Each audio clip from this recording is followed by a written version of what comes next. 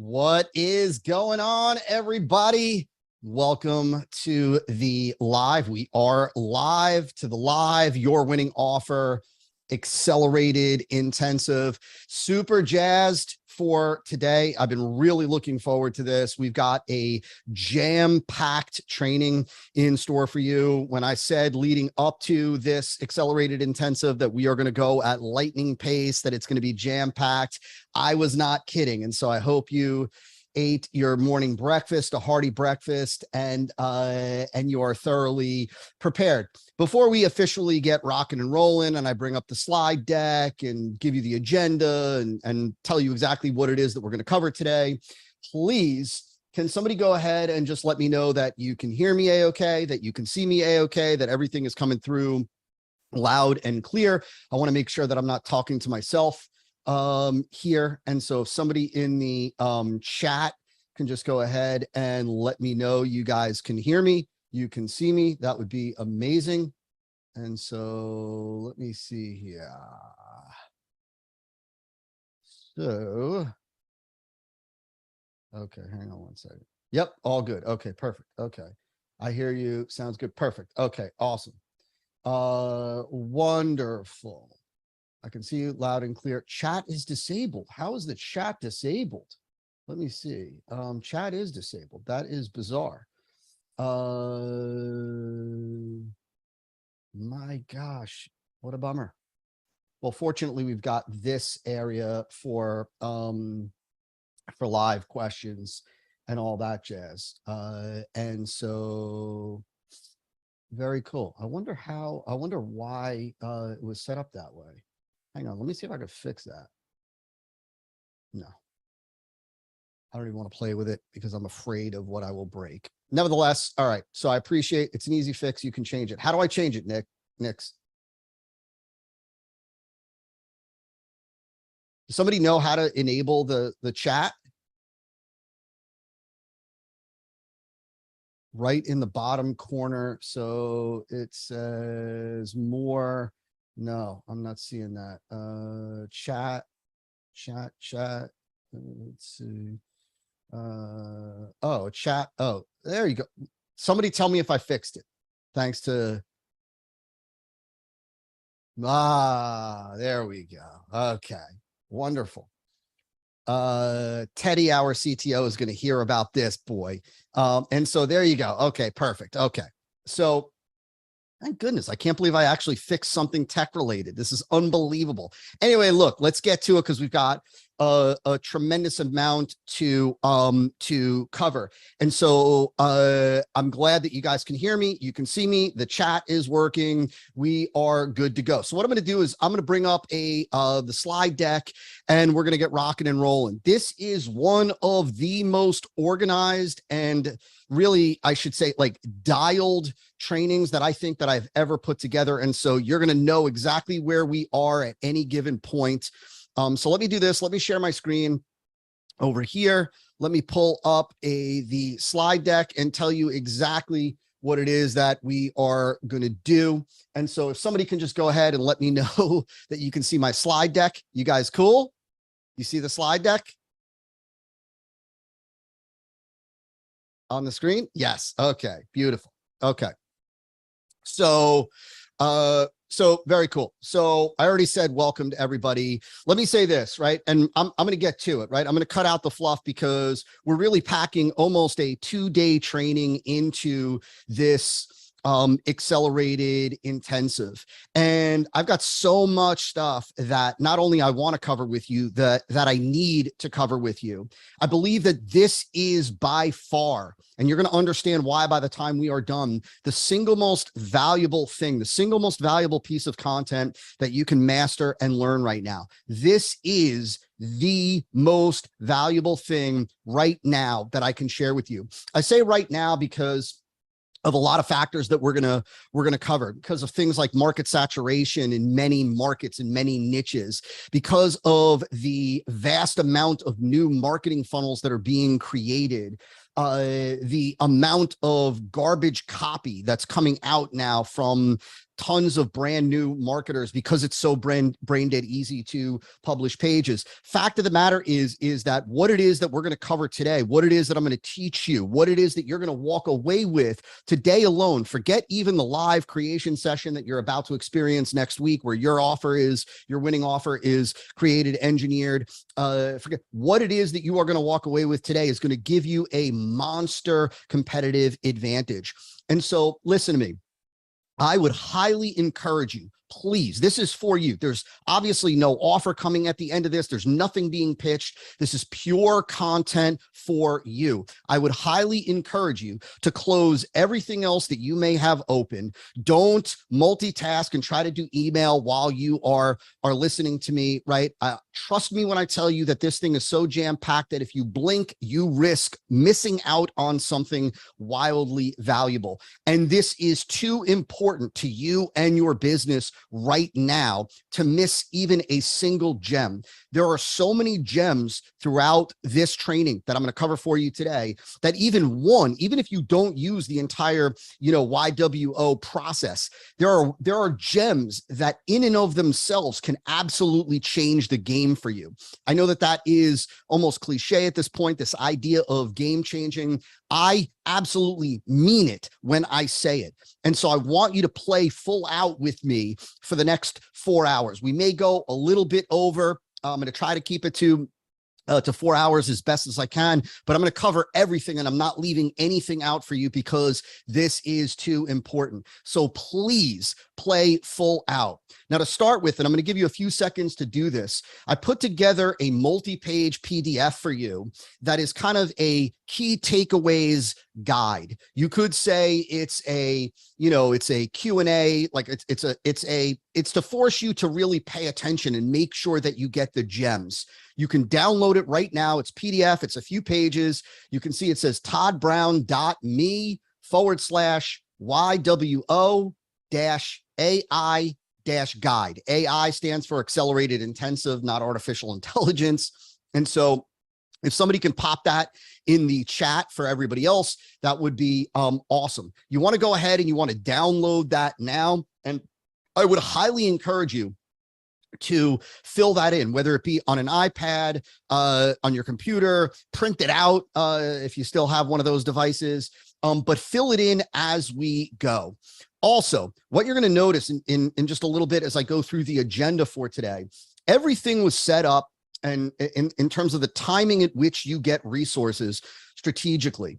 So you're going to see in a little bit at the end of our training, I'm going to give you a download link for all of my slides, as well as the full construction bundle, like a ton of stuff. That was done intentionally because today on this 4-hour accelerated intensive, what I want you to do is I want you to pay attention to me and what I show you on the screen, me and the slides. So don't download that key takeaway guide and skip ahead and think you know stuff or think you've got it nailed already. Trust me when I tell you, you don't, right? You don't know everything that I'm going to share with you. And so I want you to pay close attention. It is in your best interest. Now, with that being said, let's quickly cover the agenda for today. It's kind of straightforward and simple, and just a couple of housekeeping items. So number one, we are going to go from 12 to 4 today. Might go, like I said, a little bit over, but I'm going to do my best to get you guys and gals out of here at 4. We are going to take 2 8-minute bathroom breaks throughout, and that's it. 2 8-minute bathroom breaks, and that is all. That's it. So we're not going to take a long 30-minute break, just 2 bathroom breaks. I don't know when those are going to be yet. I'm going to try to do them every 90 minutes or 90 minutes and then another 90 minutes. And so keep that in mind. I'm going to leave about 30 minutes in the end to the best of my ability for Q&A. Now, if you have a question as I am going through this material, save it because there's a good chance that I'm going to answer it before we are done. So a question that pops up in your mind on one slide might be answered on the next slide or the 5th slide after. And so have a little notes document open and just jot down your questions. And then in the end, when we circle back for Q&A, you might find that most of those questions, a number of those questions have been answered. At the end of our training, I'm going to explain to you how to best prep for your live YWO creation session. This is for you to get ready and for you to be able to help us make that creation session not only wildly effective, but wildly efficient for both you and the top marketers on my team. I already mentioned at the end, I'm going to give you download links for all of these slides, as well as the construction bundle. Later this evening, I'm going to send out a recording, a raw recording of this entire session. I say raw because it's going to be unedited. It's going to be right from Zoom. So you're going to get a Zoom link with a password. My team, of course, is going to go and take the video and clean it up and edit out the parts where we pause for a bathroom break, probably even slice it and dice it into different videos based on the different sections that we're going to cover here. But for tonight, right, for tonight, you're going to get a copy of the raw, unedited recording. Now, the last thing is when you have an aha, a discovery, something that you're like, didn't even think of that, didn't know that, wow, that is totally insightful, post in the chat a comment and have it begin with OMG exclamation, and then followed by your insight. What I'm going to do after is have my team go through the chat transcript or whatever you call it, and take all of those OMG comments and put them into a separate document for you. And then I will send that out separately. So this is kind of a way to make it easy on my team to find those key takeaways. And plus I like seeing OMG exclamation mark in comments. And so with that, let's get rocking and rolling. And you're welcome, Leslie. Let's get rocking and rolling. And I want to just lay some foundations for you. And I would ask that you would indulge me for just a little bit as I go over the foundation of what it is that we're going to talk about today and why this is so critical and why this is so valuable, even if you think you know it.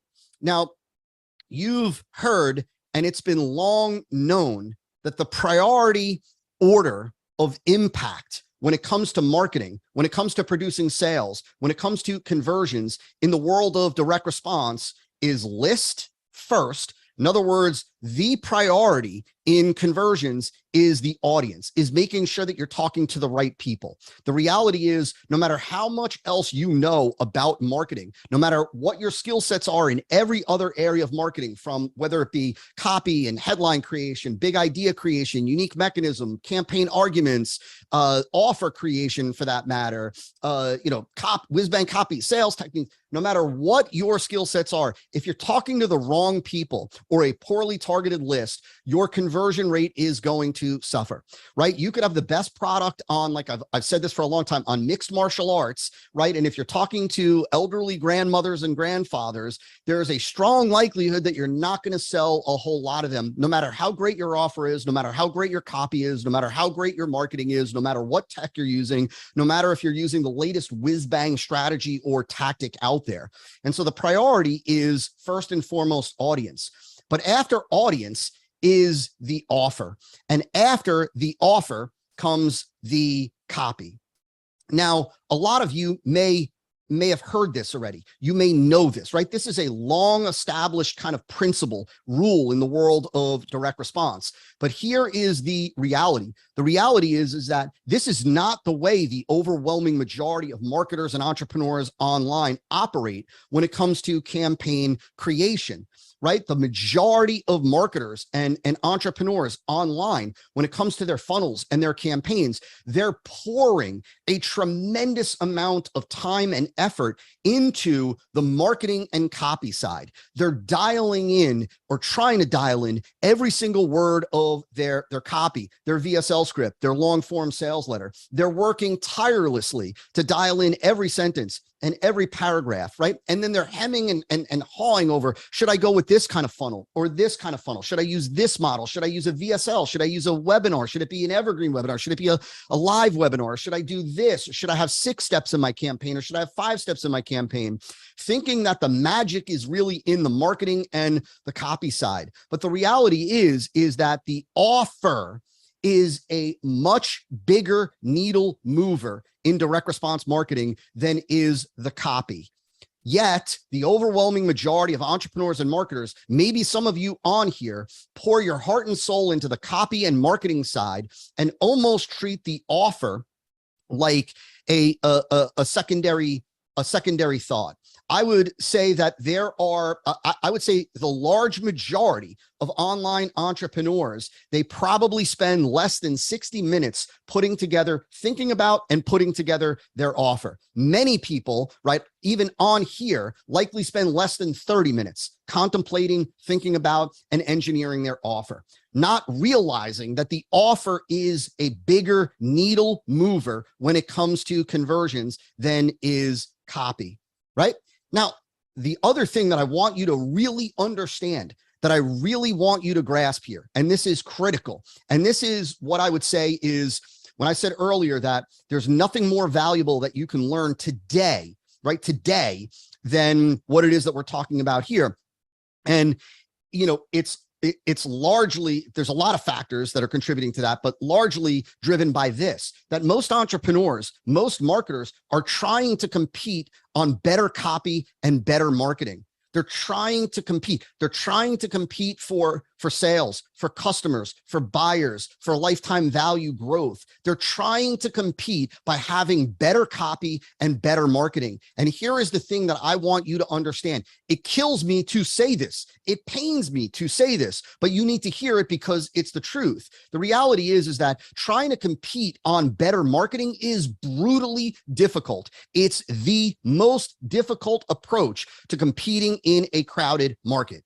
It is the most difficult approach because, you know, look, writing copy, coming up with great big marketing ideas are not easy. These are not easy steps. These are not easy tasks. They can oftentimes be tedious. They require a lot of research, a lot of examination. They require a strong finger on the pulse of your market. They're difficult to execute, even for people that have been around the game for a significant length of time, right? The reality is, as you're going to learn today, is that you ideally do not want to try to compete on better copy and better marketing, especially in crowded markets, especially in competitive markets, especially in saturated markets. Like, look, the reality is that, right, there are some great marketers out there. And the last thing that you want to do is try to go head to head with them on a difficult skill set to execute. The beauty is that with a great offer, with a winning offer, you can get away with average copy and an average marketing campaign, right? The reality is that you can get away with average copy and an average marketing campaign when you've got a stellar offer, an offer that I'm going to teach you how to put together today, an offer like we're going to describe, look at, dissect, and lay out for you today. You can get away with average copy and an average campaign, but man, when you've got an average offer, even great copy and great marketing will not make up for that, right? A weak offer, a run-of-the-mill offer is very difficult to make work, even with great copy and great marketing. And so you don't want to try to compete with better marketing. You want to compete with a better offer. This is not to say that you don't want the best marketing and the best copy possible. That's not what I'm saying.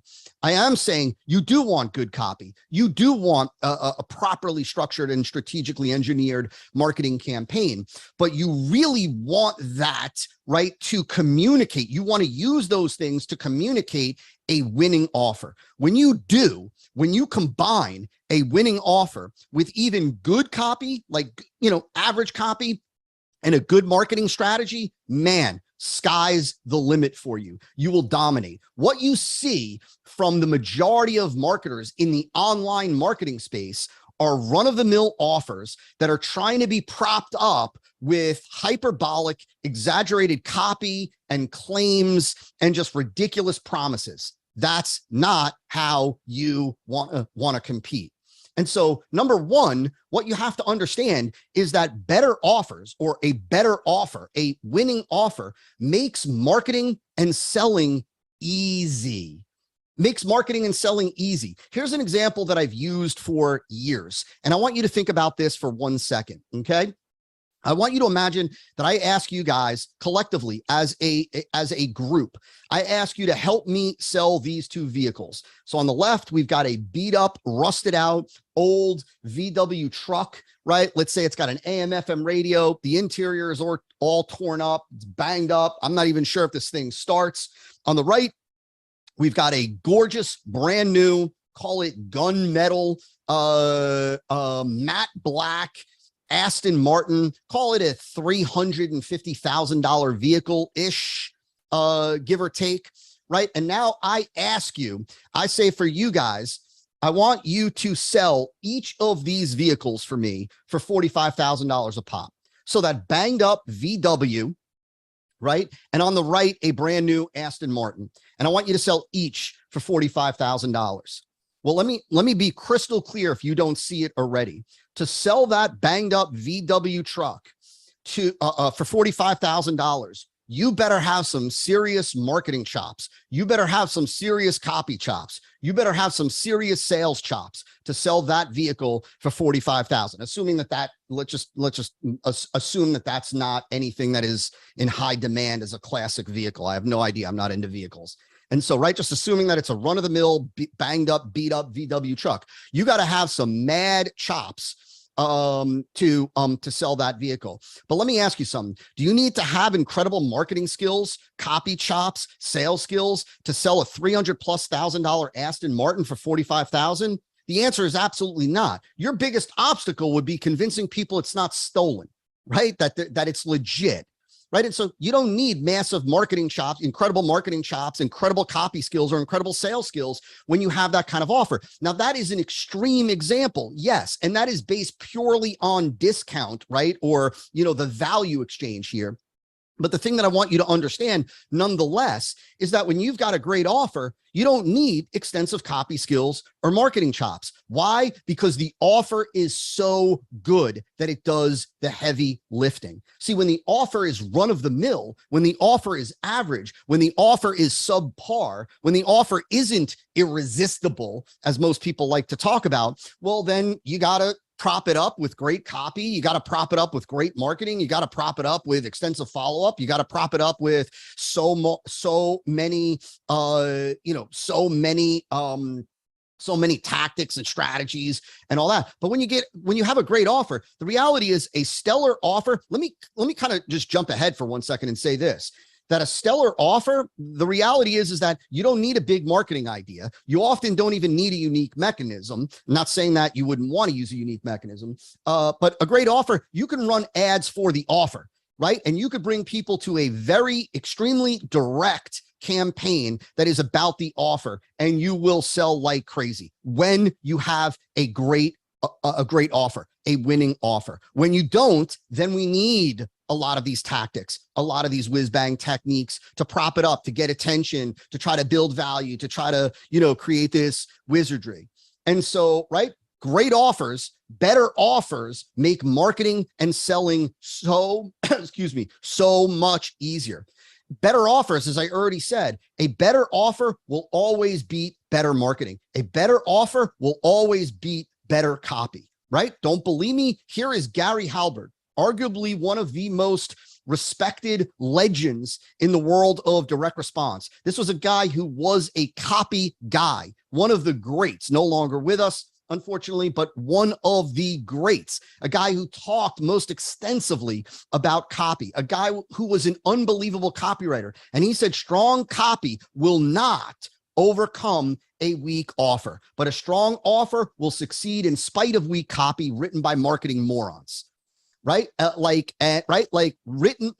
strong offer will succeed in spite of weak copy written by a marketing moron. There's no marketing morons on here. So we're not even talking about starting out this low. The point is that a great offer will compensate for weak copy or an average copy and an average marketing campaign, but great marketing campaigns and great copy will rarely compensate for a subpar average offer.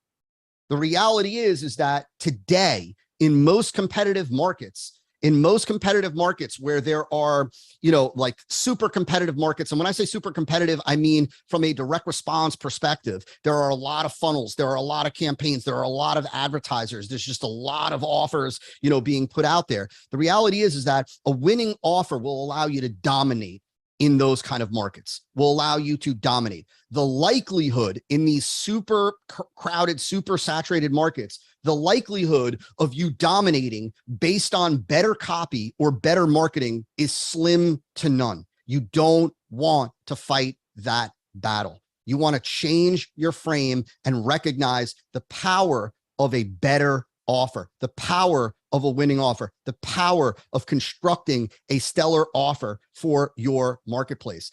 And that's why I say that today, especially, creating better offers is the supreme skill, right? It is the most valuable skill in all of marketing today. I really believe that it's always been, right? But it's more important, more critical today than ever before. And this is why I say, and this is the first kind of mindset shift, or really the only mindset shift in the foundations section that I just want to give you, is that what I want you to begin thinking like, or thinking as, right, is instead of first thinking of yourself as a marketer, like instead of thinking like I'm a marketer, I do marketing, I want you to, above and before all else, I want you to view yourself and act like and conduct yourself like you are first and foremost an offer creator. You are an offer creator. And so you're going to see in just a little bit, and this is an important distinction that I want you to grasp, that before anything else, before you think about a big marketing idea, before you write a headline, before you try to come up with subheads, before you write any body copy for your campaign, before you start thinking about what type of funnel model should I use, before you start thinking about what upsells should I have, I want you to think like, act like, function like an offer creator first and foremost. And I want you to put your emphasis there using what it is that I'm going to teach you today. This is why in my old office, in the old house, for years, I had right next to my, there was a whiteboard in front of my desk, or off to the right of my desk. And on that whiteboard, a lot of things got put up on that whiteboard and a lot of things came down. But one thing that never came down, that was up there for years for me to see out of the right side of my eye every single day when I sat down at my desk, was focus on crafting killer offers. Focus on crafting killer offers. First and foremost, you will make everything else infinitely easier when you start here. And this is why, like I just said, and that's why there's a star in the upper right corner of this little slide, the offer should be engineered before you work on a single part of your marketing campaign. This is why in the E5 Acquisition Accelerator, in the E5 Masterclass, before we do any other part of the campaign, we start with the offer. We start with the offer because it's the ultimate destination of where we're bringing prospects. It's the ultimate conversion tool in every campaign, and everything else is there to support the offer. Everything else is there to ultimately bring the prospect to the offer with the right frame. So what is an offer? I know that this might seem like totally basic, but I want you to understand a couple of nuances here. So an offer in the direct response world is what the prospect gets and what they need to do to get it. Now, you'll notice that there are two parts to this: what the prospect gets and what they need to do to get it. Now, what most marketers think or believe when they hear this or hear a definition like this is, well, what the prospect gets is the product and bonuses, maybe, right? And what they need to do to get it is fill out an online form and pay X amount of money. But it really, as you're going to understand today, goes far deeper than just that. That's the superficial, what the prospect gets and what they need to do to get it.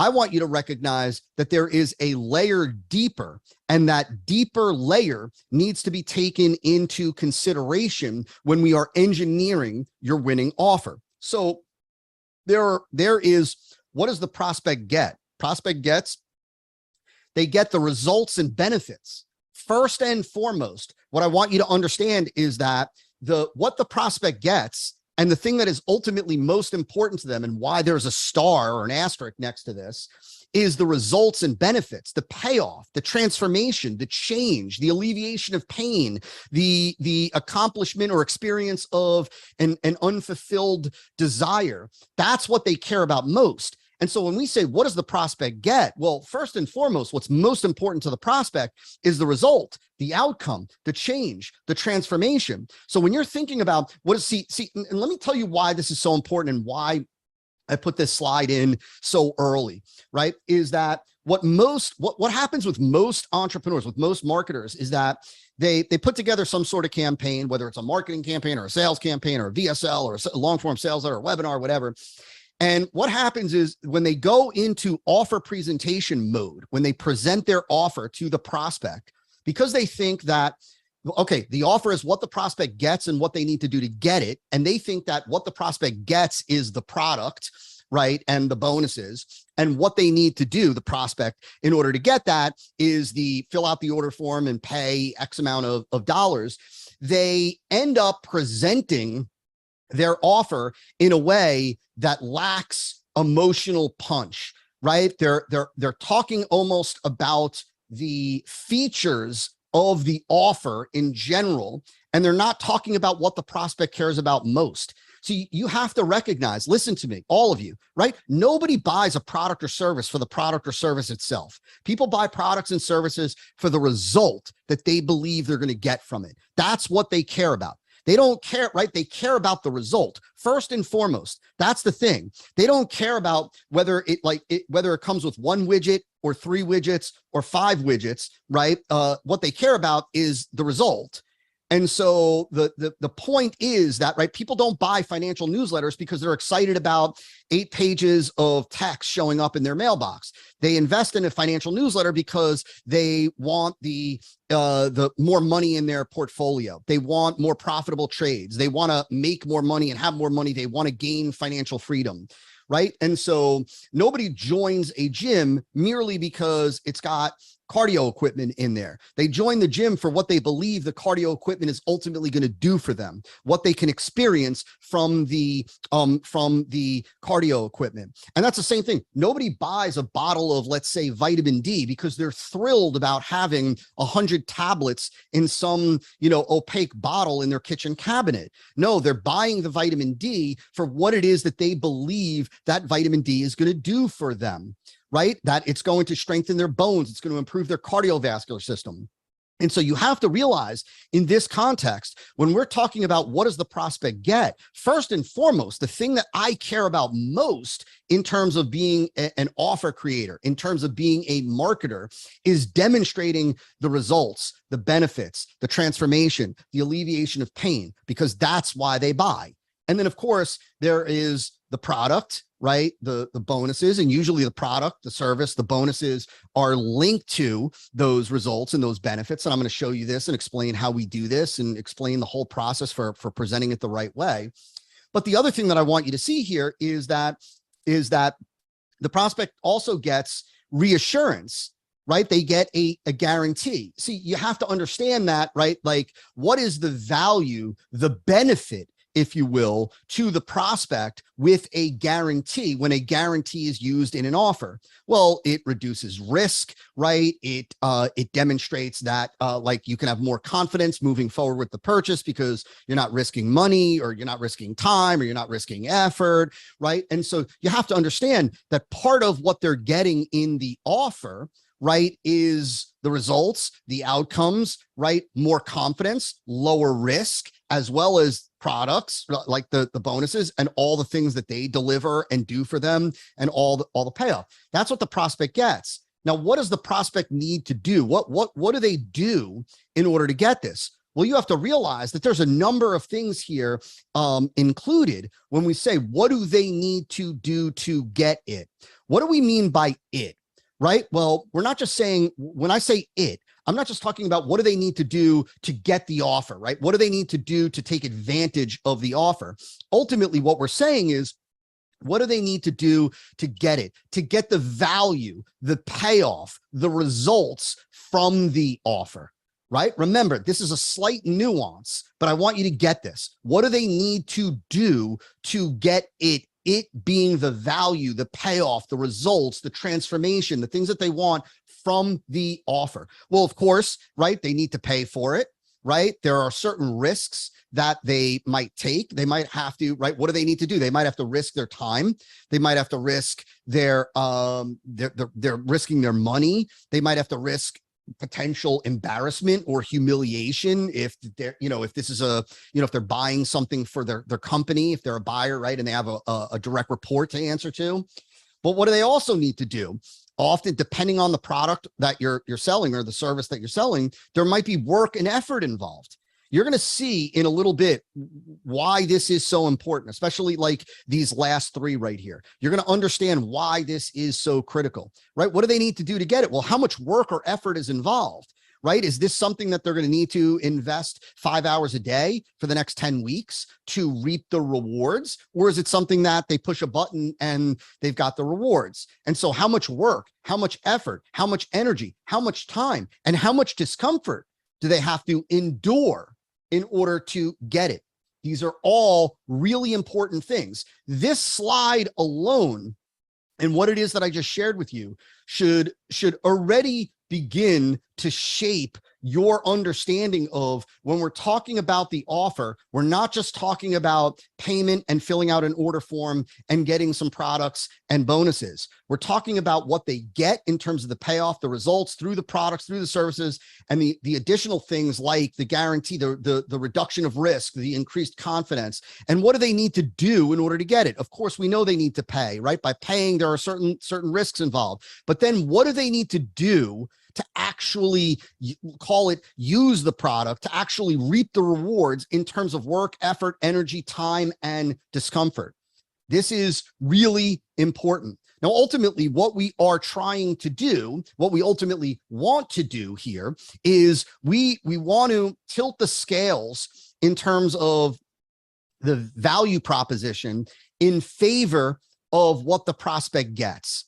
In other words, right, that what the prospect gets is far more valuable than what the prospect needs to do or what the prospect does. And so we're going to demonstrate, right, that the value of what the prospect gets, including results, right, because that's where the real value is. Understand the real value. If you sell some sort of information product, coaching, consulting, or something like that, the real value is not in 20 videos, right, in Q&A calls, in whatever else you give them. The value is in what those things do for them. So ultimately, what we're trying to demonstrate to the prospect is that what you get is far more valuable than what you need to do or give to get it. That's ultimately what we are doing. Now, I want you to understand, based on what it is that I just shared with you, that the product is not the offer. The product is not the offer. The product, what we call the deliverables, right? And we're going to talk more about that. The deliverables are not the offer, right? They're not the offer, right? The product is not the offer. The product is a part of the offer. The product is a component of the offer, but it's not the offer. It's one part of the offer. See, ultimately, I want you to get this.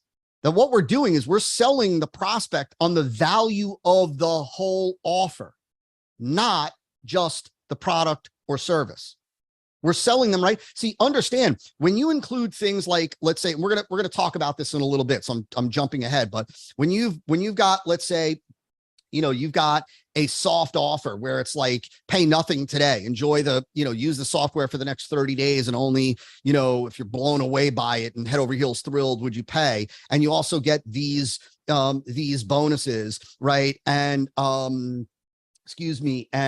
And even if you don't love it, send one email, you'll be able to keep the bonuses. And then you've got 6 months to keep using it. And it either improves your production, your productivity, or I'm going to give you your money back plus, another $100 or something like that, right? What you're ultimately selling them on is the value of that entire offer, not just the product, because there's value and benefits to each of those little things that I just rattled off there. There's value and benefit to the bonuses. There's value and benefit to being able to keep the bonuses, even if you don't like it. There's value and benefit to being able to experience the software in this example before you pay for it. There's value and benefit to then knowing that you can use it for the next 6 months and you either see results or you get your money back plus an extra $100. See, we're getting buy-in on the value proposition based on the whole offer, not just the product.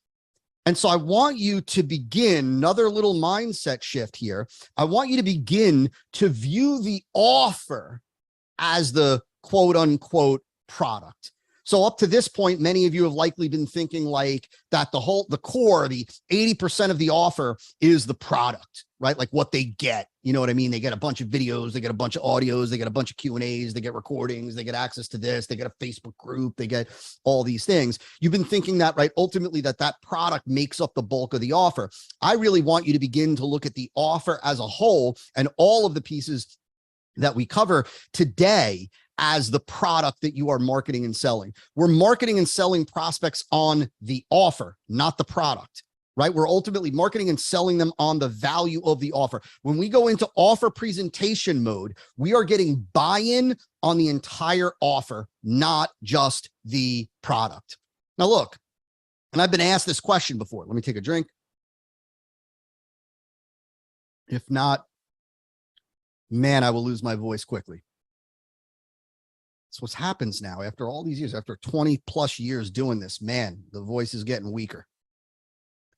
I've been asked before, like, well, what do you do, man? How do you compete if you're selling the same exact product as, let's say, somebody up the street, right? And where does this question come from, right? This question comes from the thought, the perspective that, well, I'm competing on the product is the offer. Therefore, how do I compete? But the product is not the offer. The product is only a piece of the offer. So let's say we were selling the same grill as a store up the road. And let's say the store up the road, if they're like the typical entrepreneur, the typical business, they're selling the grill.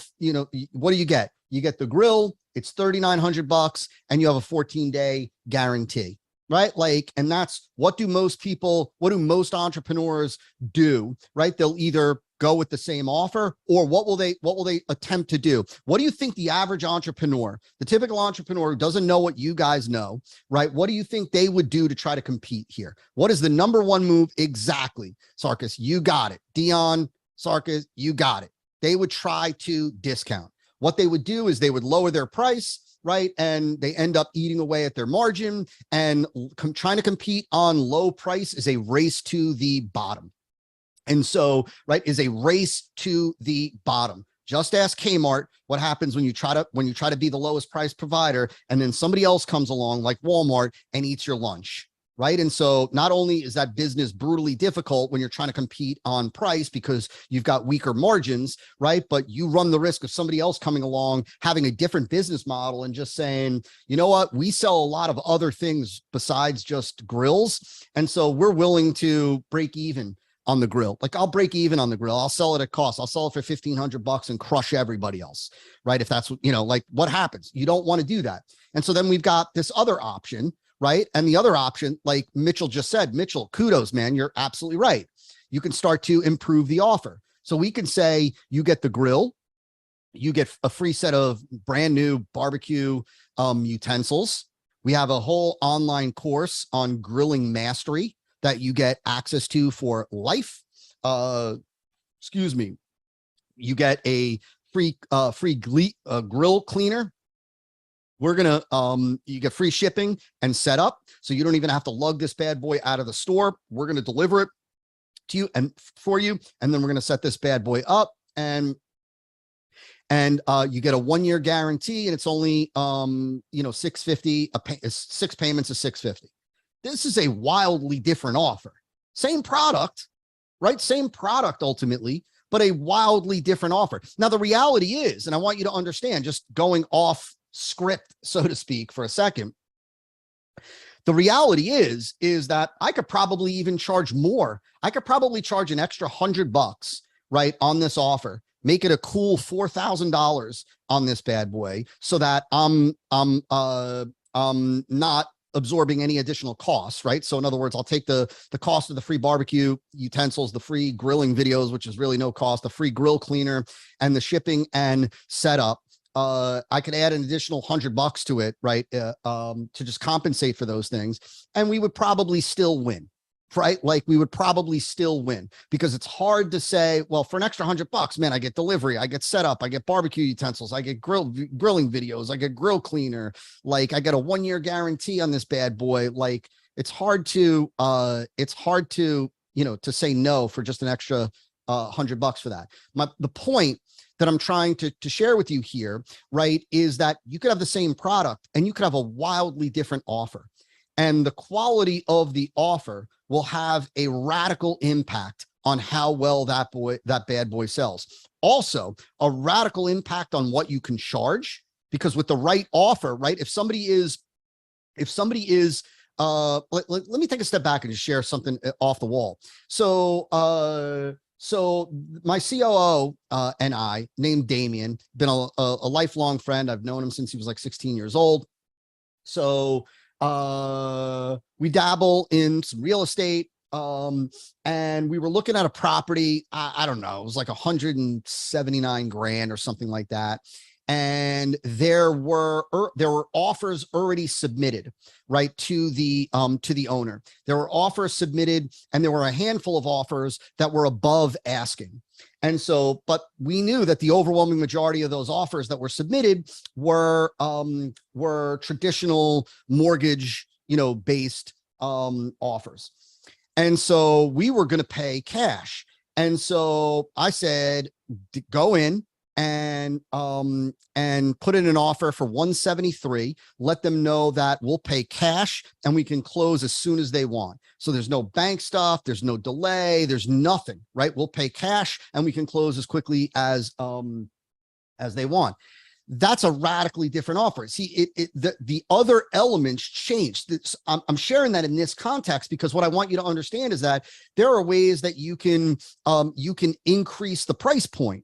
Like you can increase the price point. If you look at this, no, so this isn't right. Like we could have 6 payments of 700, right? Which is more than what it is that option number 1 is charging, but we have a more attractive offer because they're paying less today. They're getting all these things, free shipping and whatnot. The whole point is this, not to belabor this point, but the product is just a piece of the offer. With a better offer, you can become wildly more attractive to the same marketplace, even increasing price point.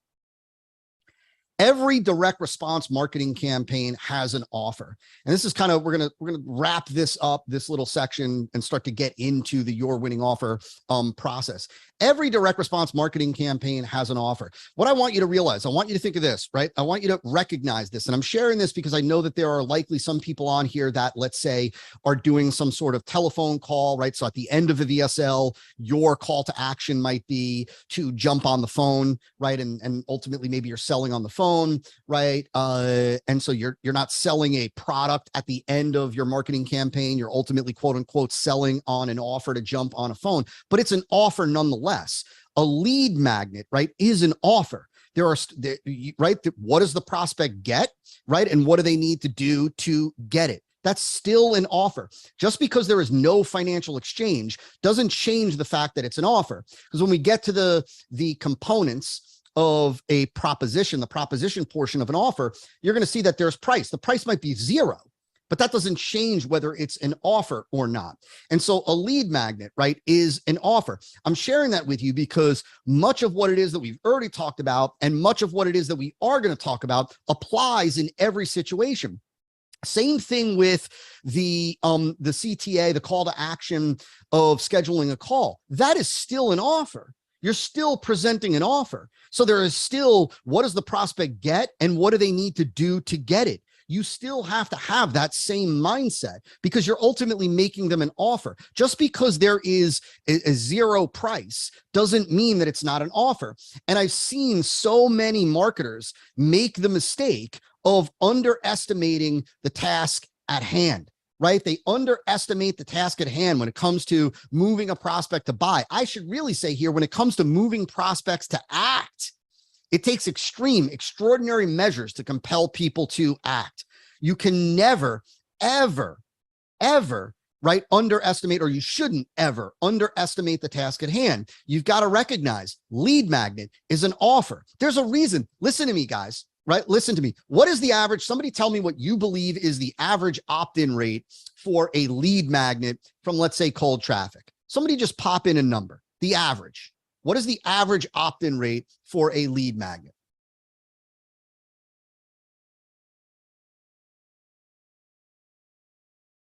Isn't it interesting to see the difference in some of the numbers? 0.5%, 9%, 13, 5, 2.5. I so appreciate, by the way, you guys all engaging and answering. 30%. Let's see who had the highest. So 10%.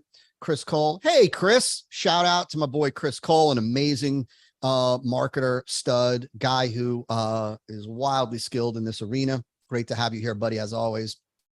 April, 30%, 30%, right? And so let's just take the absolute highest number on here. Okay, so that's 50%. Okay, so 50% depends on the offer. It depends on a lot of things, right? Of course, it depends on the offer, which is funny, Robert. You're absolutely right, right? It depends on the offer, right? Because a crappy lead magnet offer, excuse the expression, could do 10%, 11%, 12%, right? Where a great one can do 40, maybe 50%. But if you think about this, right, 50%. So Casey said 50%, which is the highest number on here. That means that half of the people don't even want to give you their email to get your free thing.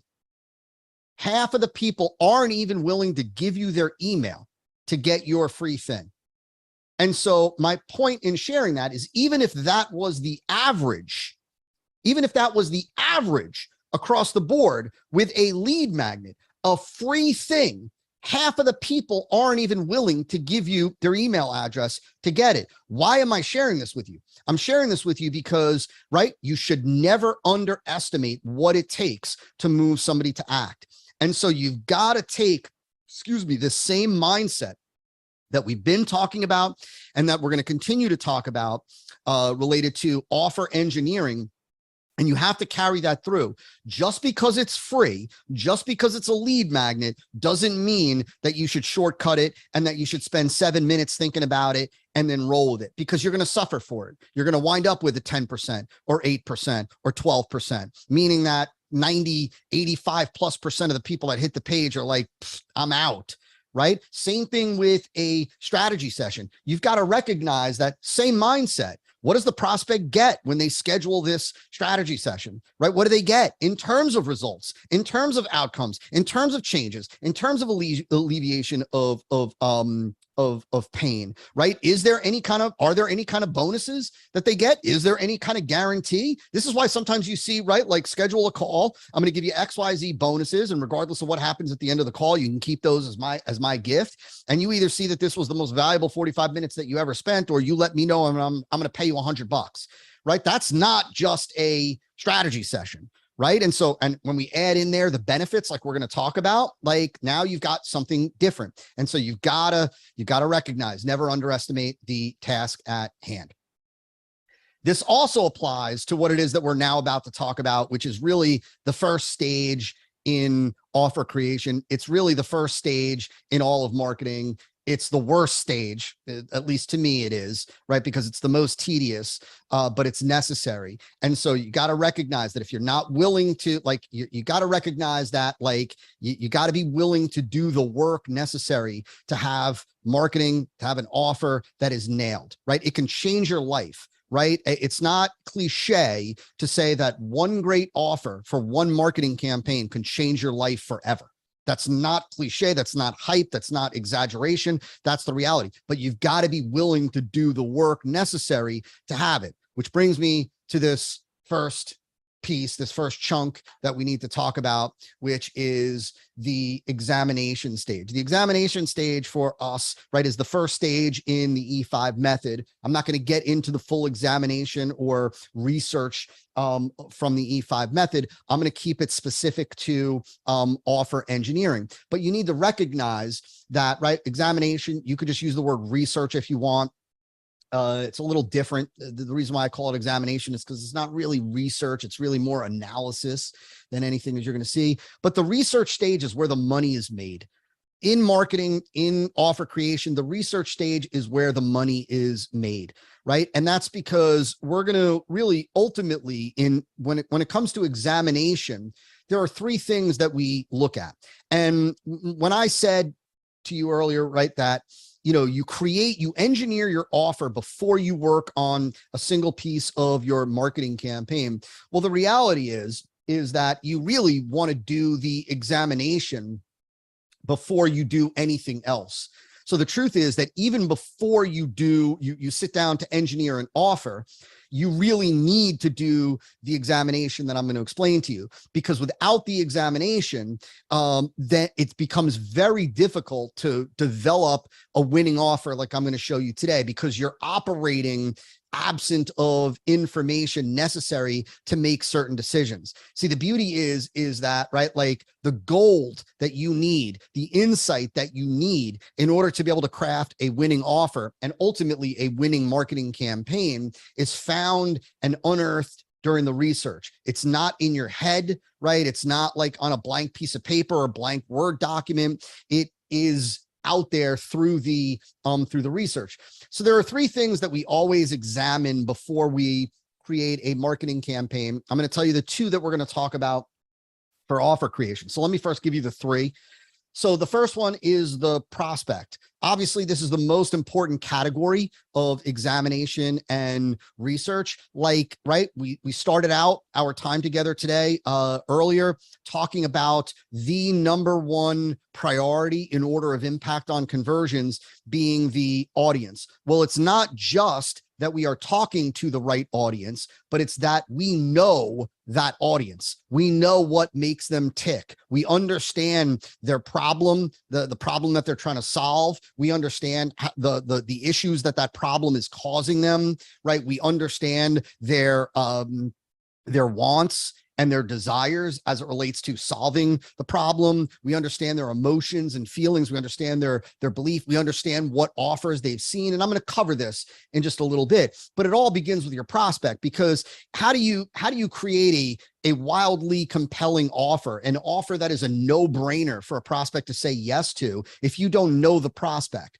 right? If I just said to you, I want you to come up with a wildly compelling offer for a market, and I didn't tell you who the market was, how do you come up with an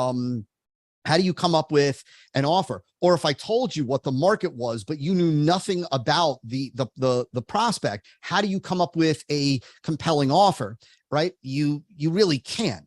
And so the very first thing that we're going to examine, and I'm going to give you kind of a shortcut for the offer process, is the prospect.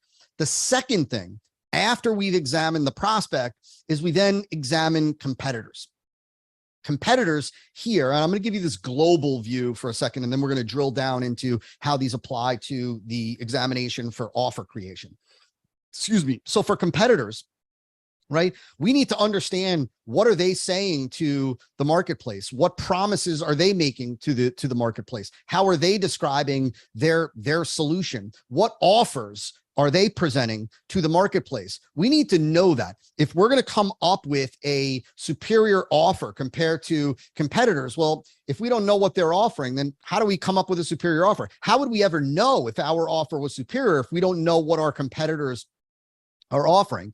And so we've got to examine what competitors are saying, how they're describing their product, what promises they're making, what benefits they are conveying, what the offer is, the price, the terms, the bonuses, the guarantee, all things that we're gonna talk about in just a little bit. And then, of course, right, finally, after we've examined prospects, right? So let me say this. The reason why we start with prospects when it comes to examination and then go to competitors is because now we can look at competitors and we can see if certain competitors are off the mark in terms of what it is that they're saying, what it is that they're offering, based on what we now understand about the prospects, right? So we start with the prospects, the foundation, critical, right? Critical, that we pay attention to prospects, or excuse me, examine prospects. Then we go over to competitors, and now we see what are competitors doing, saying, all that, which we're gonna talk about. And then finally, after we examine prospects and competitors, then we go over, that should say, I knew I was going to catch a typo at some point. That should say product. And so prospect, competitors, product. And so product meaning your product, your service. So we only dig into your product, your service, to start to identify the benefits, to start to identify the promise, to start to identify what's unique about it, potentially the unique mechanism, right? We only dig into the product, your service, after we've examined prospects and competitors. Because if we started with your product or service, or if you started with your product or service, well, then odds are, right, you could see things or believe you're seeing things that could be valuable to the marketplace, but you really don't know what the marketplace wants, right? And so what happens when marketers and entrepreneurs start by examining their own product first, and let me fix this because this is going to drive me nuts for you. I don't want anybody to be confused. Let me see if I could do this here. Product. There we go. That was just driving me nuts. Right? What they end up making assumptions about, right, what the market wants, what the market would be excited about, what the market would like, and they're really pulling it from their own internal world or their own internal perspective. You've got to recognize that as an offer creator, as an offer creator first, marketer second, that you've got to learn to see the world through your prospect's eyes. It's not about what motivates you. It's not about what excites you. It's not about what drives you. It's all about the market. You've got to learn to step out of your shoes and see the world through their lens, through their eyes. Doesn't matter if there may be lots of things that they get excited about that you wouldn't. Right? Doesn't matter, right? Like, it doesn't matter if you wouldn't. It only matters if they would. There are a lot of things that you might get excited about that they wouldn't. Again, like, right? It doesn't matter what you would get excited about. It doesn't matter what you wouldn't get excited about. It doesn't matter what you'd find compelling or what you don't find compelling. It doesn't matter what you'd be interested in. It doesn't matter what you would respond to. It matters what the market is interested in, what the market cares about, what the market feels. And oftentimes for many of us, especially those of us that have been in our market for any significant length of time, you've got to really resist the curse of knowledge, right? Like, you got to resist the curse of knowledge, and you got to recognize that more often than not, you are not the prospect. You are not your prospect.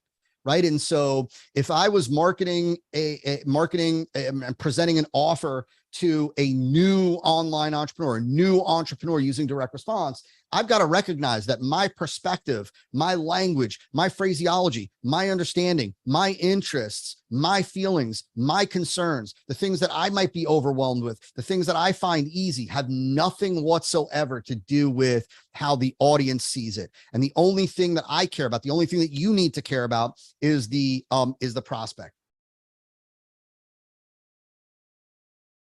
Now, we're going to talk about, for offer creation, to keep this simple, we're going to talk about prospect and competitors. And so let's talk about examining prospects. This is really just a questioning kind of flow, a questioning process. This is kind of the way that I would say this is, these are things that you need to get clarity on. And so first and foremost, right, what problem do your prospects want resolved? What problem do they desperately want resolved that you are resolving? So I don't mean what are all the problems that they have, right, in the world, right? Because I don't think you have a product to take care of all those. But what is the problem that they want resolved that you are addressing? Now, I want to explain something very quickly, and this is important, that when I say problem in this context, there are really two categories of problems that we deal with in direct response, in marketing with offer creation. One is what most people think of when they think of problem, which is the existence of a pain point, like a frustration, a disappointment. God forbid somebody's got arthritis in their knee and they're in pain and they want to get out of pain, or God forbid their house is being foreclosed on and they don't know what to do to save it, right? Or, you know, they are, their cardiovascular health is terrible and they want to fix it. And they're scared to death of, you know, having a heart attack, something like that. Right. And so that is the existence of a pain point that they want alleviated. But then there's another category of what we call problem in a direct response context, and that is an unfulfilled desire. And so unfulfilled desires are often different from the first category in that sometimes they're not associated with the presence of a pain point. So the example that I like to use all the time, why I have no idea, but I use this example all the time of, let's say I wanted a green, lush lawn. Like, you know, move into a new place, want a green, lush lawn, not sure what the heck to do, don't even know what kind of grass is out there, not a handy dude, like blah, blah, blah, right? But I really would love to have a green, lush lawn. It's not that the lawn is dead or it's, you know, it's an eyesore, or it's an embarrassment in front of my neighbors. It's just, I really want it to be that much nicer. That's what we would call an unfulfilled desire, right? And so, you know, somebody that, let's say, is in physical shape and maybe wants a six-pack, you know, they want abs. It's not necessarily the presence of a pain point. Now, somebody that doesn't have abs, they could have emotional turmoil, you know, experience emotional turmoil over it. But that's probably a different issue that needs to be resolved, right? But it's not the presence of a pain point or discomfort. It's just the lack of a desire. It's that I desire something and I don't have it. The reason why I'm explaining that to you is because when I say what problem do they desperately want resolved, we're using words like problem and desperately and resolved. I'm talking about, right, it can fall into either of those. So you might be offering, your offer might be designed for an unfulfilled desire, or it might be designed for the alleviation of pain. I don't want you to think that, well, I'm not focusing on a pain point. I'm focusing on an unfulfilled desire. Therefore, it's not a problem that I'm solving. You are solving a problem, right? You're solving a problem. In the example of, right, like I want a six-pack, right? Like you could make the case that I want a six-pack. I don't have a six-pack, right? That in and of itself it's an unfulfilled desire. It's a problem. And maybe I don't even know how to get a six-pack. I've been trying and I don't have one yet. Or, right, I want a green lush lawn and I don't have one right now. Problem, right? And I don't know how to get one. I don't even know what I should do. That is what we call in a direct response context the presence of a problem. And so what problem are you solving? Because remember, when I said earlier, right, that people buy products and services for the benefits, for the result, for the transformation, for the outcome. We could really boil that down to saying that people buy products and services. They spend money on things to resolve problems, to resolve a problem, right? Like my portfolio isn't where I want it to be. That's why I'm investing in this newsletter, because I believe that it will get me to where I want to be. It'll show me how to do it, right? And so people buy products and services to resolve problems. What is the problem, whether it's the pain point or unfulfilled desire that they have that you are ultimately going to resolve? You have to be crystal clear on this. You have to be crystal clear on this, because the conveying to them, and listen to me. Let me actually do this for 1 second. That it's this important that I want you to understand this, that at the root of what it is that we're doing with an offer, with marketing, is we're showing the prospect. Listen to me.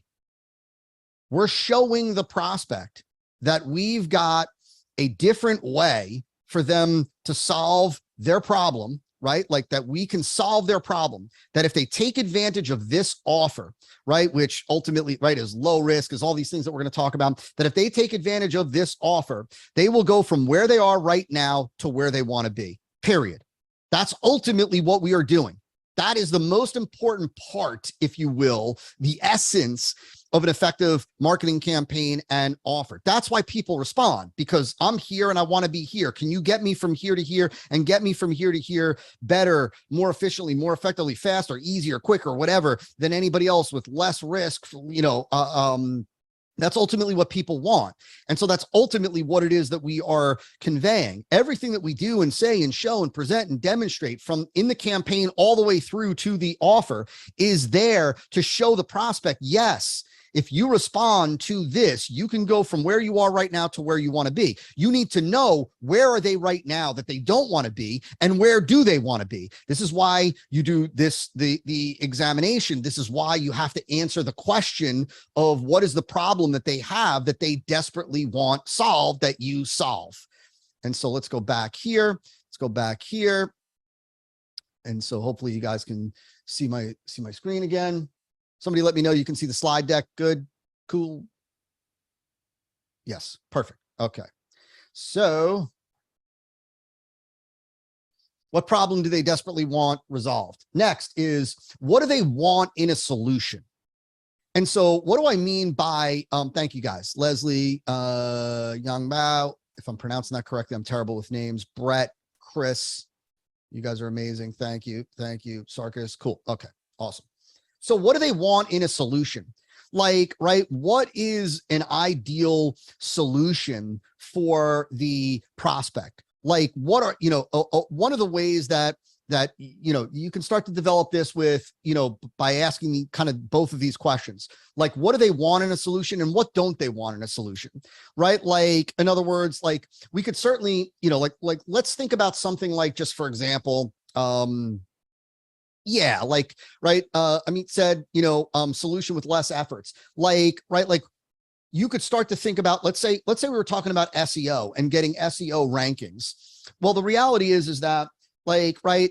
How attractive would our solution be if there was a massive amount of manual labor that had to be done, where they had to work with a spreadsheet and go out and find websites, search on Google, go out, find them, search in the different websites, and then, paste the link back in the spreadsheet, right? So we could start to say, well, they don't want, like, when it comes to getting SEO rankings, like most people aren't going to find it wildly attractive to do a whole bunch of manual effort, right? Right. And so we can start to list that under what don't they want, and right. And from that, we can get the reverse for what they do want. Right. So when we identify what they don't want, we can see the flip side of that, of ultimately what they do want.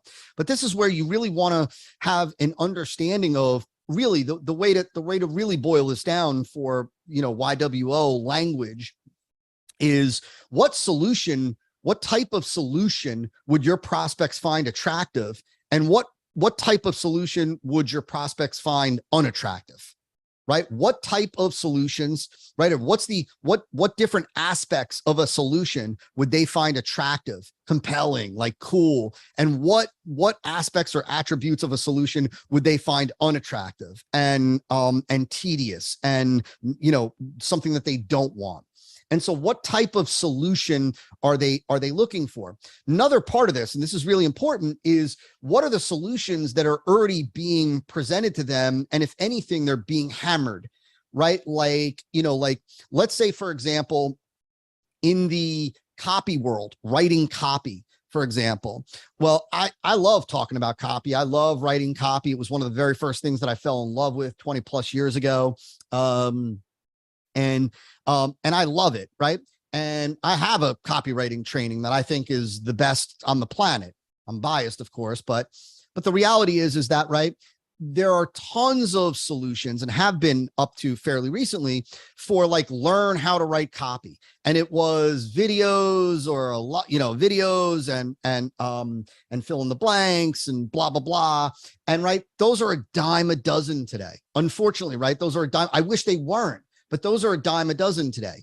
And so when I'm looking at what kind of solution do they want, part of this is, right, what have they already been hammered over the head with a dozen times? What would be a variation like that they, right? You might describe something that is not even in existence yet, in terms of they would love hand holding, like really, right? Like part of this offer, for YWO was I was like, you know what? I know that this is the most valuable thing. And I want to pay my team to get on one-on-one with everybody that is willing to go through this training, invest the time, energy, money, effort to go through this with me. I want to pay my team to get one-on-one with people to actually do the offer with them live so they can see it. And I was like, I like that a lot because nobody else is offering that. And this is a critical component. And so when I looked at the solution, like part of what do they want? What do people want? What don't people want? Part of that was seeing what the marketplace, what our tribe is already being hammered with from others. And so hopefully that makes sense to you guys. If not, we can certainly talk about that during the Q&A. What other solutions have prospects been exposed to? Which ones are most popular? Which ones are most popular? Which ones are in high demand, like types of solutions? Because you can see, for what it's worth, markets evolve. I want you to pay attention to me for a second. What we're going to do is probably in another 12 minutes or so, we'll take our first bathroom break. I can't believe it, man. And so, but I want you to pay attention to me here.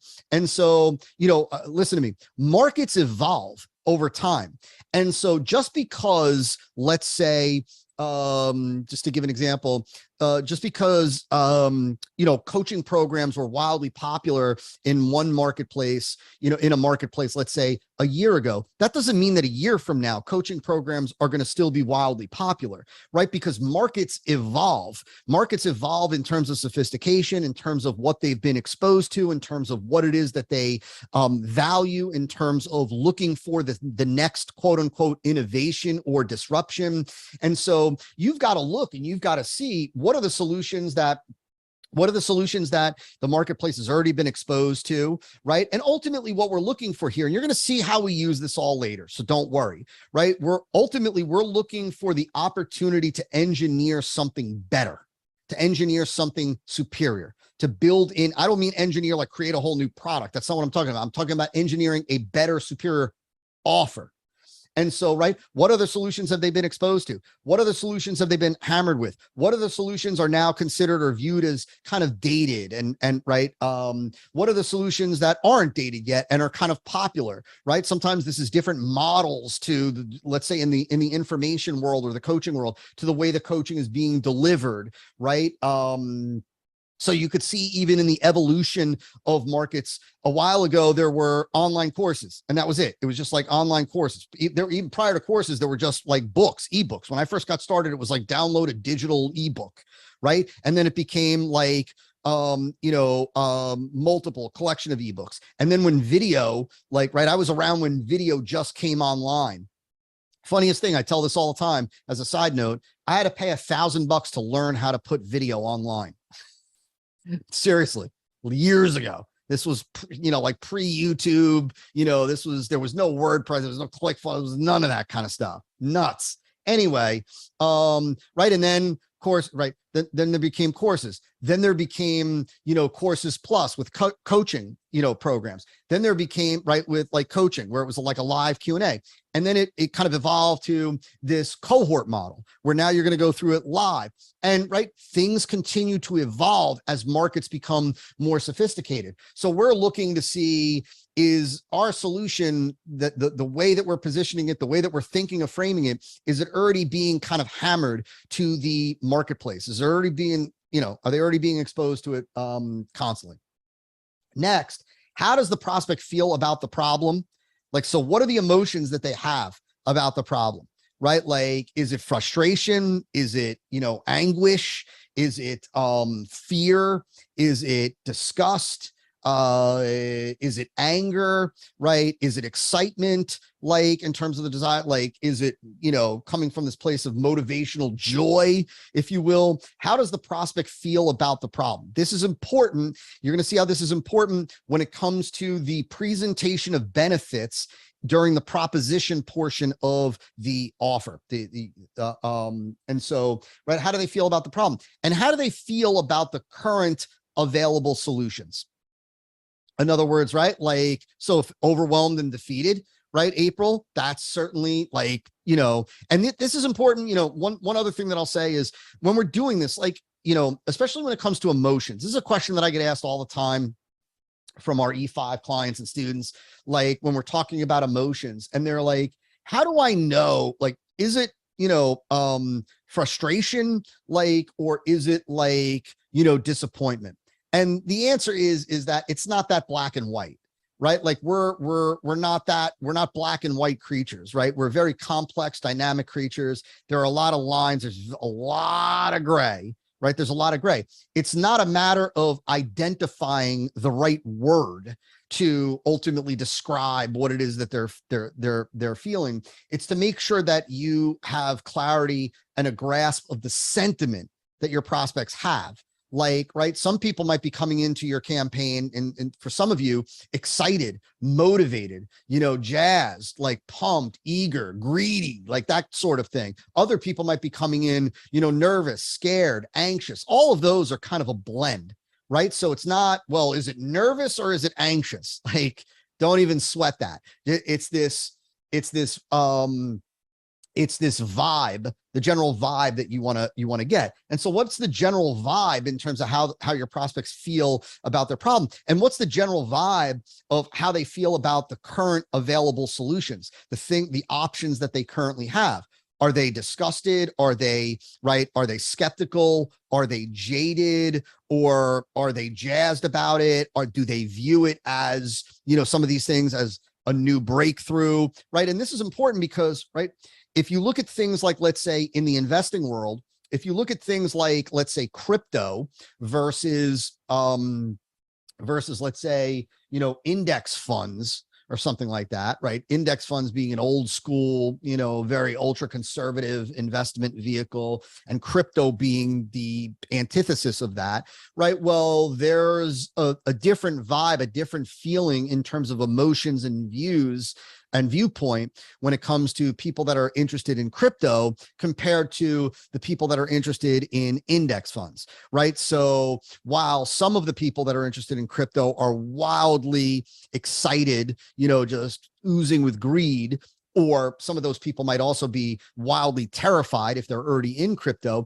When it comes to index funds, you're not going to have the people that are interested there. You're not going to have those extreme emotions just by the nature of the solution. And so you really want to just get a handle on what is the general sentiment that your market has about the problem and about the available solutions.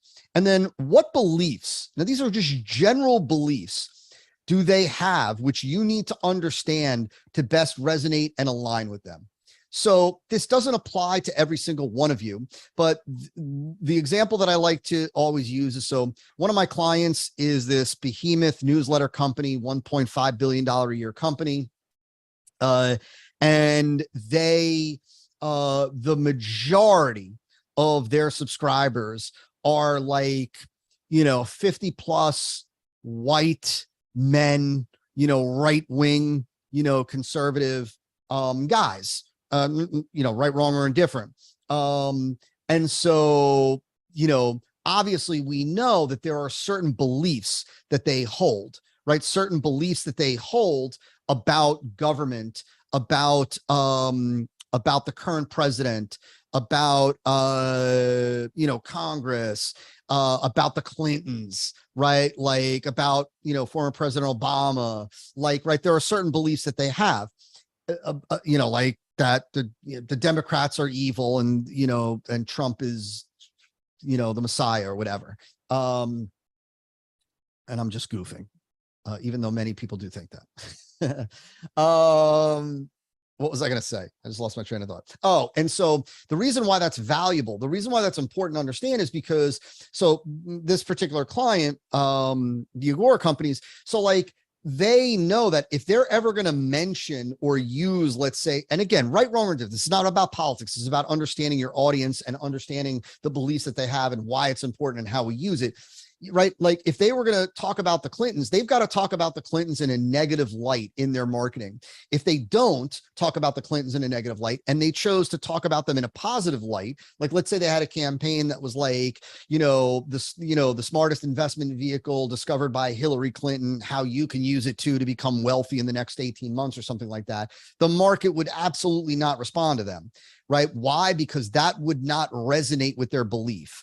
That would butt up against, that would contradict what it is that that marketplace believes. Not every marketplace has that same belief, but it's important to just understand, are there certain beliefs that they have that that we need to know, so that number one, we don't contradict them. Number two, that we can use them to our advantage when talking about the offer. Same thing applies to right, wrong, or indifferent. Most people don't view attorneys favorably. You know, they don't view attorneys favorably. Many people, especially in the deeper alternative health space, really have disdain for the pharmaceutical companies, right? And so like pharmaceutical companies are out to, you know, to keep you hooked on medication, to keep these phenomenal natural treatments from you.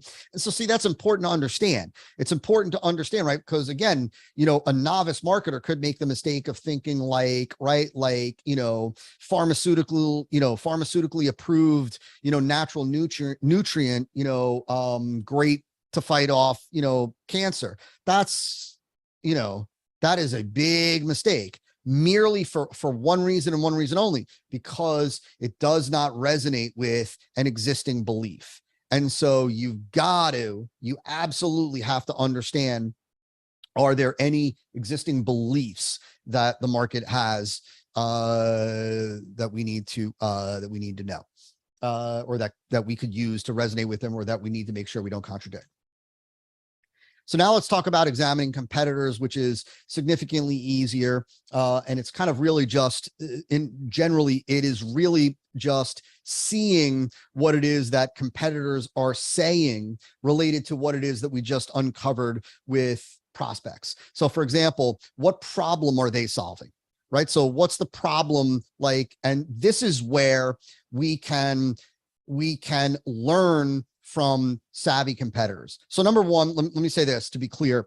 I'm not a believer in funnel hacking. I love Russell. He's a good friend. I'm going out to Boise soon to speak for him at something. Great marketer, incredible businessman, love ClickFunnels, but I'm not a believer in funnel hacking. When I talk about examining competitors, most of what it is that we're doing, most of what it is that we're looking at is to see what competitors are saying so we know what not to say.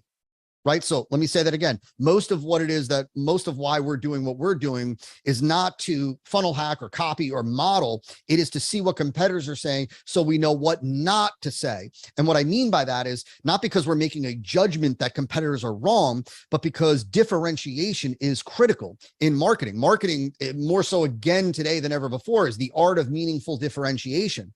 Marketing is the art of meaningful differentiation, meaningfully differentiating your product, ultimately your offer, from competitors. And so I'm not looking at competitors to understand what to say, to see what they're saying so I can say the same thing. I'm looking what they're saying so that I don't double up and model what it is that they're saying. But in this context, right, what problem are competitors solving? This could be insightful for us, because if we see a trend across a number of competitors, right, well, there might be something for us to learn from that. If we see multiple competitors that are all addressing the same problem and they're direct response marketers and they've been around for any significant length of time, then there's a good chance that they've identified the core problem that the market has. The other reason why we ask this question is because this may show you that there is a problem that is going unaddressed in the marketplace that you see and know from your examination is a critical problem to the marketplace.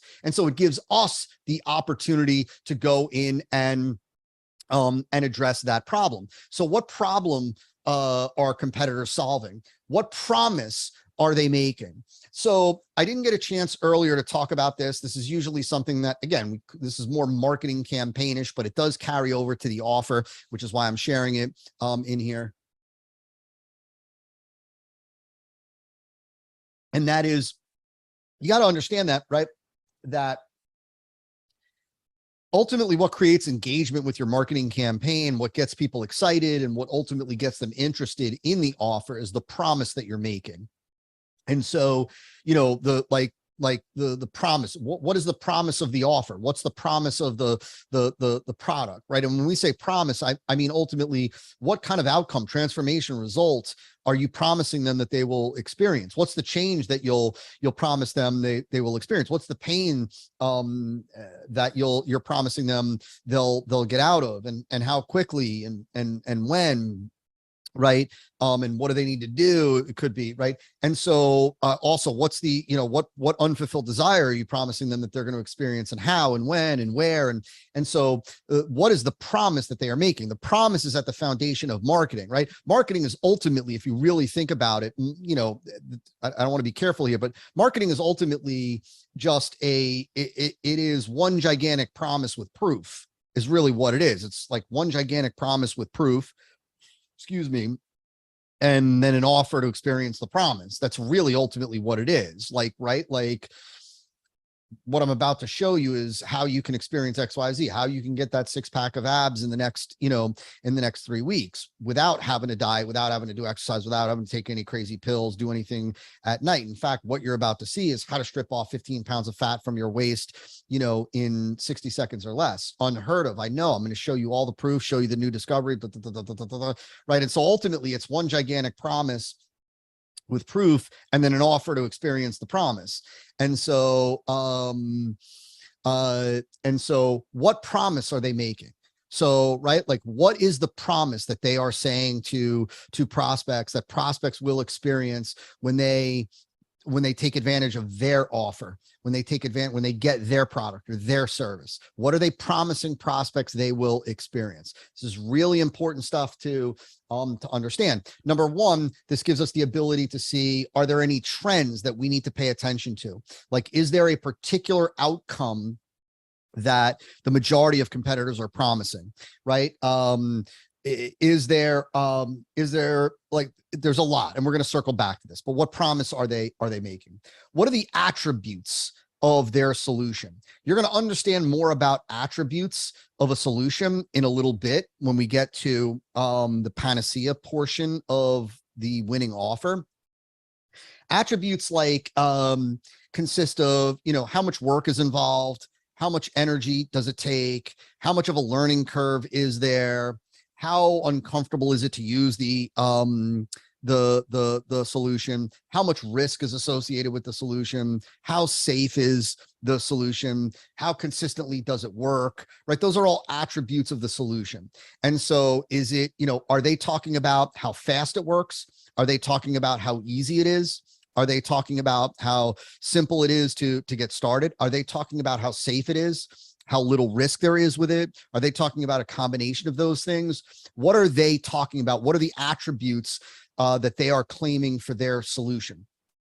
This is valuable stuff for us because, again, it shows us how to differentiate, right? It shows us how to position our product against competitors. Just remember, like Sarkis, posted with all caps in the chat. Again, never forget, at the root, the foundation, marketing is the art of meaningful differentiation. Above all else, especially, and I don't want to go down this path because I can get, this was a 1-day training in and of itself on this topic. That the reality is that, right, people aren't interested in more of the same. People want different. They want to know, like, right, they want to know what's different about yours. What's different about the way that your product or service works? What's different about what you're claiming about your product or your service, about what it does, about how it does it, about how I can get it and benefit from it, about how quick it'll work, about how easy it is, about how safe it is. Ultimately, differentiation is critical because rarely do people spend money on more of the same. Rarely, really, the reality is that rarely do people engage with marketing and messages that are merely more about the same. And so again, what we're doing here is gathering fodder and insight to use when we put together our offer. What is their unique mechanism? So the unique mechanism, if any, so I want to, because I don't want to get into the weeds here with this, but this is valuable and important, and you are going to experience this on your creation session, is the unique mechanism is really simple. The unique mechanism is how your product or service works to deliver the result, right? So it is, right. And the reality is that every product or service has a mechanism. In other words, every product or service that works to produce a change, a result, an outcome has a mechanism. The way to think about a mechanism is it's how your product or service works. So if you said, right, if I asked you, well, what's the promise? Promise is this, take this supplement and it'll bring down your blood pressure. And then I asked you, well, how does it work to bring down blood pressure? Like, why is it able to work to bring down blood pressure? Like, how does it work? And you would be able to explain to me, well, it's XYZ nutrients in there. And what they do is they expand the arteries, they loosen the arteries, and therefore they bring down the, blah, blah, blah. They make the arteries more pliable because blah, blah, blah. Right. And so you'd be able to explain that that's a mechanism. Right. And so the key is, right, is identifying how your product or service works to deliver the result, and how it works to deliver the result differently from the majority of competitors out there. And I don't want to get into the weeds here. I don't want to confuse anybody here because this is more of a marketing tactic than it is anything, but we do use it in the offer when possible. But what you're looking for is, are your competitors claiming that they have a unique mechanism? Is there a unique system, a unique framework, a unique algorithm, a unique formula, a unique process that they have named that they are claiming is the reason why their product or service is able to deliver the result better than anybody else? And some of the folks that have been through E5 on here, and I'm not even sure who's on live. I know a lot of people are going to be watching the recording, but if you're on here live and you've been through E5 and somebody has a question about the unique mechanism, fire away in the chat and those folks will be able to help you. But it's, again, it is how your product or service works to deliver the promise, how it works to deliver the result, and in a unique way compared to competitors. That's all we're talking about. So again, every product has a mechanism, because every product that works, there's a reason why it works. That reason why it works is what we would refer to as the mechanism. Whether it's a unique mechanism or not is all depending on whether other competitors, their products work the same way, and whether anybody has named it and is showing what makes it different in the way that it works. And so, are they claiming that there's any, again, unique framework, process, system, algorithm, whatever, behind how their product is able to deliver such great results? And then ultimately, what is their proposition? And the proposition we are going to cover in just a little bit. The proposition portion of a winning offer is what most people think of as an offer. And so, right, you heard me say in the messaging for this, and we're going to take our first bio break in just 2 minutes. You heard me say that the difference between the traditional offer and a winning offer is a winning offer is built with 3 legs. 3 kind of components, and the regular offer is really one component. That one component that makes up a regular offer is a component, is one of the 3 for a winning offer, and that's typically what we refer to as the proposition. The proposition is what, when you think of an offer, you think of, well, what are the price? Well, what do I get? Right? What are the deliverables? What's the price? What's the terms? What's the bonuses? What's the risk reversal? That is the proposition. And so ultimately here, and this is one of the most important steps when we're examining competitors, we want to know what is their proposition. So what are they offering? What are the deliverables? What do I get if I respond to competitor A? What do I actually get in terms of the deliverables? I get videos, I get audios, I get this, I get this. We need to know that, right? What's the price? What's the terms, which we're going to cover? So you're going to understand all this by the time we're done. What are the terms? What are I said bonuses, price, terms, and what's the risk reversal proposition, all of which we're going to cover. You want to know that. The reason why we need to know this, you need to know this, you want to know this, is because when we get into the proposition, we're ultimately going to learn this in just a little bit. When we get into the proposition, what we are creating or what we're engineering or attempting to engineer is what's called a SIN proposition. SIN stands for superior, irresistible, no-brainer. Superior is about competitors. Superior, right? Superior to what? How do we say your offer is superior? Superior to what? Superior to competitors. How do you know if your offer is superior to competitors if you don't know what competitors are offering, if you don't know their proposition? So in order for us to be able to put together a superior proposition, we need to know what your competitors are proposing or offering. And so only through that, it's very similar to, by the way, when it comes to even the unique mechanism. Well, how do you know you have a unique mechanism if you don't examine competitors to identify if they're claiming they have a unique mechanism, right? Because maybe you think you have a unique mechanism, but because you've never examined competitors, you really don't. You have the same mechanism as two of them, right? And now you don't have a unique mechanism, you just have a mechanism. The only way for you to know with certainty that you have a unique mechanism or that you have a superior proposition is by starting with the examination. And so this is why we start with the examination. I'm going to say this before we take our first bio break, that, you know, the examination stage, the examination process for me is the worst, right? Like I don't enjoy it. It's not fun, right? It's not that creative right brain activity. It's certainly not planning and plotting and engineering an offer and then creating, developing, a big idea, and then writing the lead and the marketing argument, all things, talk about in E5, but it's where the money is made. It's where the money is made. I could show you streams of quotes from some of the best copywriters and marketers in the world talking about the value of research, from some of the old school copywriters like Gene Schwartz, Breakthrough Advertising, John Caples, my buddy Mark Ford, Brian Kurtz from Boardroom, Clayton Makepeace.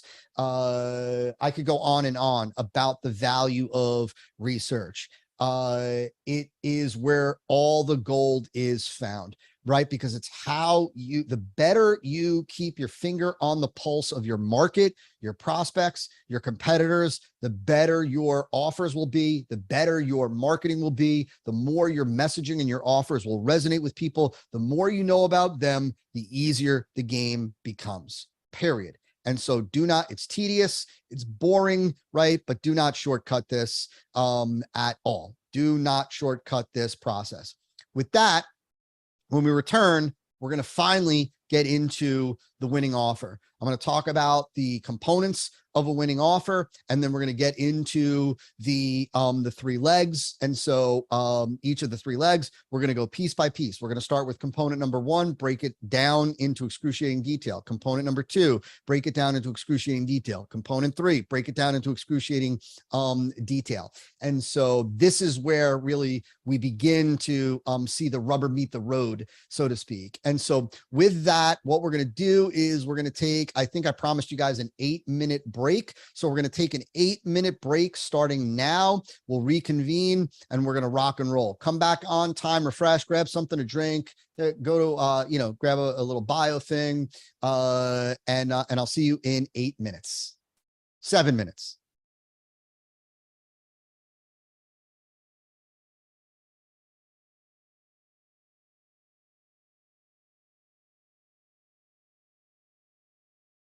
There we go.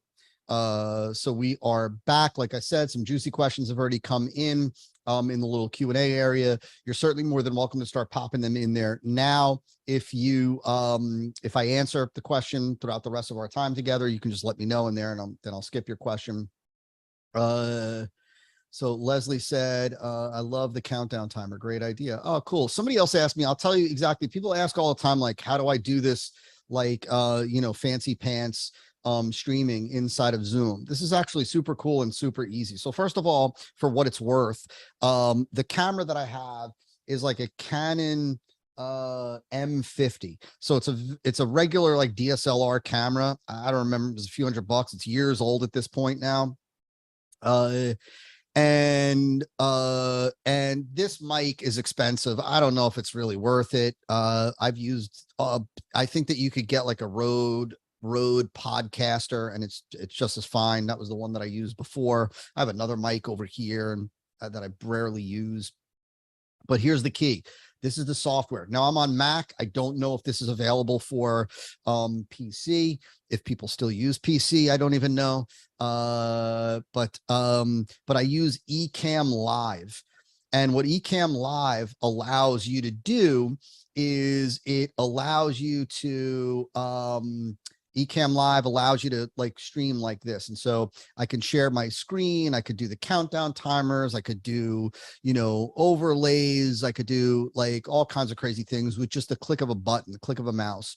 I don't even, you know, I don't do a whole lot of crazy things that you can do on here, but it's literally Ecamm. They then have a feature on Ecamm where it's like a virtual camera.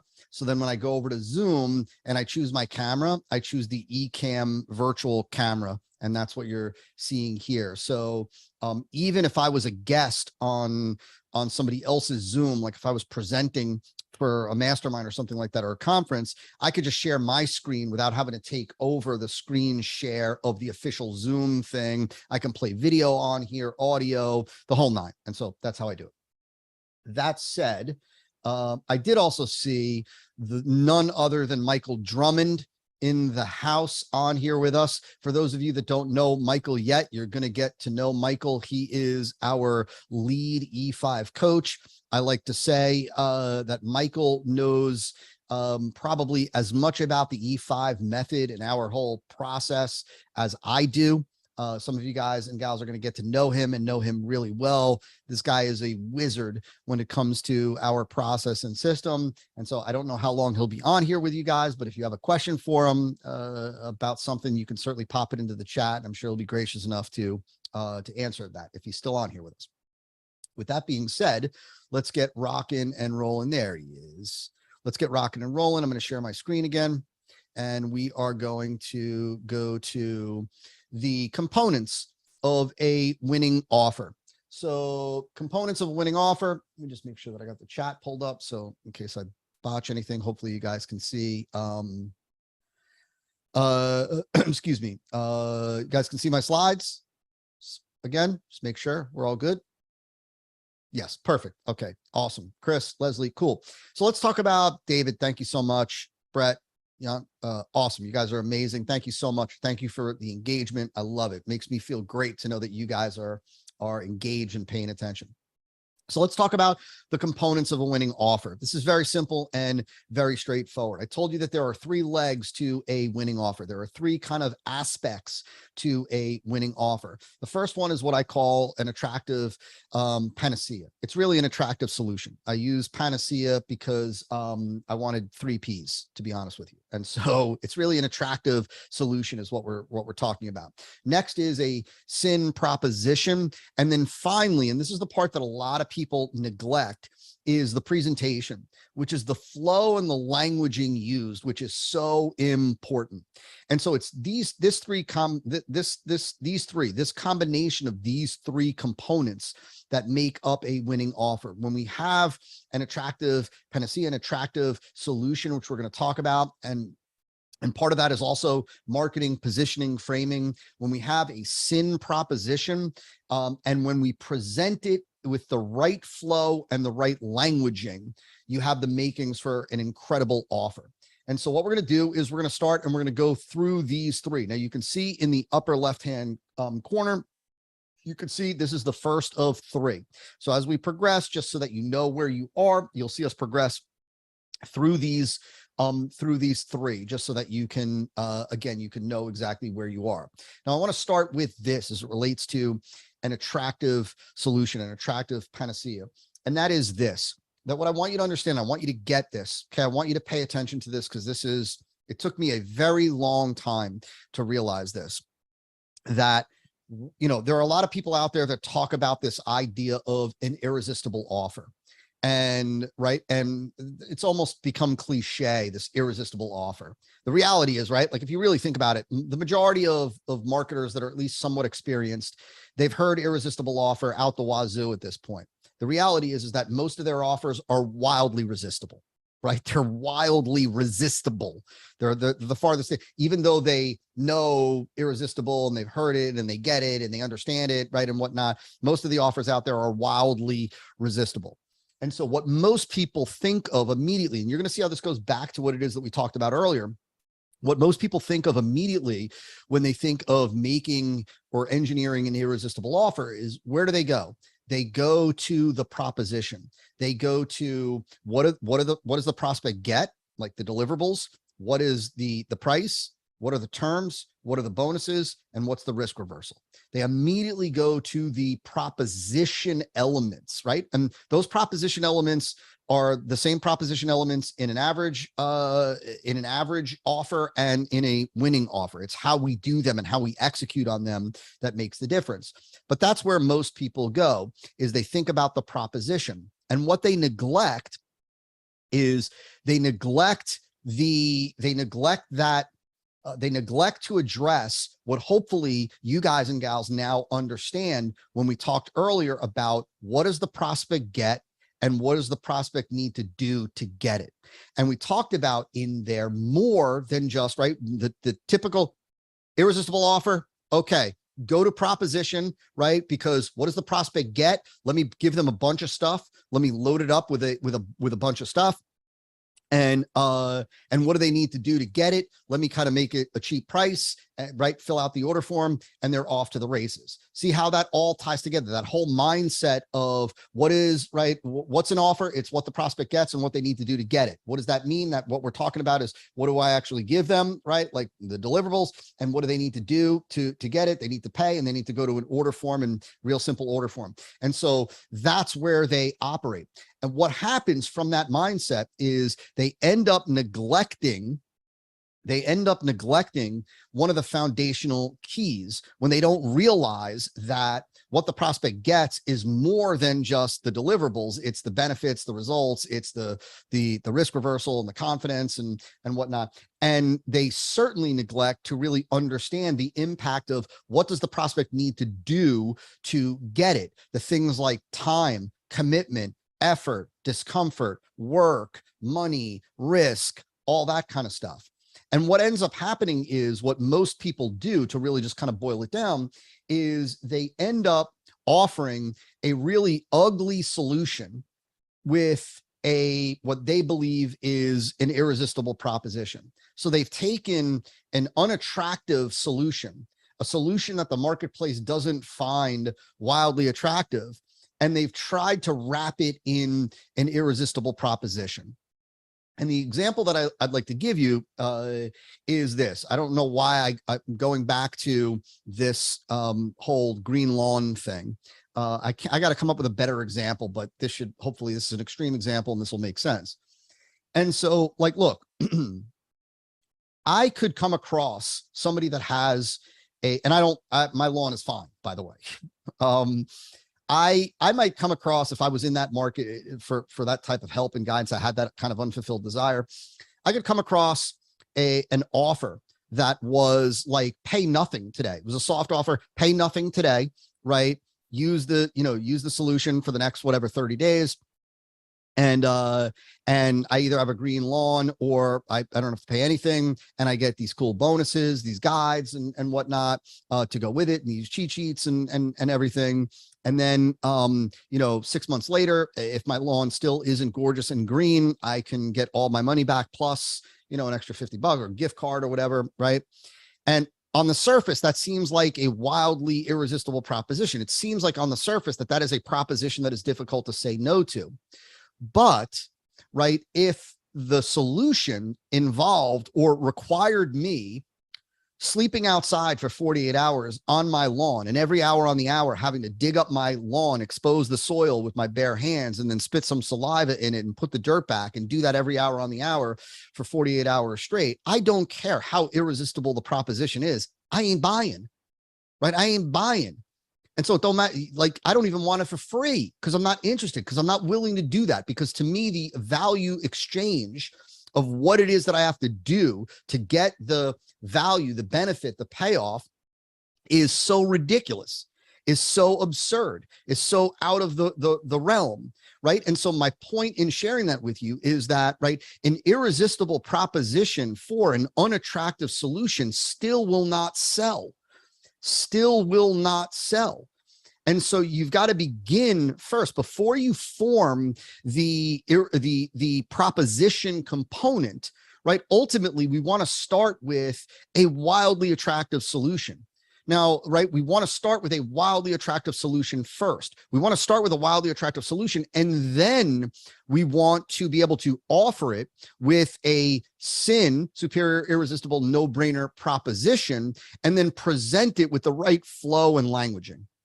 But the very first thing, right, is the quality and attractiveness of the solution that you're offering. This is ultimately the thing that they're going to do. What has to actually be done, right, for them to get the reward. It's just like even with like consulting, or if you had an agency, but yet part of what it is that you did was they had to show up every day for an hour at 7 a.m. in the morning, right, for the next 3 weeks. Well, I don't really care what your proposition is. I don't care how much cheaper it is than everybody else. I don't care what bonuses you're going to give me. I don't care what risk reversal you're going to offer me. I'm not interested in doing that. That is so unattractive. It's so unappealing, right, that it doesn't matter what the proposition is.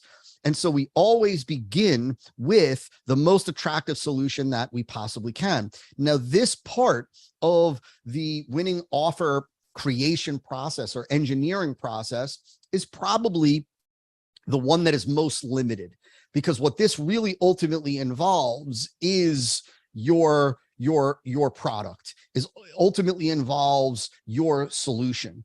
And so this one is arguably the most difficult to really move, but not impossible by any stretch, and not hard. It's the most difficult of everything of the three, but not hard.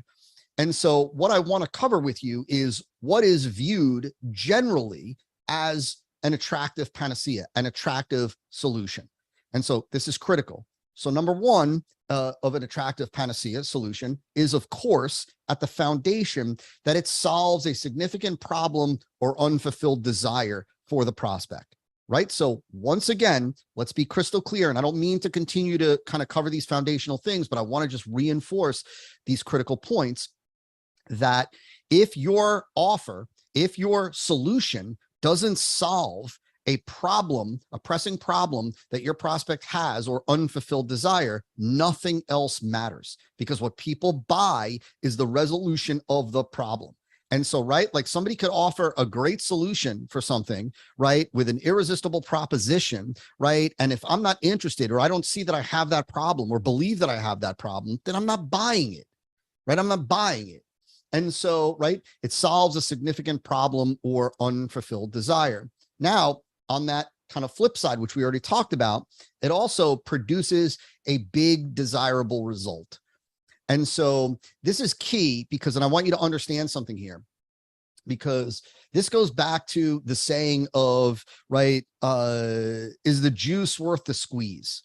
So hypothetically, right, you might, let's say you're selling a course on, or a program or a training or something, or agency services or consulting services, whatever, or software on getting more traffic, right? And so what you're addressing is the lack of traffic for a particular market.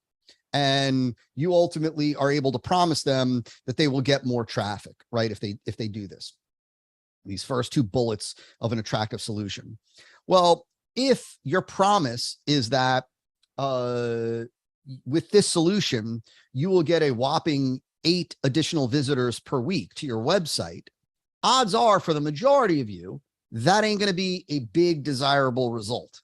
The juice isn't worth the squeeze. In other words, for 8 additional visitors to our website per week, unless you run a very high ticket, ultra targeted concierge type of service, or you have an ultra high ticket, right, and there's a small marketplace, and right, which is the majority of you don't fall into that category, that's not a big desirable result. And so ultimately what you are looking for here is you're looking for a solution, or you're looking to engineer and create a solution that is able to produce a big desirable result. Now, I want to be crystal clear about something here. I am not saying merely promise a big desirable result. That's not what I'm saying, right? I'm not saying lie. I'm not saying, well, if your thing only can produce 8 additional visitors a week, and just promise them 8,000 a week. That's not at all what I'm saying. That's why I said to you guys before we dove into this slide that this is about engineering. This is about tweaking, changing, optimizing, improving. This is about taking a good hard look at your solution and really asking yourself, is what this thing produces in its current form, enough juice to warrant the squeeze? right? Like enough of a result, enough of a payoff to warrant responding to the offer and implementing the solution. And so you really want a big desirable result. This is also why, as a side note, why it's so valuable and so necessary to keep your finger on the pulse of your market, why it's so valuable and necessary for you to do the examination. Because if you don't do the examination and you don't keep your finger on the pulse of the market, and you don't know what the market has heard already, seen already, what the market is what the market considers like heard it, seen it, been there, done it, well, then how do you ultimately know what the market is going to see as a big desirable result? Remember, this is not what you feel is a big desirable result. It's what the market feels is a big desirable result.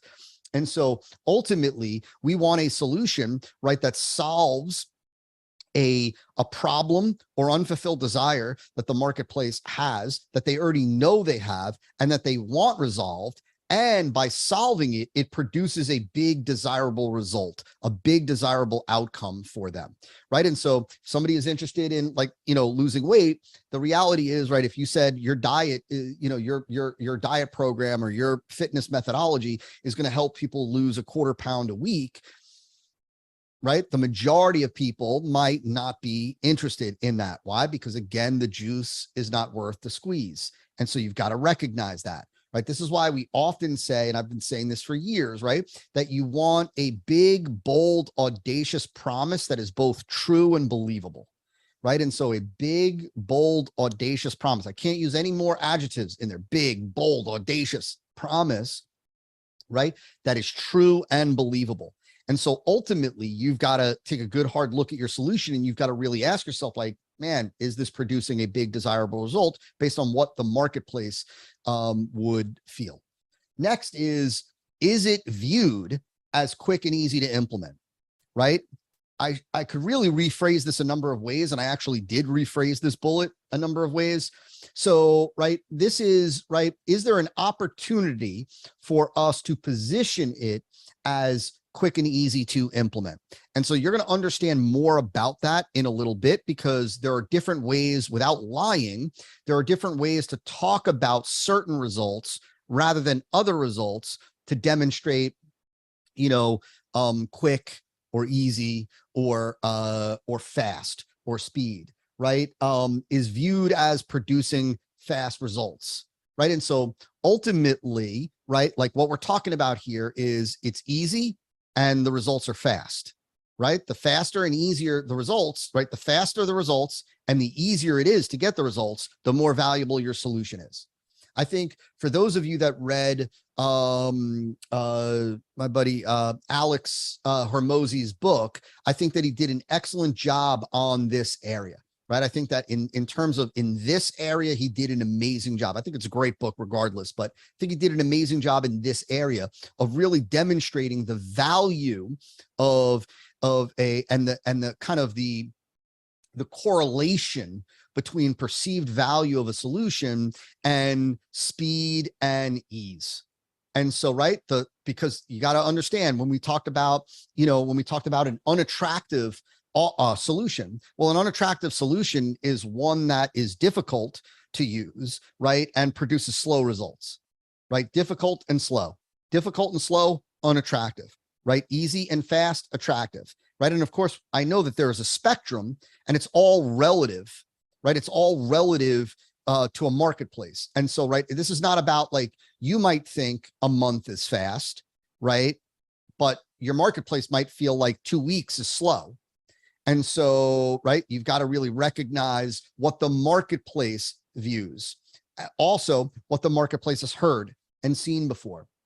But so let's just again recap, because I want you to see this in context, right? That it solves a significant problem or unfulfilled desire that your prospects know they have and want resolved.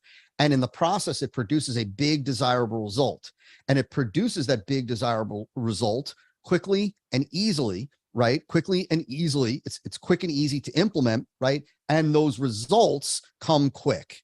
The results come quick. Now, one thing that you'll notice here, just as a little teaser for what's to come, is that let's say it produces a big desirable result of, let's go back to weight loss and say that you tell people that if they follow your program, they can lose 50 pounds, right? Like this is a program specifically designed for people that want to lose 50 pounds, minimum 50 pounds. And you guarantee that it'll take off 50 pounds. Does that mean that you need to promise them that they'll take off 50 pounds in a month?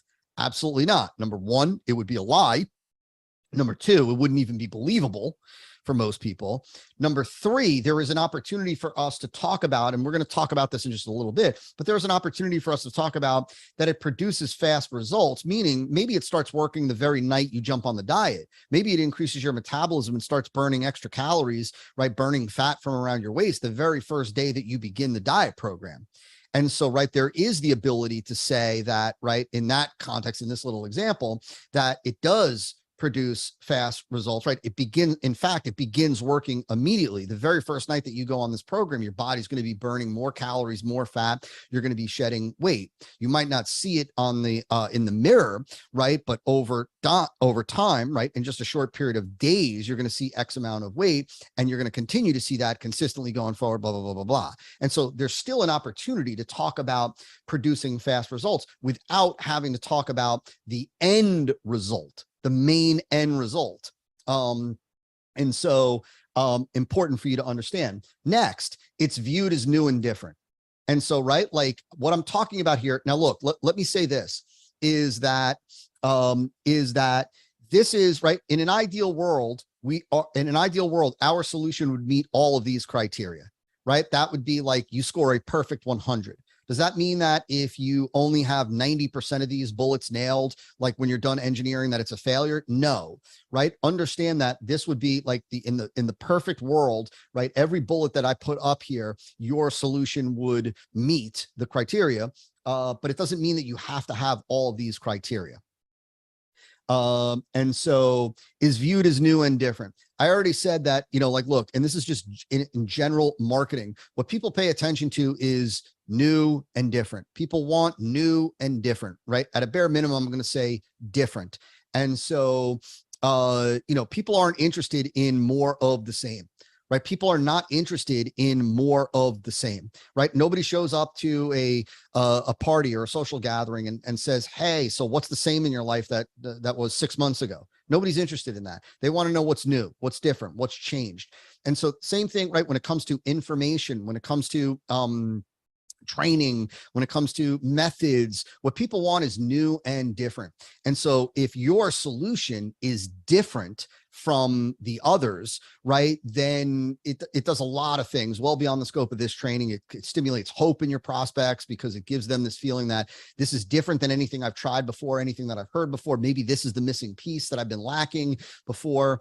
And so maybe this is the answer. Maybe this is the thing that's finally going to bring me to the promised land, so to speak. And so different is wildly valuable in marketing in general, but it's especially valuable in your when it comes to your solution. So again, right, and a lot of this is framing, right? A lot of this is positioning. You're going to get to see this done. Like you're going to get to see on your creation session, you're going to get to see this done. But it is, it's often turning the ordinary into the extraordinary by reframing it, by repositioning it, rather than just accepting that, well, this is a pure commodity. The fact of the matter is, for all of you, without going down this crazy path, you never want to market and sell a commodity. A commodity in this context is something that people can go and get the same exact thing somewhere else. If you're marketing and selling a commodity, your price is ultimately determined by the marketplace and the accepted price of that thing.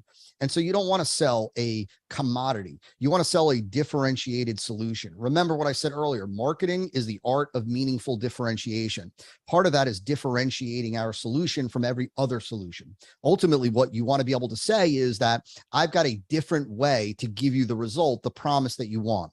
My product, my service works differently to give you that outcome, that transformation, that result from everything else that you've likely tried or heard about up to this point.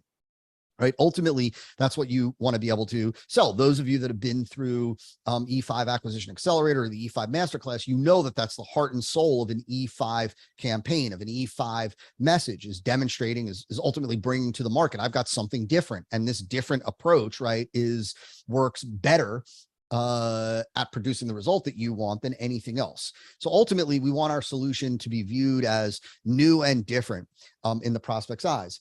Next is that we want your prospect to see it as superior to other options. Now, I want to spend a little bit of time talking about this to just unpack this a little bit. So number one, right? Like people want the number one solution. Nobody, I've said this many times before, and it's partially joking, but it's really not. Nobody goes to Google and searches for the third best way to lose weight. Nobody's interested in the second best way to drive traffic, right? You ain't going to find a whole lot of searches there, right? And that's because people aren't interested in the inferior. People want the superior. People want the best, right, solution. Now, the reality is that there are a lot of criteria that you can claim superiority with. Right. So yours could be the fastest. It could be the easiest. It could be the safest. It could be the most consistent. It could be the most reliable. There's a lot of those kind of superlatives that you can claim, but we need to be able to, ideally, we want to be able to claim superiority in one or more of those criteria for your solution, because nobody wants just another solution. Nobody wants, again, nobody wants the second best or third best. They want to know that this is superior, right? And so we're ultimately looking for, it's either the easiest, it's either the fastest, it's either the safest, it's either the most reliable, it either produces the most amount of results, right? So like, look, and I want you to answer, I want you to realize something, that the reality is that we could have a diet program or a fitness program that is super easy to implement. That doesn't mean that it's going to produce fast results. That doesn't mean that it's going to produce a lot of results. That doesn't mean it's going to produce consistent results, right? That doesn't mean it's safe, excuse me, or safest. We could have something that produces fast results. Doesn't mean it's easy to implement, right? Doesn't mean that it's the safest, doesn't mean that it's most reliable, that it's the most consistent. We could also have something that's the most consistent in terms of weight loss. Doesn't mean that it's the easiest, doesn't mean that it's the fastest, doesn't mean that it's the safest. It just means that it's the most consistent, right? And same thing with, the safest. Just because something is the safest doesn't mean that it's easy, doesn't mean that it produces fast results, doesn't mean. And so the point is that we're ultimately looking for the statement of superiority that we can claim, and not just claim it, but we want to have the rationale to be able to support it. So if I said, like when I talk about the E5 method, I don't talk about it being the easiest, because it's not the easiest, right? There are a lot of easier kind of methods for creating a marketing campaign out there. But this is certainly the most effective in terms of producing new buyers consistently at scale, right? It's not the easiest. I'm not going to claim that it's the easiest. I'm not going to talk about ease, right, or anything like that. I'm going to talk about how effective it is. I might also talk about other areas, like it's also the most reliable, and so right, it's the most effective and the most reliable of all the other methods, but and back that up. But the point is that you've got to claim your solution has to be superior in some area, right? In one or more areas. Now, understand, for what it's worth, without kind of opening up a can of worms here, that you obviously know that the offer comes, the offer comes at the end of your marketing and sales message, right? Comes at the end, right? We're not, for the most part, right? Unless you've got a winning offer where you're leading with the offer. For most people, their offer comes at the end. Well, for most people that have an average offer, if they claim that it's the fastest and the easiest, that has to be proven. You have to prove that. You have to give evidence of that. You have to give support of that.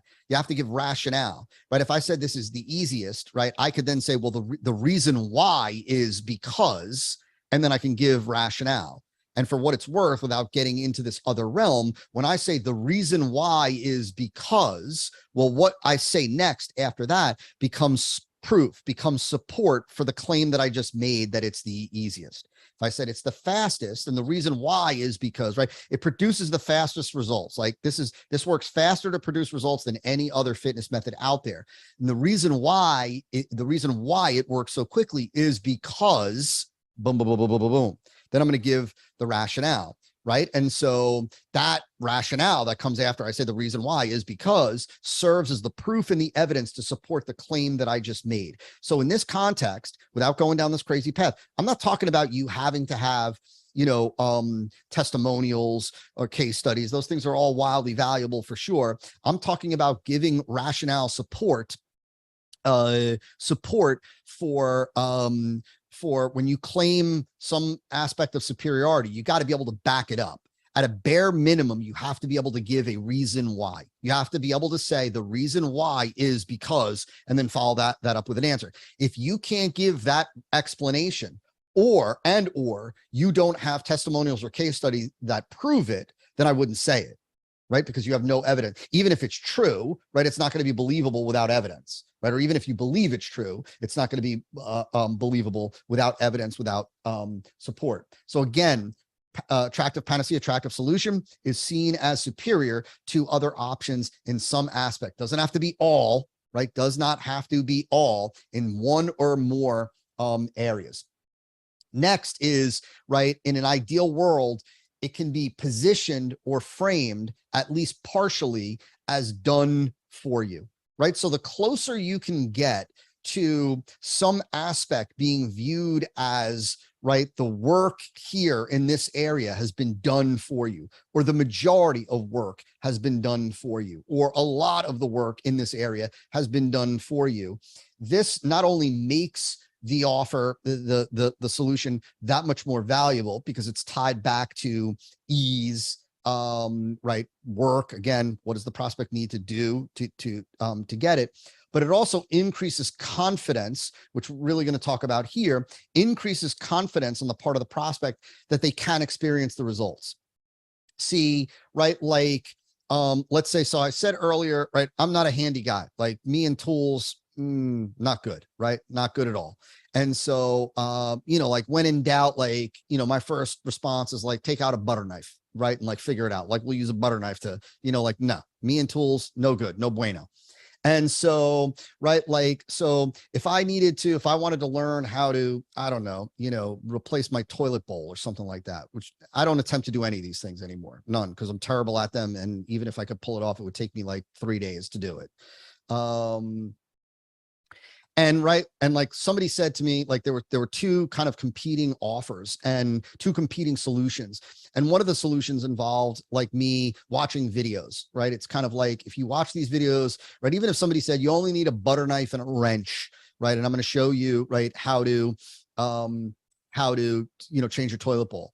And then somebody else was there was a way that they were able to like, they were able to send me, 2 or 3 components or pieces that I would be able to use that were already done for me to just use. It gives me that much more confidence that the outcome is more likely. Right. So the more I have to do and execute on my own as the student, as the receiver, as the prospect, as the buyer, the more I have to rely on my own understanding, my own education, even if it's through your program, my own execution, the less confidence I have that I'll do it, right? Because this goes back to that whole idea of they have to believe that it'll work, right? They have to believe that it's worked for others, and they have to believe that it'll work for themselves, right? And so, like most people lack confidence on their ability to execute and do it right.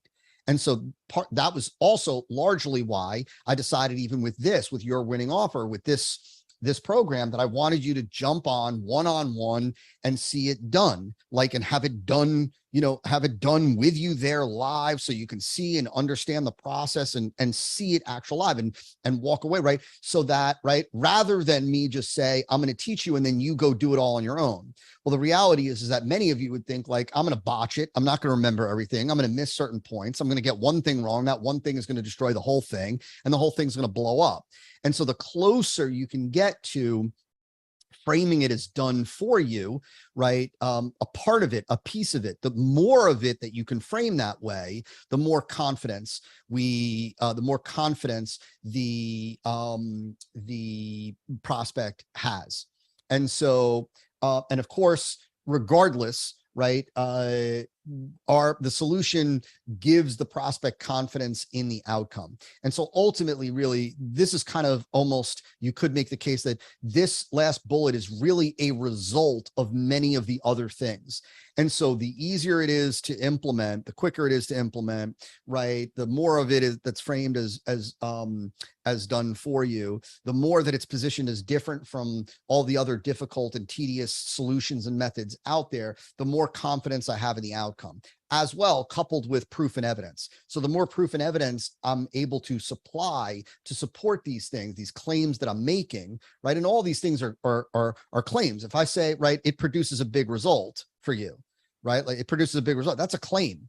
Right? Like anybody could say that. And many of you know that many of you are competing with people that say a whole lot of things, right? And have zero proof for it, right? It's easy and quick to implement. That's a claim, right? It produces fast results. That's just a claim. Anybody can say that, right? And you know, like for what it's worth, without going down a crazy rabbit hole, right? The reality is that the internet is the least trusted of all mediums of communication today.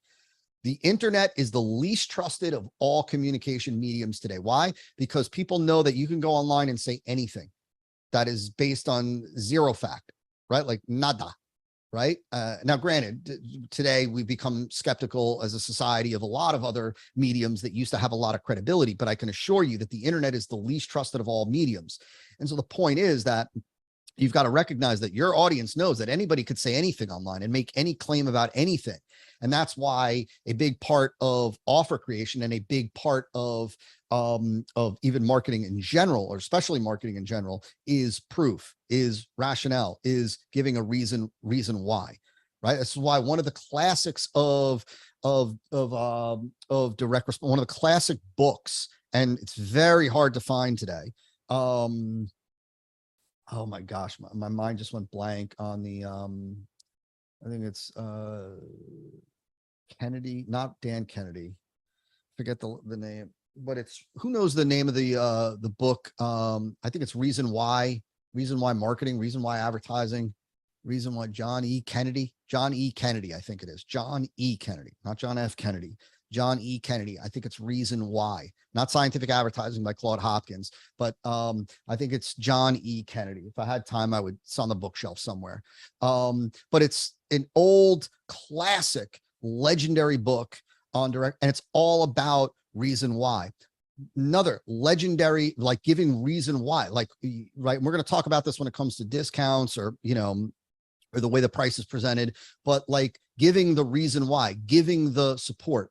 It was Gary Bencivenga, one of the most successful copywriters ever to play the game, ever to write copy. There was a period of time where for 6 years, none of his controls were able to be knocked off. He talked about the value of, exactly, that's it, Reason Why Advertising. Thank you, Sarkis. You got it. John E. Kennedy. That's the book, Reason Why Advertising. This is why they all talked about, like Gary Bencivenga talked about the value of the word because, and how the word because is one of the most persuasive words in all of marketing and advertising. The reason why is because what comes after the word because is viewed as proof and evidence for what you just said before it, right? The value of something like reason why, right? This is, this works faster than other options. The reason why is because, right, that gives support. If I said this is easy, anybody can do this. The reason why is because it doesn't require right. And so anything that you say after the reason why is because, or after the word because, serves as a proof point. I'm totally getting off on a tangent here. Hopefully that that makes sense. Now, the thing, I already said this, just to reiterate this, that these two right here are really ultimately the money. And so, right, are ultimately the money. Like this is where ultimately the easier your solution is to use and the quicker it produces results, the more valuable it is, in the eyes of your prospects. This is why a done for you, a real done for you, I mean, real, like where I'm going to implement, I'm going to come, like I'm going to do it all for you, is the most expensive option, right? Is always the most expensive option, right? It's the most expensive option because it's perceived as and viewed as the most valuable by prospects, right? Because it requires, it's done for me. So it's super easy, right? And if you can do it in a day, then like, right, like it's a no brainer. And I think this is why I said that. This is another point that I think Alex did a great job in his book of really, when he gave the example, I believe, if I remember correctly, I got a very early copy of the book from him, of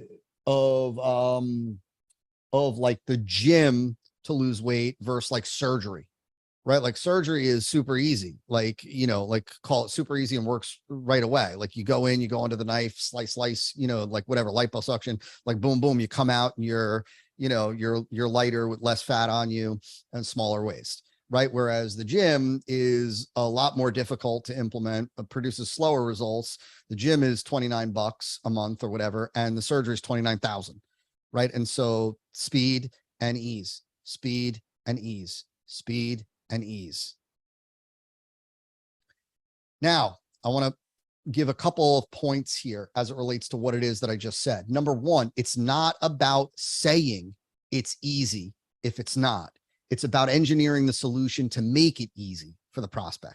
This is why I said that of the three levers or the three kind of legs of the winning offer, this one requires the most, you know, oomph to make it happen, because this requires really taking a good, hard, honest look at your solution. Like there are a lot of people like, look, let me be frank. Let me kind of step back, you know, for 1 second with this, turn this off for 1 second and look right at you guys. There are a lot of people that are just selling wildly unattractive solutions where, like, when, you know, whether it's a client that says to me, I'm thinking of rolling out XYZ and here's how I'm going to wrap it in an irresistible proposition. And I say to them, like, let's go back to the solution. Who would want that? Like, that sounds terrible. You know what I mean? Like, that sounds awful. Is there an easier way? Can we make it easier for them? Can we make it faster for them? Like, how can we do more for them to just make it easier to produce faster results? Right? Like, that sounds like a terrible solution. And when you start with a terrible solution, right, this is an important point for you to understand. When you start with an unattractive solution, or a solution that's not viewed as attractive by your marketplace, even with a sin proposition and the right presentation of flow and languaging, you're going to suffer.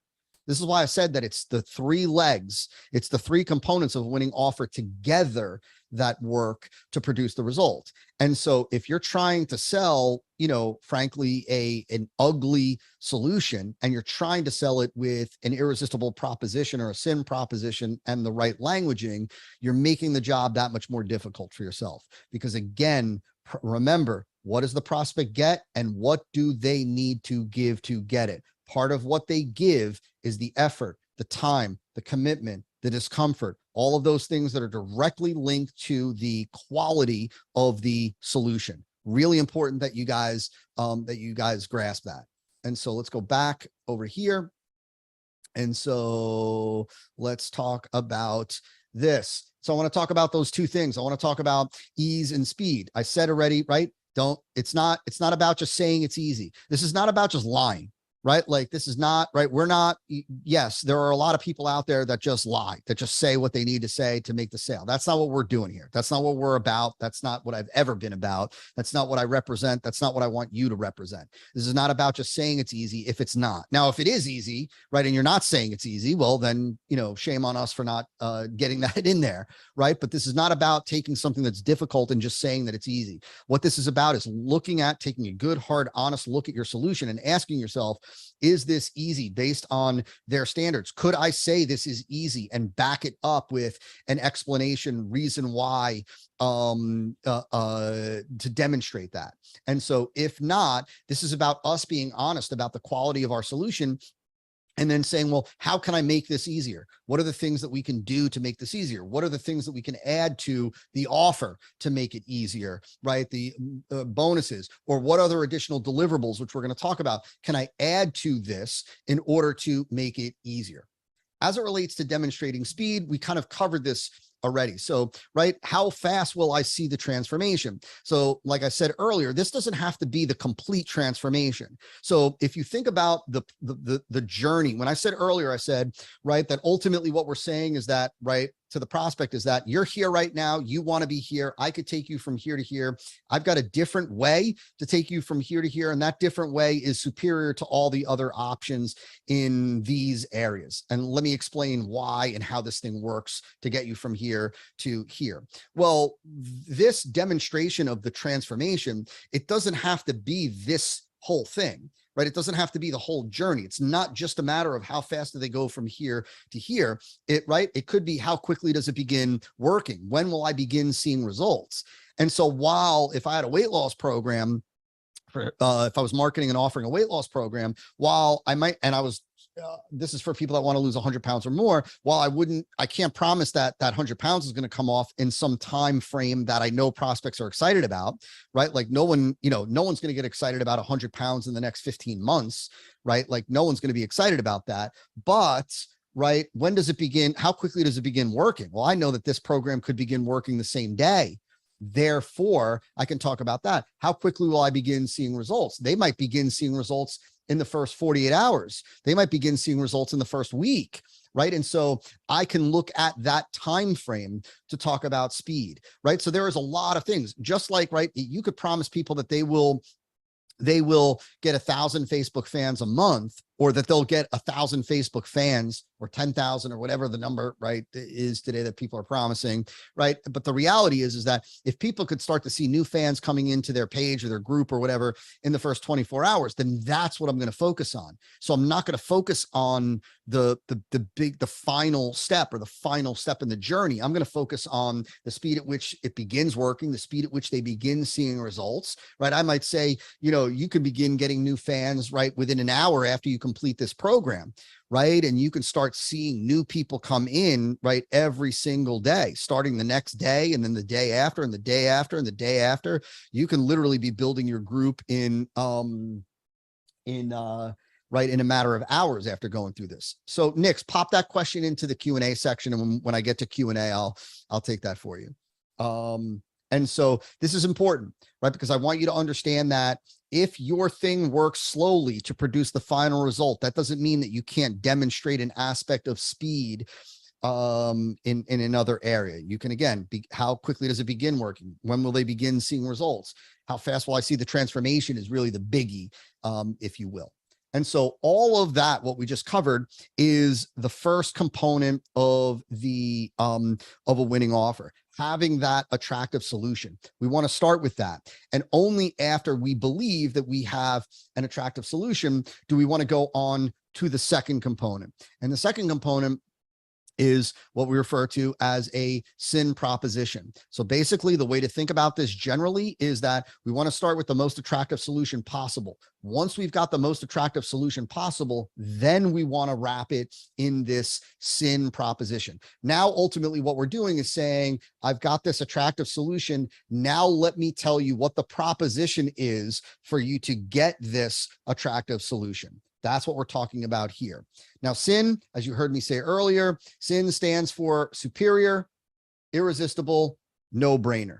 Now, I want to break this down just a little bit, as you can see on the slide here for you, so that you understand where these things are coming from. So when I said earlier, superior to what? Superior to competitors. So we want to have a better offer, right?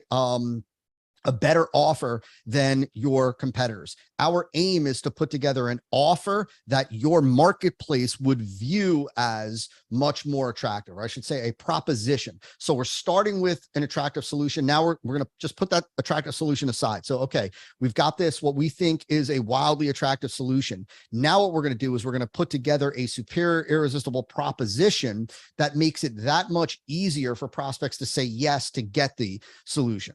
So while I said earlier that an unattractive solution with a SIN proposition will struggle, an attractive solution with an ordinary offer can do okay, can do well, but an attractive solution with a SIN proposition will go like gangbusters. So an attractive solution with a SIN proposition gangbusters. So superior, we want to put together and engineer a superior offer to competitors. Now, as you're going to see in just a little bit, that might be superior in one or more areas. Doesn't mean that it's going to be superior in all areas. I'm going to show you how to make it superior. It could be in one or more areas, one or more of the components of a SIN proposition.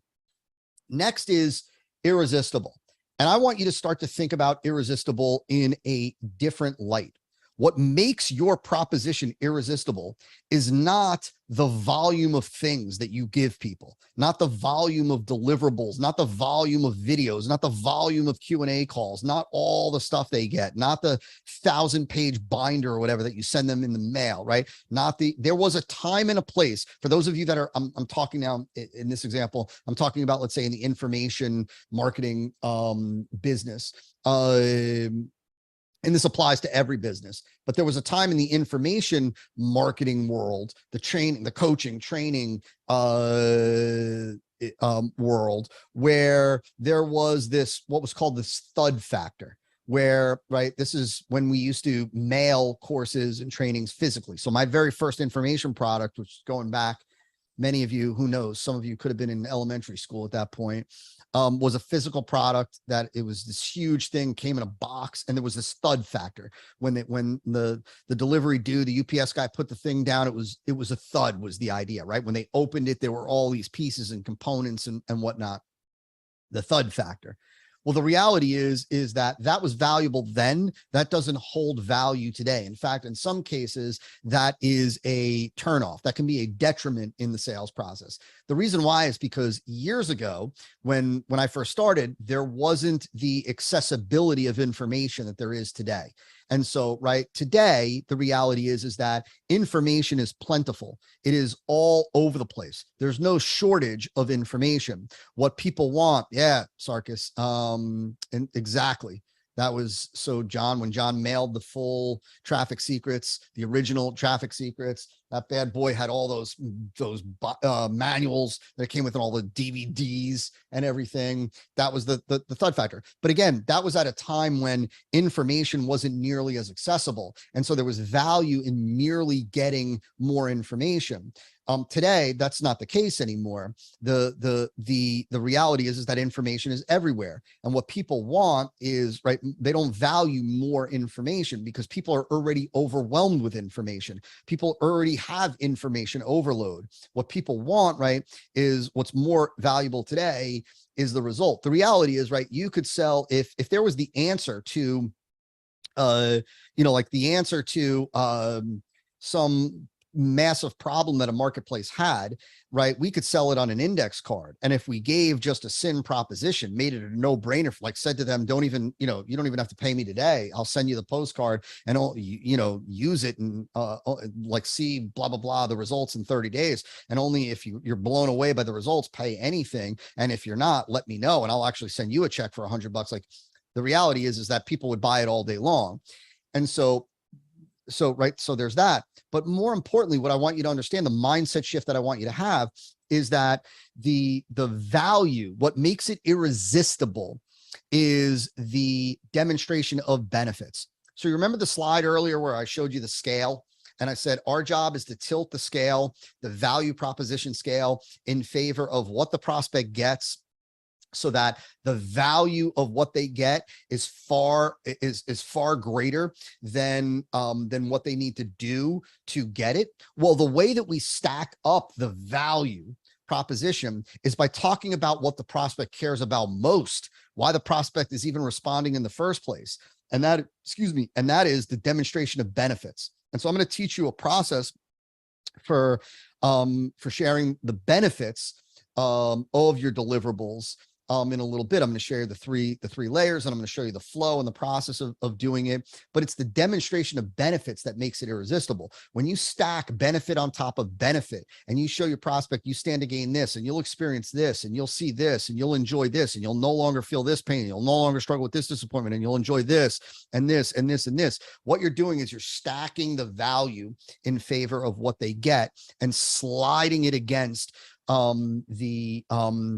what they need to do to get it. And so you need to understand that your offer becomes irresistible when it's loaded with benefits, not when it's loaded with deliverables. More deliverables don't make it more valuable. And in some markets, it actually works in reverse. You make it irresistible when you show them you're getting all of this benefit for this little bit of money, work, effort, and time, right? Like you're getting all of this benefit for this little work, right? Effort and time. And that's why the reality is that the more work and effort and energy and time that's required, the more benefit we need to have. The bigger the payoff, the bigger the result, the bigger the outcome, the bigger the transformation, the more we have to compensate for that. But the point is that you don't load your offer with deliverables to make it more irresistible. You load it with benefits. You load it with benefits. I'll tell you, I've said this, I've been saying this for years, and I'll say it again. I've never seen a campaign not work because it had too many benefits.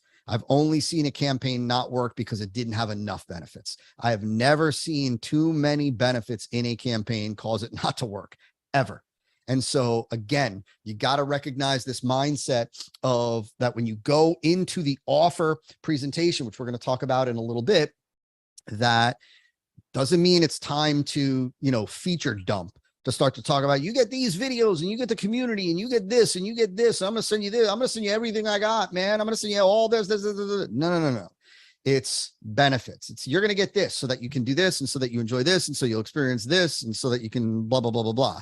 You're going to get this so that you can so that you do this, so that you can experience this, so that you enjoy this, so that you enjoy. The focus, as you're going to see, we're going to break down the percentage, needs to be on the benefits. And then no brainer.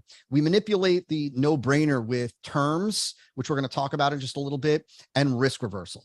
And so the terms, not price, the terms and risk reversal. That's how you make it a no-brainer, right? Like, terms are how the payment is made. And we're going to talk about this. We're going to cover this. Terms are how the payment is made, right? Not about what the price is, it's how the payment is made. So if you're charging $1,000, well, is that $1,000 up front? Is that $1,000 in 30 days? Is that 4 payments of $250?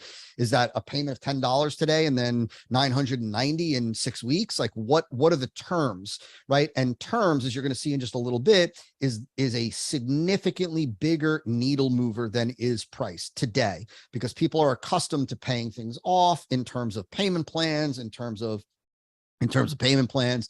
And so people no longer even think in terms of in price. They think in terms. And so, right, we could have, right, like pay nothing today, right? Use it for the next 30 days. And only if you're blown away by the results, do you pay anything? And if not, you let me know and I will send you $100 out of my pocket. That's pretty hard to resist that. You pay nothing today. I'm going to send it to you. Enjoy it for the next 30 days. See the results that it produces. It either produces the results in the next 30 days, or you let me know and I'll send you a check for $100 and you can still keep the thing. That's a tough offer to refuse, right? In terms of being, like doesn't take a whole lot of thought. This is, my buddy Clayton Makepeace, A player copywriter, unfortunately no longer with us.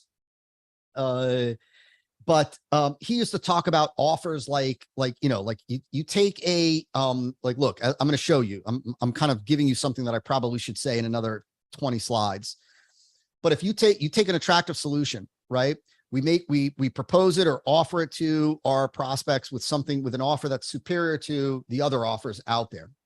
We layer on and stack on the benefits. We make sure that we share with them all the different ways that this thing is going to improve their life, change their life for the positive. Then we make it a no-brainer by manipulating the terms and risk reversal. Clayton said he used to talk about offers like that as he would say, that's not an offer, that's an IQ test, right? Like it's not an offer, that's an IQ test. And so that's ultimately what we are after. And so superior, irresistible, no-brainer. So let me tell you the 6 components of a proposition. We already mentioned it. We already talked about it. You're probably already familiar with it. This is where everybody goes when they think of an offer. And then what we're going to do is we're going to break each down. So there are the deliverables. This is what they get. So, right, if you have an information product, this is videos, this is, audios, this is a Facebook group, this is live Q&A calls or whatever. This is the recording, like whatever it is that they get, the deliverables. Then there are benefits. Now we're going to talk about these separately because of how critical these are and how important these are. We're going to break this out, but there are the benefits of the deliverables. Then there are premiums and bonuses. There's the price, there is terms, and there's risk reversal. So deliverables, benefits, premiums, bonuses, price, terms, and risk reversal. These are the 6 components that make up any proposition. Now, somebody might say, well, I don't have risk reversal. Then there is none, right? But that's still a component. Like there's no guarantee, right? The terms are you pay today. The price is $49. There are 0 bonuses, right? These are the 3 benefits. And this is what you get. Like that's the standard offer of you get this, and this, right? It comes with these 2 bonuses, right? The price is X, you pay it today, and there's a 30-day guarantee or whatever. That's your typical proposition. So let's talk about the first one, which is deliverables. Now, again, I said that there are 6 components that make up a proposition. You can see in the upper right-hand corner, there's the number 1. This way, you know where we're at in the 6 in case the word deliverables isn't at the top of the slide on any of these upcoming slides. So I want you to start to really pay attention to what I'm saying here, because we're going to get into some like do this, don't do this kind of stuff. So number 1, each deliverable should address a different benefit, overcome a different concern, or resolve a different problem. In other words, and you're going to see this in a second, I put an example slide on here. In other words, when you add something to an offer, when you add a deliverable to a solution, even if you add a bonus, and this really does apply to a bonus as well. If you're adding a bonus, bonuses are a little bit different, which we're going to talk about, but each deliverable should address a different benefit, overcome a different problem, concern, or resolve a different problem. In other words, what you're trying to do here is you are trying to prevent doubling up with just additional deliverables that don't add anything to the offer. When I say don't add anything to the offer, by add to the offer, I mean add a new benefit, overcome a concern, or resolve a problem, right? So you might be adding a 3rd or 4th or 5th or 6th or 7th or 8th or 9th, 10th deliverable, whatever it may be, but are you adding an additional benefit? Are you adding the resolution of a different concern? Are you adding another resolution of a problem, right? Because if not, all you're doing is just doubling up on, or sometimes tripling up on deliverables. So most of the time, when you see these folks that will just load up their offer with just a bunch of stuff, they've got so much stuff that just doesn't add anything new. It's just more for more sake. Right. And so it's one thing to realize like, wow, I don't have a deliverable that addresses this benefit or this need or this concern. And so what deliverable could I add that will address that benefit, that need, or that concern? That's one thing. That's a smart and strategic way to go about adding a deliverable. But the poorly done way of adding a deliverable is to just say, let me add this, right? Like, let me throw in this, or I think that XYZ would make a cool addition to this. What you want to do instead is you want to start with, how does this deliverable, right, add a new benefit or overcome a different concern that the prospect has about getting success or experiencing success, or resolve a different problem? And if you can't clearly see the answer to that, then don't add the deliverable. And I'm going to give you an example or some examples of this on the next slide of how I view this and how I want you to begin to view this. Now, also, each deliverable should have a benefit-driven name or title. And so I'm going to show you this. I also added a slide for you with this. I see so many people that will say, plus you also get a weekly Q&A call. How many of you think that people are excited about, yes, Q&A calls? I love Q&A calls. Sounds really exciting, right? Like no one wants a Q&A call or like a webinar, right? Like just like jump on a webinar. I'm going to show you just different ways to think about this. And you don't need, it's not like copy skills. You just take rocket to be a rocket scientist to do this. Like go the distance. So my point is here is, and I want you to get this. I want you to listen to me, please. This is critical for this little segment of what it is that we're talking about, your winning offer. And that is this, that go the distance, not only with how strategic you are with what deliverables you add, what deliverables you cut, but go the distance with how you name your deliverables and how you frame them, right? How you name them and frame them, because how you name them and frame them changes the perception, or can change the perception, right? It's just like the title of a book, right? You've seen so many case studies, likely, if you've been around any length of time, a book that sold poorly with one title, and then the title was changed and it sold really, really well, right? Nothing else changed. The content of the book didn't change. The title changed. The positioning of it, the framing of it, right, changed. And so you've got to recognize that there is enormous value in how you name and how you frame your deliverables. So let's talk about this. So let's go back to the information, the training type of thing. You got videos. Well, what's the benefit of videos? You'd make the case that this is how you're going to learn. This is how you're going to gain the knowledge, right? This is how you're going to gain mastery, like of this bad boy, so that you can do this, right? Now, look, learning, knowledge, mastery, I wouldn't call those real benefits if we were really getting into the weeds here, but you get the point.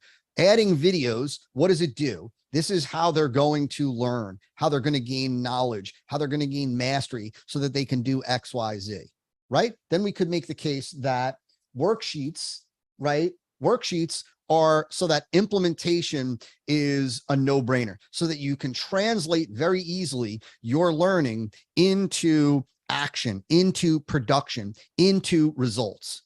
Now, do you see, before I continue, somebody say, yes or no in the chat. You see the difference between, there's a reason why we have the worksheets. In other words, I'm able to articulate the reason for the worksheets, right? I didn't just add them because I don't know, other people do it. And so why not? What the heck?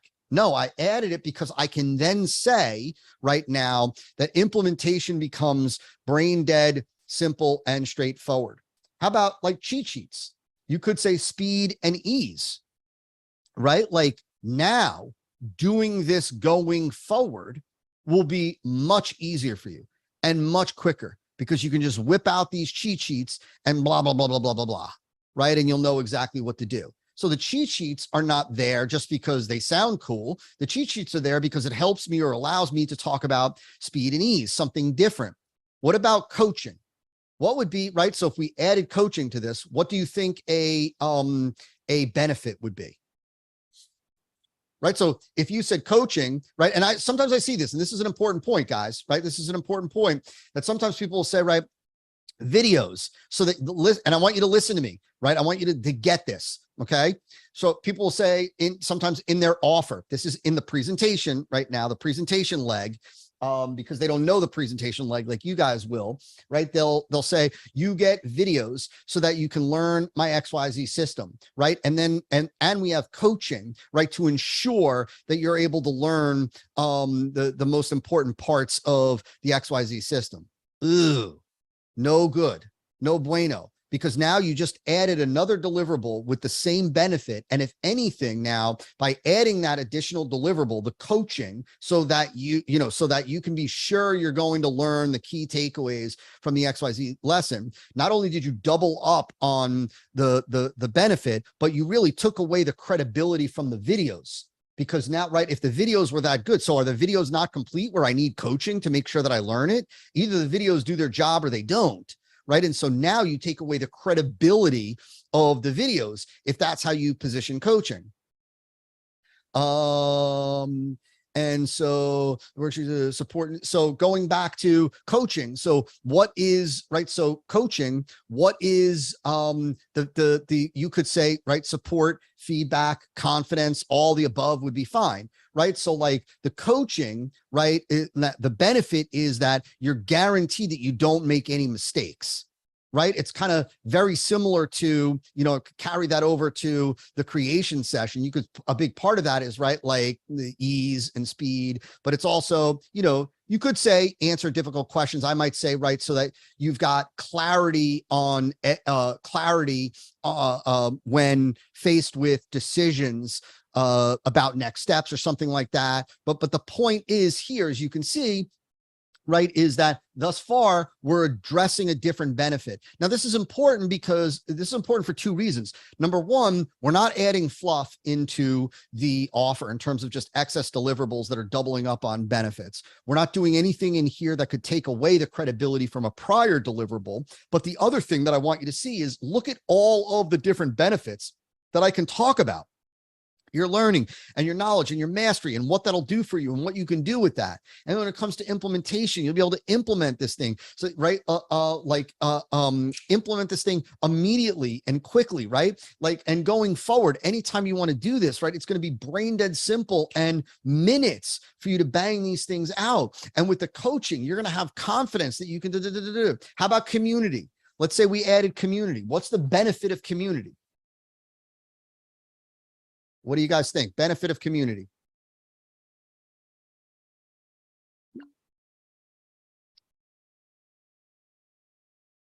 Support.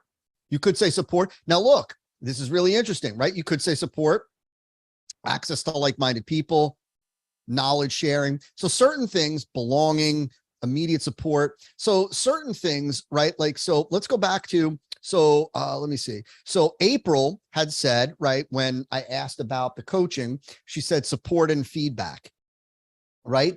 And so, which great answer, cool answer. And so now if we rolled out community and hypothetically with coaching, we said, right, support. Well, now when we roll out community, I don't want to double up and talk about support again, because I already did. I already have something for support. These things are either complete or they're not, right? So in other words, right, it now, like coaching, you get support, right? And we have community for more support. Well, why would I need support? Why would I need more support? Is the coaching not enough support? Is the support that I'm going to get from coaching inadequate?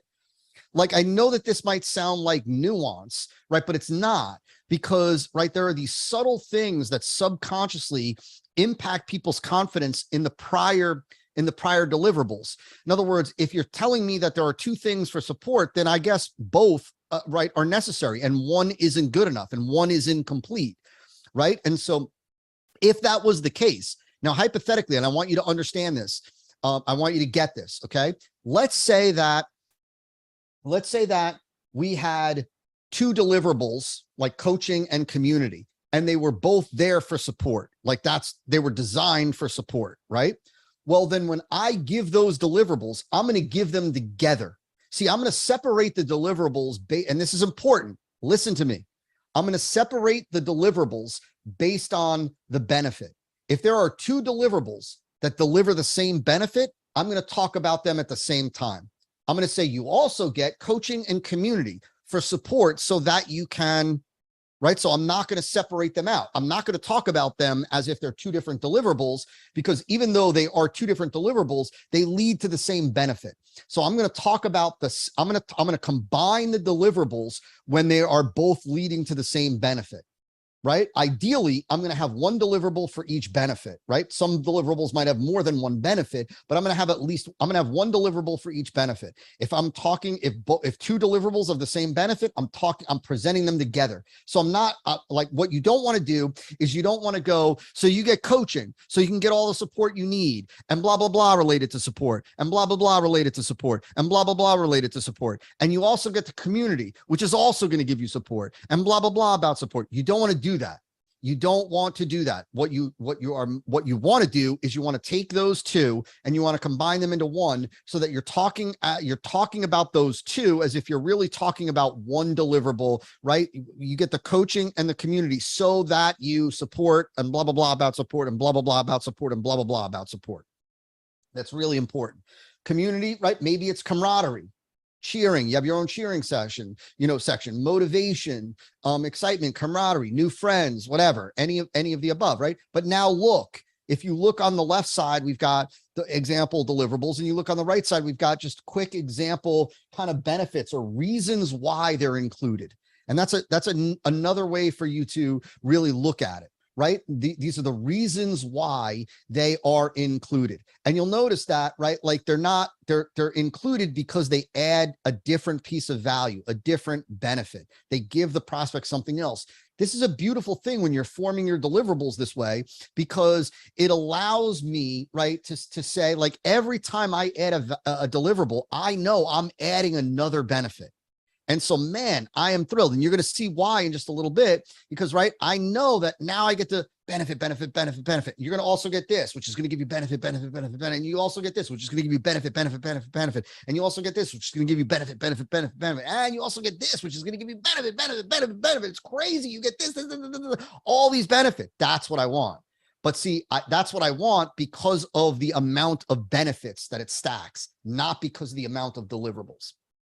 And so really, really important. We talked about naming. So webinar could become a quick start implementation session, right? I'd rather, like quick start at least conveys some speed, implement, get stuff done, versus a webinar. Like webinar is a commodity. A quick start implementation session is not. Videos, easy mastery library, right? Like you get a set of videos. Well, who the hell wants a set of videos? Excuse me, right? Who the heck wants a set of videos? You know what I mean? Like, who wants a set of videos, man? But easy mastery library is different. See how, and it's not, doesn't take wild copy. Like I just went and bang these out, but at least easy mastery library, number one, it doesn't sound like a commodity, because everybody else, like, okay, there are tons of programs that offer a set of videos or access to our videos. This is the easy mastery library that you get access to, which will give you X, Y, and Z so that you can LMNOP, right? You get access to the quick start implementation session, right? So that you can benefit, right? Maybe instead of cheat sheets, right? You got simple get it done bundle. Maybe instead of a Q&A call, there's a clarity call. I don't know, right? Like get it done call, rapid start call, depending on what you're doing. Now, keep in mind also, by the way, for what it's worth, right? That two things. One, should have mentioned this earlier. What we are talking about here with this whole, your winning offer, really talking about a front end offer. We're talking about, turning cold traffic into new buyers. We're not talking about a back end offer, right? We're not talking about it like this, like even this offer is really a back end offer. It only went to our house file. We didn't run any cold traffic to this. It didn't even go to our entire house file. And so, right. The other thing is, you'll notice that even in our messaging for this, I called it cheat sheets. I didn't call it simple get it done bundle. That's because of two things. One, because I've got the reputation and I've got the credibility. And so there are things that we don't need to do anymore. If I was starting out in a new marketplace, you better believe I would have done simple get it done bundle or some variation of that. But so the point is that on a front end campaign, when people don't know you and you don't have the credibility, the authority, the reputation yet, you got to go the distance. You got to go the distance. Deliverables, name, positioning, framing, etc. Now, and what we'll do is we're probably going to take a 15-minute, we'll take another bio break in 15 minutes. So the next thing is the way that we present. I'm giving you an overview right here, an overview of how we present the deliverables. And so you're going to see this, you're going to see this kind of again in the presentation leg, right? So when we get to the presentation leg, right? Remember, 3 legs or 3 components. There's the attractive panacea, there is the sin proposition, and then there's the presentation. Right now, we're inside of the sin proposition, and we're talking about the deliverables. So I'm giving you a taste now of how these get presented. So the deliverable is what they get. This is when I am now communicating the deliverable, right? So I said, you get this, you get the whatever, quick start implementation session or whatever. So this is the format that we use. And I'm going to speed through this to get to the example, because I think the example will make this clear. We do a deliverable feature Y, deliverable feature Y. And then you're going to see in a second, we go deliverable feature Y benefits, deliverable feature Y benefits. So deliverable, what they get, feature, fact about the product or the service or the deliverable really. And then why the feature is valuable, beneficial, helpful, advantageous. Okay, so this is the format that we kind of use when we take a deliverable. It's DFY, right? B, DFY, B, DFY, B, DFY, B, DFY, B, boom. We stated all the deliverables. And so check this out. So you're going to see this in action. So let's imagine that we were a hotel and that we offered guests, you know, that came to conferences. If you hosted your conference at our hotel, you got a complimentary massage. Okay. So a complimentary massage, that was one of the deliverables that you got. So you might get, you know, free drink tickets, you might get whatever, right? You might get free night stay, you might get a pass to Disneyland or whatever. One of the things that you get, one of the deliverables is a complimentary massage. So how would we present this? So remember, deliverable, free massage. What is a feature, a fact about the free massage? That it's with a certified massage therapist. The reason why? To ensure you enjoy a quality professional experience.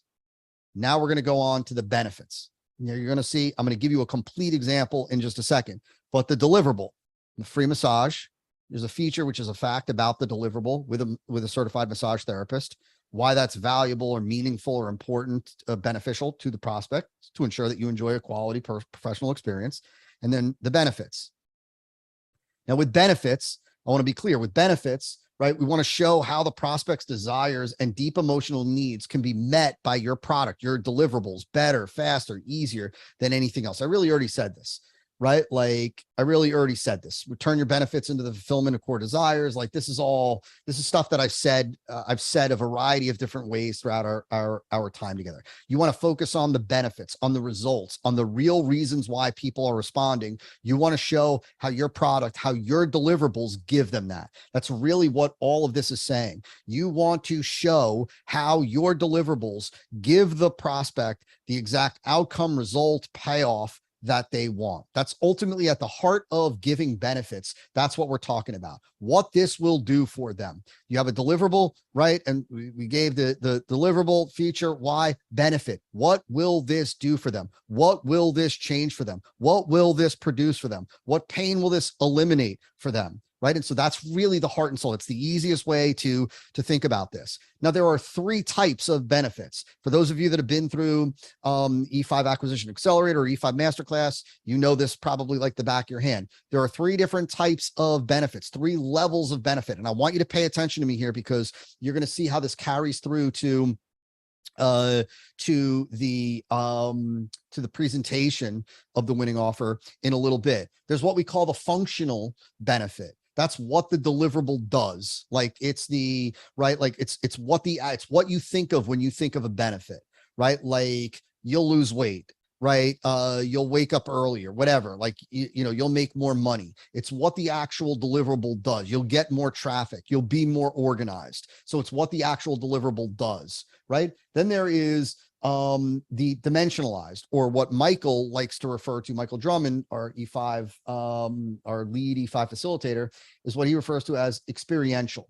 Experiential, when we talk about an experiential benefit, I want you to listen to me here. This is where you just paint a picture of what experiencing the functional benefit will actually look like for the prospect. Like here's where you're bringing it from the vague and the general into a picture.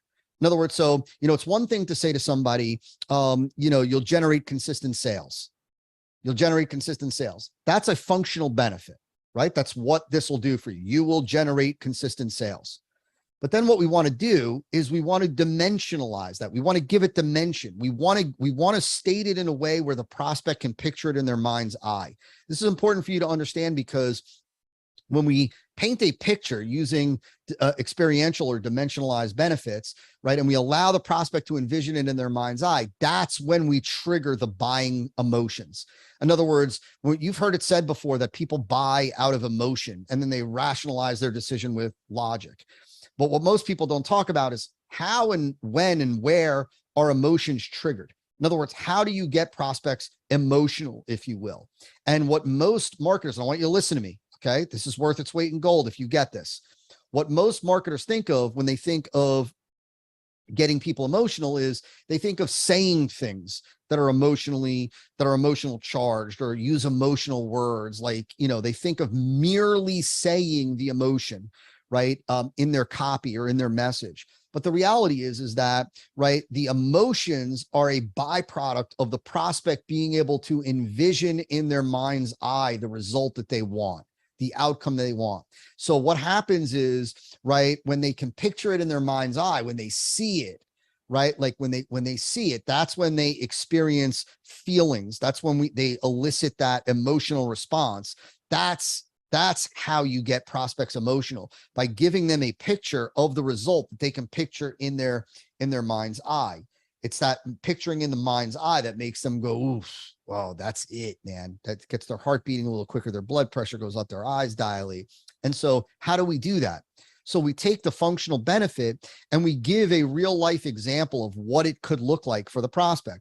So I gave you the example of you'll get consistent sales.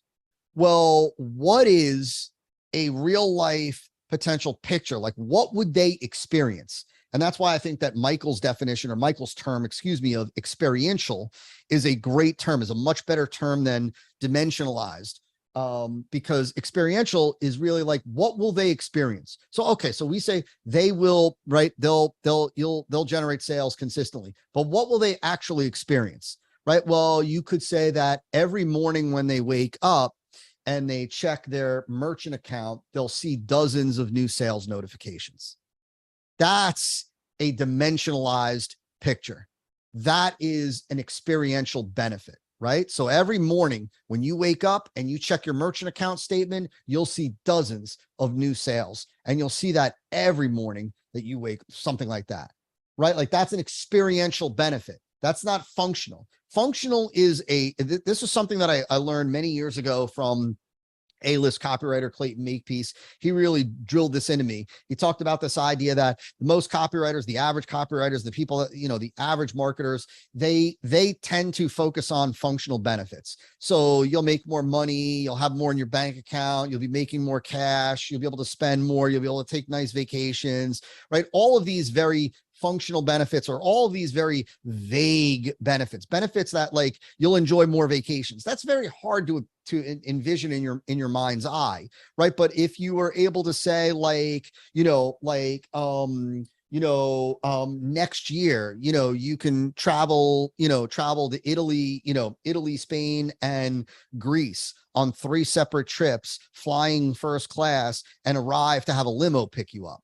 That's an experiential, because that's what they could experience. That's a dimensionalized picture. It's a dimensionalized benefit, right? Because we're giving them something to see, something that right now in their mind's eye, they're seeing themselves in first class. They're seeing themselves walk off the plane and have, a limousine holding up their name there, like, right. Like they're, and that's what stimulates the emotions. And so, and then there is emotional. And this is where we would simply spell out the emotion that they will experience when they experience the dimensionalized benefit. So, like, right, like, how will somebody feel when they wake up, they'll wake up, you'll wake up every morning and see, and when you check your merchant account statement, you'll see dozens of new sales, and you'll be thrilled and excited about the new money that you now make every day while you sleep, right? So this is where we then state. So what we're ultimately doing, you feel validated, you're making a difference. Exactly. Something like that, right? Is just an example. So we're giving this functional, experiential, emotional, right? And so ultimately what we're doing is deliverable, right? Feature, why, functional, experiential, emotional. So if you remember, right, let's go back to the massage, to the complimentary massage, right? So here is the functional benefit. So remember we said free massage, that the deliverable, free massage, and the feature was with a certified massage therapist, and the why was so that you can enjoy a comfortable, whatever, and professional experience, right? the functional benefit. You have a soothing hour of relaxation and rejuvenation. Now, experiential. From the moment you sit up after your massage, you'll feel a deep sense of muscle warmth and loosening. Emotional, and you'll feel proud of yourself for doing something healthy and positive for yourself, which is something you deserve anyway, right? And now here is deliverable, right? Deliverable, feature, why, and the 3 benefits. You get a free massage with a certified massage therapist to ensure that you enjoy a quality professional experience. So you have a soothing hour of relaxation and rejuvenation. From the moment you sit up after your massage, you'll feel a deep sense of muscle warmth and loosening, and you'll feel proud of yourself for doing something healthy and positive for yourself, which is something you deserve anyway, right? Boom, next deliverable. That's a simplified example, right? Now, the more benefits that I have, right, the more I'm going to share, and say the more benefits that I have, the more I'm going to share. And so let's go on to, we'll do a couple more. And then, like I said, at 3:30 my time, we'll take we'll take our final bio break. So for premiums, the way that I want you to think about this, and I just want to, I want to give you my big overarching approach with premiums. So bonuses, premiums. So again, so a couple things. So for bonuses and premiums, same thing. It depends, right? So some people refer to them as premiums, some people refer to them as bonuses. You want to ultimately use or offer or include bonuses that fill in product gaps and or remove excuses from for not buying. And so you don't want to just add in bonuses to just add in bonuses. You want to think about, right, what are the gaps in the product? What could I add in as a bonus that would make this easier to use, that would help to produce faster results, that would you know, address something that I didn't cover in the core product that maybe I do feel needs to be covered? Or what are the potential excuses, or I really should say reasons why a prospect might not buy? A fear, a concern. Won't I have to do this? Won't I have to learn this? Won't I have to have this? And how can I address that and overcome that with a bonus or a premium? And so I'm always thinking about, like, I'm thinking about what product gaps could I fill in? What concerns, fears could the prospect have that could stop them from buying, that I could address with a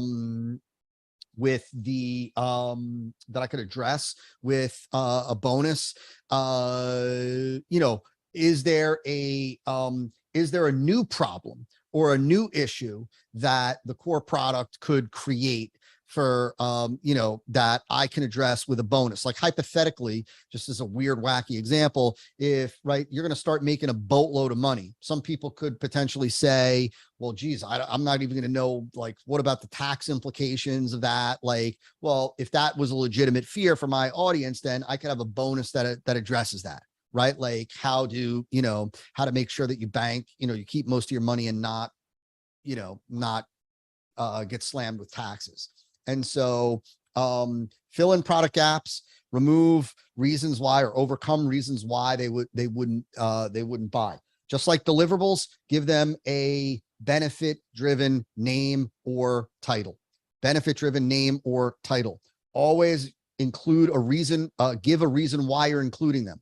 So, right, this is, right, you also get this, right, so that you can LMNOP, right? So that, right, you get this, right? The reason why is, right, you could even say, right, and these little languaging things don't matter at all, but, right, you also get this. The reason why I included this was so that you can, right, so that you have the ability to, so that you don't have to fear, so that you can start, so that you can stop, so that you don't have to worry about, right? Like, I'm going to give a reason why I'm including it. So don't just have a bonus that is like, plus you also get this, and there's no reason why you're including it. Give a justification and show the prospect how the bonus, how it is complementary, how it works with the core deliverables to increase the value that they're going to get, that they're going to experience. Just like before, you got to present your bonuses with feature Y, functional, experiential, and emotional benefits. In other words, I like to say this. I've been saying this for years. I probably could come up with a better way to say this, but this is the reality. You want to think about your bonuses strategically. You want to make sure that you are using them, like you're using bonuses strategically, and you want to quote unquote sell them just as hard as you do the main product or the core deliverables. And so don't treat bonuses like an afterthought. I like to think about my bonuses like I like to think about bonuses as, and this is the mindset that I would encourage you to have. This is the mindset that I try to take, I try to ideally create bonuses that are worth as much, if not more, as the core offer themselves. And so I want, like, I'd love to have, if we have 3 bonuses or 2 bonuses, I'd love for any one of those bonuses to be worth as much as, if not more, than the core offer itself. I'd love to have bonuses that are equally as attractive, if not more attractive, than the core offer. So I'm using the bonuses, like I'm trying to have wildly valuable bonuses, not ordinary bonuses. Like bonuses for bonuses sake produces nothing. Right? People think there's a lot of new and novice marketers that think that, well, most direct response marketers offer bonuses, therefore I'm going to offer a bonus, and then they just offer bonuses. And they think that just having a bonus or 2 or 3 or whatever it is, that it produces some magic. It is, what is the bonus? What does it do? What does it address? What does it provide? Like, how compelling is the title, the name? What's the promise of it? And are you giving me the benefits so that I understand the value of this bonus? And that's the thing. The key is making sure that the prospect understands the value so that we're continuing to tilt that scale more and more, just stacking more value, more benefit, more payoff, more results, more outcomes for them. And then of course, multiple bonuses are better than one. Multiple bonuses are better than one.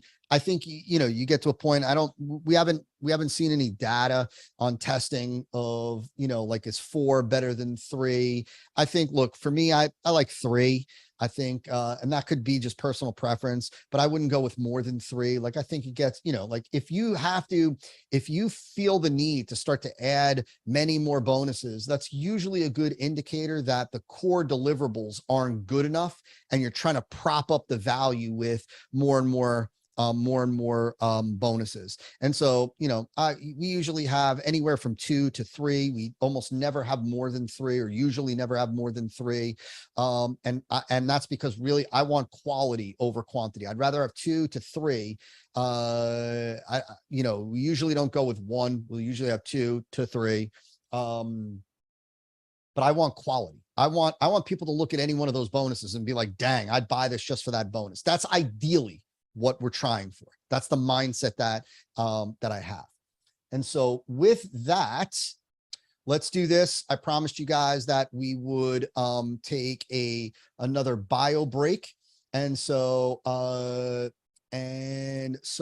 let's do that now. I was wrong. It's not 8 minutes, it's 7 minutes. Let's do a bio break, and then for 7 minutes, and then come back and finish like champs. We still have a lot more to go through. And so I promise you, I'm going to hustle as efficiently and as effectively as I can to get you out of here as close to 4 o'clock as possible. We're not going to be done at 4 o'clock, but I'm going to do my best to get you out of here as close to 4 as possible, but a lot more to cover. So with that, let's take 7 minutes, and I'll see you back for the last part of your winning offer accelerated intensive. And so go take a bathroom break, get some water.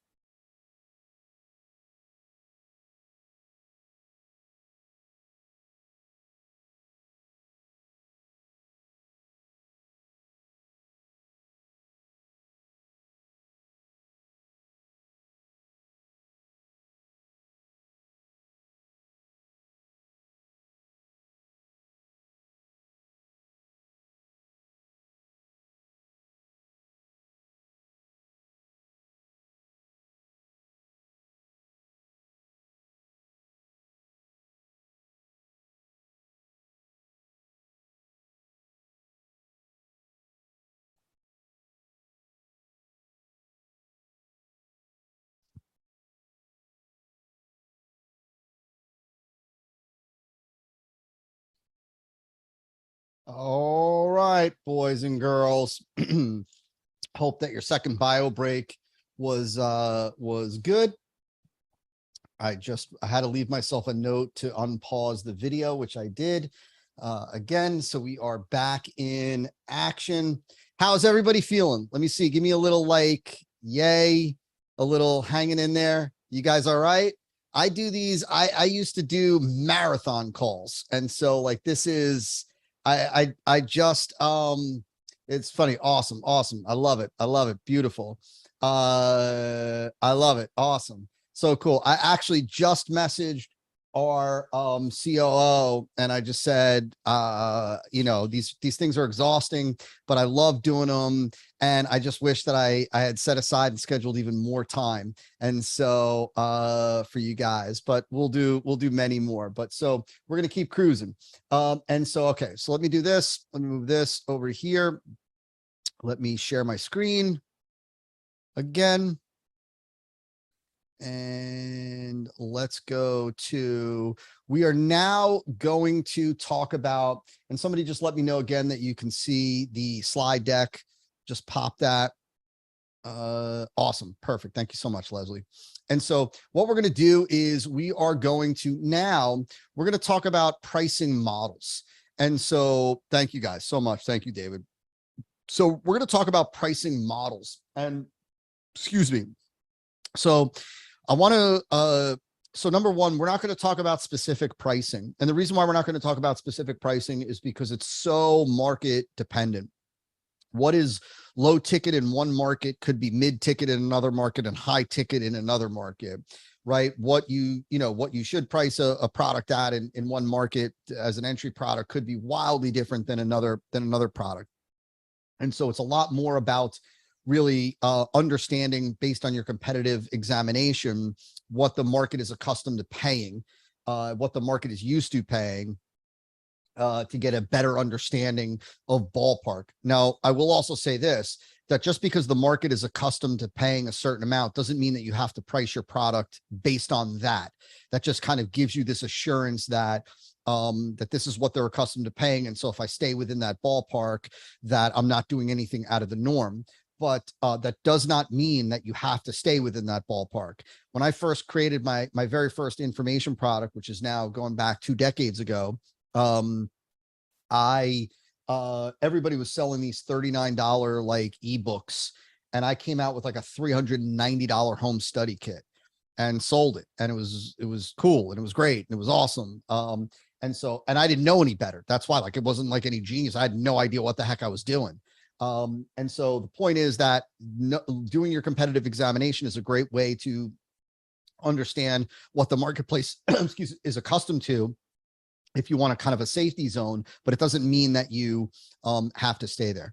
I do like, as a comment before we go on, Michael, and I really got to, if I didn't mention it, right, I want to give credit where credit is due. Michael was the one that really said, you know, that dimensionalized benefit is really experiential is much better. I love Michael's thing about the, somewhere in here, I saw he said, if you are going to write a great benefit statement, you must pay the fee, FEE, functional, experiential, emotional. And I love that. I think that that's super smart. It's a great thing to really recognize that.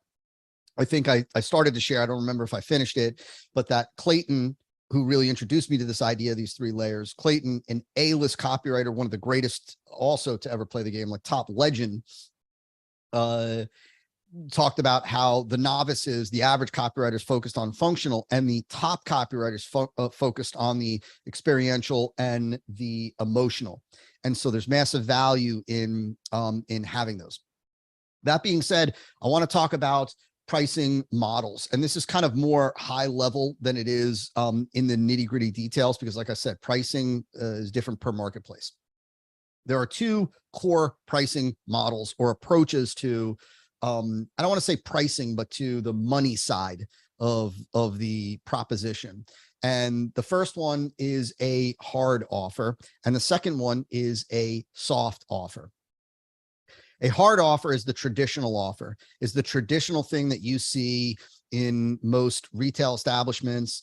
It's typically what you see online, where it is you pay now. Basically, it is you pay up front and then you get the product, right? And so it's 49, it's 99, it's 129, it's 297, it's 497, it's whatever it is. You pay now, and then you get the product. A soft offer is some form of pay later. Now, there's a lot of variations in the soft offer. There's really variations under both of these, which I'll show you in a second. But the soft offer, the way that I want you to think about it is the purest form of a soft offer is you pay nothing today, right? You get the product, you get to enjoy the product, and really only if you love the product in X number of days, weeks, months, whatever, will you pay. And so that is the purest form of a soft offer. Of course, there are variations to that, right? There are variations to the soft offer where it might be pay nothing today and then pay the full amount in a month. It could be pay $1 today and then pay the rest in a month. It could be pay $10 today and then pay, 2 payments of whatnot. But a pure soft offer is no money today. That doesn't necessarily mean no credit card. And this is an important point. I'm going to share with you a freaking gem, like a gem in just a little bit. But it doesn't mean that you don't get a credit card. It means that nothing is processed, right? And so sometimes for some merchant accounts, people, they have to charge at least $1. They can't get the credit card, something like that. But these are the 2 core pricing models that you use. And then there are variations underneath these. Then there is an installment offer, right? Which is a payment plan. And even underneath a payment plan, you could have variations, because what people think is that the payment plan with a payment plan, people think that is, well, take the full value of the offer, $1,000, and we want to have 4 payments, and so it's $250 or $260 or whatever it is, right? But you don't have to do it that way. You certainly can do it that way, but you can front load it. So you can do, let's say it's $1,000, right? It's $1,000, let's just say, for total the price. Well, you could have an installment offer that is $500 today and then $250 in a month and $250 in another month. So you don't have to have, right, just evenly distributed payments on an installment offer. You could also do it reverse, depending on the marketplace, depending on what you're selling. Like if you were selling a business growth, let's say for new entrepreneurs, or let's say you were selling a program on how to get into business, how to start your first business, make your first $1,000, and you were selling it for, for $1,000, just to keep the math simple. Well, you might do it reverse. You might do it where it's $100 to get started, right? And then it is, the payments escalate as they go. Like, in other words, it's $100 and then it's $200 and then it's $400 and then it's the remaining $300, $500 or whatever it is. Like, so you can have it escalating, meaning that, right? So the reason why I would do something like that in a business growth type of program is because then I could say, right, so by the time you make your 3rd payment or your 2nd payment, you've already made your first $1,000, right? So this gives you the time to get up and running. So the point here is that there are a variety of ways to do or to structure an installment offer, right? And so a variety of ways. You're not stuck doing just a straight up, 4 payments. And then, of course, there's what's typically referred to as continuity or a negative option. And so, right, under a hard offer, under a soft offer, then you can have continuity tied to that. And so continuity might be like a hard offer continuity, or a negative option might be, it's $50 today, you get the product, right? And then every month going forward, you'll be billed $50 until you decide to stop, your subscription. Or it could be, a soft offer, where, right, like you pay nothing today, you get the first newsletter, and then, right, only if you love it will you pay your first $50 in a month, and then it's $50 every month to continue receiving the newsletter. And so that's negative option.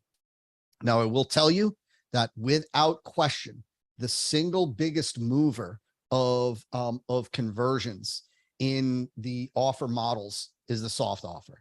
The soft offer has built the back of some of the biggest businesses in the world of direct response, especially in the early days. And so folks like Gary Halbert almost exclusively relied on soft offers. I would say 90% of his offers were soft offers. Gene Schwartz built monster businesses off the back of a soft offer. The reality is that a soft offer is wildly effective at increasing sales rate. You can multiply your sales conversion rate. The key is that most people are terrified of doing it for, for two reasons. One of those reasons I'm going to solve, and the other reason I can't solve.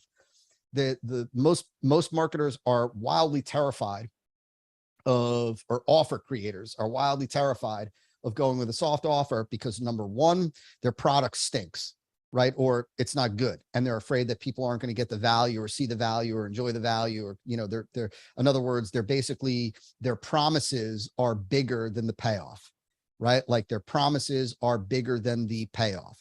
And so they're terrified that the overwhelming majority of people aren't going to pay. I can't do anything about that. Right. And so in other words, like what I would say is, if you're promising things that you're not going to deliver on, then shame on you. You deserve what you get. Right. The key is that, like, when you've got a great product that, like, if more people are exposed to this, they're going to love it. They're going to fall in love with it. Does this mean that every single person that buys on a soft offer is going to pay? No, it doesn't. But what happens here is, and I don't have the math here because I didn't want to get too far into the weeds with this, but what happens here is like, look, I want to share something right now, deviate for 1 second. And that is, you can see the light coming in my office from the top. Right around this time, the light comes in. So I never do videos around this time typically, because I don't have any on this window. These walls are huge and these windows are huge. I don't have anything on that top, like, oval window thing. And so now you're going to see this ray of light come across my face and chest for the next 45 minutes. What was I going to say? What was I saying? I just totally lost my train of thought. It's a halo. That's right. It's not the window at all. It's a halo and angelic. What was I saying? I was talking about, this is what I was saying. I was going to give you some math. I don't want to get too far into the weeds with the math, but the way to look at it is, right, most people think, like, and listen to me, please, please, please, please listen to me. You are not in the business of reducing refunds when you are marketing, creating offers. You're not in the business of reducing refunds, or really what I should say is, you're not in the business of suppressing refunds as much as you can. You're in the business of producing sales, right? And so the thing to understand is that what most people think is, or most people have this mindset of, I don't want my refund rate to go up. Like, I'm afraid that my refund rate might go up, from 10% to 12% or 13% or 14% or 15% or something like that. And on a soft offer, there's no refunds, but right. Cause you're not taking any money up front. They think, right, I don't want to increase my refund rate from 5%, from 10% to 12% or 13%. Right. But if I told you that that would triple your conversion rate, well, then you'd be crazy not to do it. Right? Like, I'll take a 5% increase in my refund rate if that means I triple my conversion rate. Right? So in other words, I'll allow my refund rate to go up, right, if that means that there is a direct correlation with an increase in sales conversion rate. And you will always convert more with a soft offer. I've never seen a soft offer not significantly outpull a hard offer in the same campaign. And you'll understand how to make that work in just a second, like a gem for you guys. And so that's the first reason, right? Like, people are afraid, they're afraid to do it because they're afraid that their product isn't going to be good. And, and people are they're not going to pay, and they're afraid they're going to get beat. And a lot of that is just these weird fears that people have, and these weird concerns. They think that there are a lot of people out there trying to beat them. Like, it's not the case. The reality, though, is if you don't have a good product, or your product doesn't fulfill on your promises, then yeah, you are going to have a lot of people that don't pay. Even in a case where you have, like, you double your refunds, if you double your refunds, or right, if you double your refunds, but you triple your conversion rate, you're still plus. You're still positive. You're not in the business of trying to suppress refund rate. You're in the business of increasing sales conversion rate, period. And so I would happily take a higher refund rate if it was far outproduced by the multiplied sales conversion rate. And so that's the first thing that I want you to understand, right? Most people are afraid of doing it because of because their product isn't good. The second reason is because they want the money right away. right? So in other words, they say, well, if I make a sale today, right, I want the money. I need the money to continue to do paid traffic or media buying or whatnot. Well, I'm going to show you how easy it is to fix that. I'm going to show you how the change in technology, like, which for you guys, it's not a change. For me, it was a huge change, but I'm going to show you how the change of technology wildly just has shifted the game and made soft offers even more viable today than it was for some of the legends of direct response. Today, a soft offer is wildly scalable because of what it is that we can do after the soft offer. And so next is, right, so you've got these models. The next thing that I want you to understand is that there is positioning or framing of the price. So you have the ability, rather than to just quote a price, to frame it, to give a reason for the price, or to frame the offer, if you will, the pricing offer. So there's a charter offer. This is an early one-time discount. In other words, right, like you just release a new product, right? For the next 30 days, you're giving charter, right? This is a charter deal. And so, right, this is a charter deal. Could be many, many moons ago when I was in my early 20s, I used to work for a health club. Whenever we opened up a new health club, we always gave like the first 100 people, we had this charter membership, which was like $1,000 or something like that. And it was lifetime. You paid $1,000 one time and your membership, you had a membership for life and you didn't have to pay anything again. And so we had 100 of those. And then we put those people, their names on a plaque on the wall. Like, it was really cool. So that was how that offer was framed. There's an exclusive offer. It's only for certain folks, could only be only for certain folks on your list. Maybe it's only for buyers. It's only for people that bought a particular product, a particular program. There's a limited offer, which we're going to talk about, scarcity driven, a limited time offer, deadline, which really all offers should be limited time, deadline driven, which we're going to talk about how to do that in an evergreen fashion, a one-time offer where they're never going to see the offer again. I don't use a whole lot of those. I know that there are a lot of marketers that will do upsells. They'll present it as a one-time offer. Many cases, it's not really a one-time offer. You can find that offer somewhere else, but a one-time offer is like, this is the only time that you're going to see this offer and you won't see this offer anywhere else. Right. And so that's a one-time offer. There's a qualified offer, application only, and there's a combination of multiple where you can have this charter offer that is exclusive, it's limited, and it's limited, a limited time, right? And then you're only going to see it once. Like, you could have a true combination of these things. The point in me sharing this with you is that you have the ability to frame it. And by framing it in this way, you frame it as something special. Right? It's not just, it's $49, but this is 40. This is right. It's either it's charter offer. It's an exclusive offer. It's a limited time offer. It's a limited offer. It's right. You have the ability to frame it. It's very similar to ultimately what it is that we're doing when we're naming our deliverables, naming our bonuses, right? And shifting from videos to Easy Mastery Library or something like that. We're shifting the frame. We're shifting the way that it is being viewed. And all of these have been and are used effectively. Next is, and this is also biggie, this is kind of simple and straightforward, terms. I already talked about terms are how and when payment is made. And like I said, this is a significantly greater needle mover than is price. In other words, right, the reality is that when in doubt, before you discount, adjust the terms, play with the terms rather than the price. So don't default to the price, default to terms. So the point is, like, there are people that will say, like, they'll offer like a, let's say, $100 product or something like that. And then for whatever reason, and I hate this when I see this, I hate it. Somebody says no to that offer. They'll say, well, right now you qualify for an instant discount, get it for only $75. Right. But the reality is that what's a much smarter and much more effective move is to give two payments of $50 or two payments of $55, something like that, or three payments of $33, rather than adjusting the price. You can adjust the terms and radically change. I would tell you that the reality is that playing with the terms is the biggest needle mover when it comes to making your offer that much more attractive than anything else, even more so than price, more so than risk reversal, more so than anything else. Changing the terms, like I said, in its purest form, going from a hard offer to a soft offer, wildly different move. That's why I said a soft offer will beat a hard offer every time, and do it by multiples. And so I'm not talking about going from a 3% conversion to a 3.5 or a 3% conversion to a 4. You could go from a 3% conversion to an 8 or 9 or 10% conversion or more with a soft offer, because you lower the barrier of entry. You make it brain dead simple for people to say yes. And what you also do, and you have to understand this, is that there's a psychological impact on prospects when you present a soft offer, because what it conveys is that you believe in it, that you're willing to back up the claims and promises that you made by giving them the opportunity to see it, experience it, feel it, touch it before they ever even pay anything. And so for prospects, it's easier to say yes, and it conveys this confidence that you have in the offer. And so that's why you see this multiplication effect in terms of sales conversion. Now, the gem that I really want you to understand, that I really want you to grasp, is this, and you likely know where I'm going with this when I alluded to this earlier, but it's thanks to one-click upsell technology, right? Soft offers today are wildly scalable.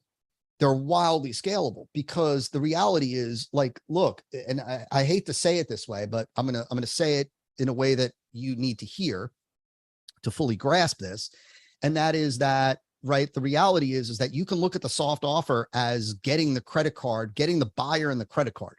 Once you've got the buyer and the credit card, we now have the ability to put them through a dialed upsell sequence. That could include a bump offer, that could include upsell 1, that could include a downsell if they don't take it. It can include upsell 2, it can include a downsell if they don't take upsell 2, it can include upsell 3. And so you have the ability to monetize. So I don't want you to think, if you're looking at the soft offer and you're thinking, I don't want to do this because I want the money up front, you're not recognizing that you will get money up front. You'll get a lot more money from a lot more people. And because with the soft offer, we are multiplying the conversion rate, you're radically reducing the cost per acquisition. This is a conversation that this is a training in and of itself that I could do for probably 2 hours. But you have to understand that when you go from a 3% conversion to a 10%, let's just say, or an 8%, whatever the number is, let's call it a 9%, right? A 9%. So you go from a 3% to a 9%, you chop your cost per acquisition, the amount of money that it costs you to acquire a buyer, by a third. You cut it down, like you save 66% of your money, right? So because you're ultimately multiplying the amount of buyers that you're getting from the same ad spend. And so what happens is, right, if you spend $1,000, you spend $1,000 on traffic, let's just say, or you invest $1,000, let's hypothetically say you drive 100 people with that $1,000, just to keep the math real simple. And you have, with a hard offer, you have a 3% sales conversion rate. So that means that you acquire 3 buyers, right, that pay upfront, that pay you upfront. And so if you take that $1,000 and you divide it by 3, that's $333 to acquire a buyer. In other words, $1,000 in ad spend, 100 visitors, 3 buyers on a 3%, right? So that 1,000 divided by 3 is $333 cost per acquisition. Well, now if you go to 9, right, now what happens is you radically reduce the cost per acquisition from $333 down to something like $120, or something like that, down to $120.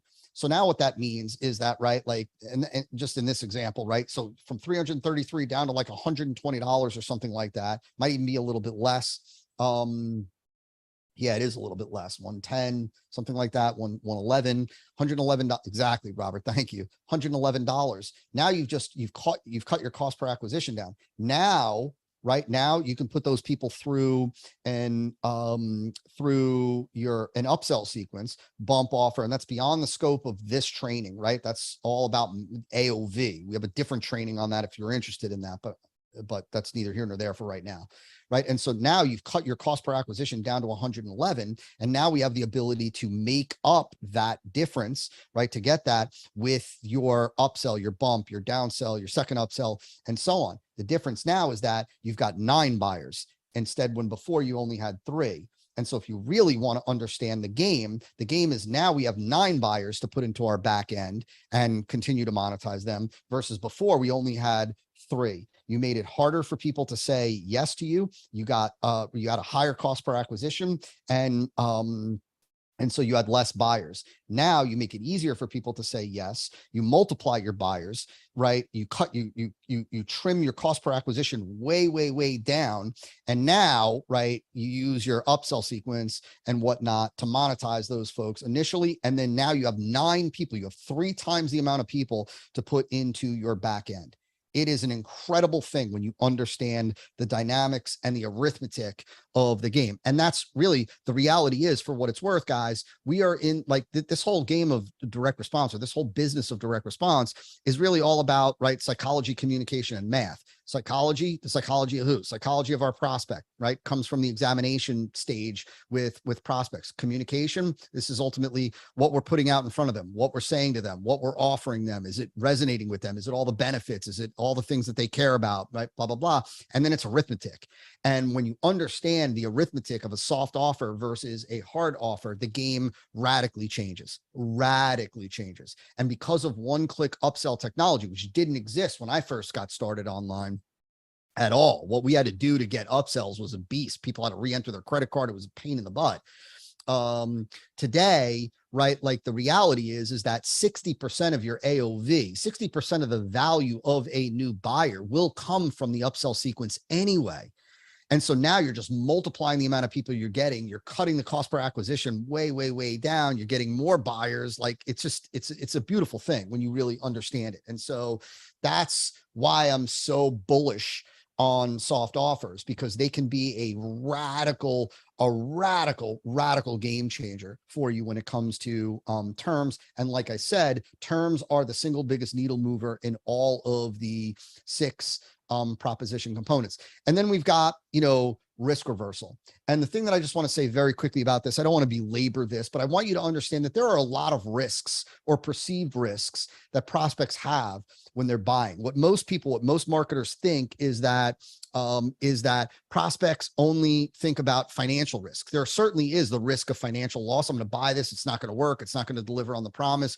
But there's also, depending on what it is that you're marketing and selling, the loss of face, like the loss of reputation kind of thing. Like, in other words, like, I'm going to buy this. My boss is going to see it. I'm going to be embarrassed by it. It's not going to fulfill on it. I could, my reputation could take a hit. I could lose face with my spouse, with my family, with my whatever, right? Risk of loss of time, risk of inconvenience, risk of hassle or intimidation, risk of unsatisfactory results, risk of disappointment and frustration. These are all risks that your prospects inherently know they're taking on when they're buying from you. In an ideal world, right, in a perfect case, we would demonstrate through our marketing message and then ultimately the offer how we're eliminating as many of these things as possible, right? So loss of time, loss of inconvenience, like we try to address these, right? Like risk of hassle or intimidation. Sometimes we'll say in copy, again, depending on who it is that we're talking to, depending on the offer, depending on the kind of the circumstance, we might say, right, like, you won't get a phone call from anybody.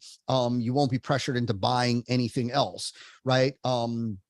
That's addressing risk of hassle or intimidation. Risk of convenience, we might say, right, on the guarantee, which we're going to talk about, send one email and you'll get all of your money back. No questions asked, no hoops to jump through, no waiting a long period of time. That's the idea of risk of inconvenience, right? Like risk of loss of time, right? So risk of loss of face, right, is directly tied to risk of unsatisfactory results, risk of disappointment and frustration. This is about us giving the rationale, the proof, the evidence of why they should feel comfortable moving forward. We're not going to eliminate all of these risks. We're not going to remove all of these risks, like 100% of them, because there's always risk, but we want to demonstrate how we are eliminating, or I should really say decreasing, as much risk as possible. Now, with risk reversal, there are also some core types of risk reversal propositions. Really, the better way to really talk about this is guarantees, right? And so we really could say guarantees. There is the traditional unconditional. And so this is when you see, like, you've got 30 days. And if for any reason or no reason whatsoever, you're not thrilled, send one email and you'll get all of your money back. No questions asked, no delay, no nonsense.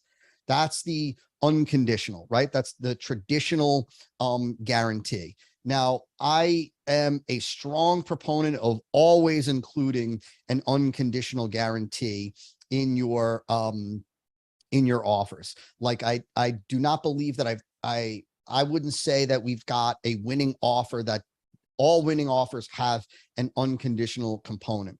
Then there is conditional. And conditional is exactly what it says.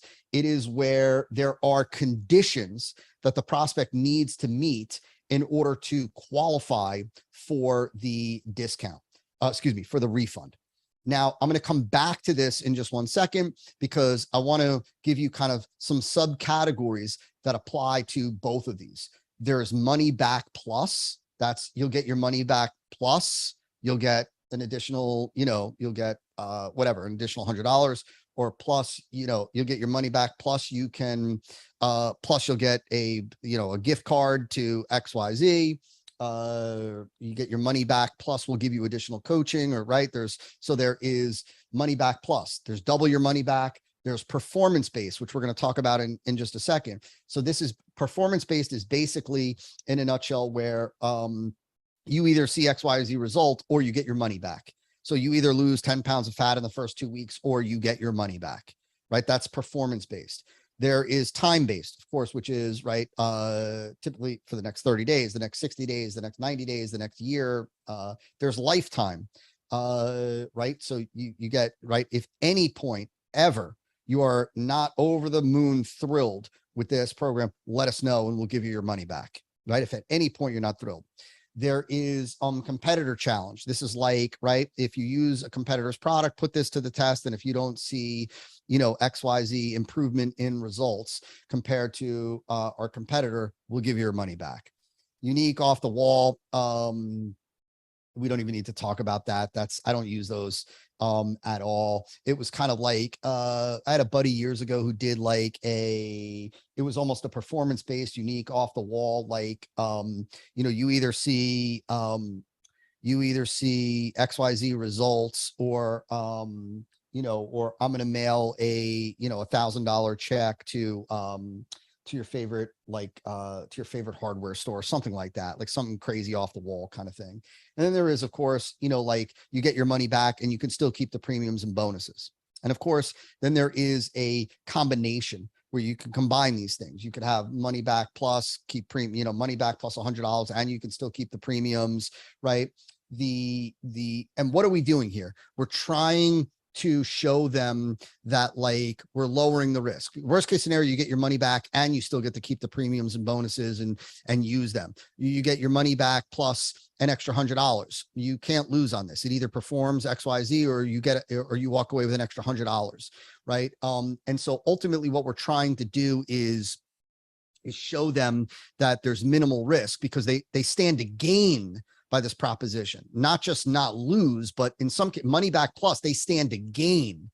And so like money back plus is a true risk reversal proposition, because what I mean by that is that the risk is being reversed from the prospect to us. So in other words, money back plus, like you get your money back plus another $100, I'm taking the risk. Right. So I could be out $100. You stand to gain either way. It either works and you're happy and thrilled with the results, or you get $100. Either way, you walk away with more. I'm the one that's taking the risk.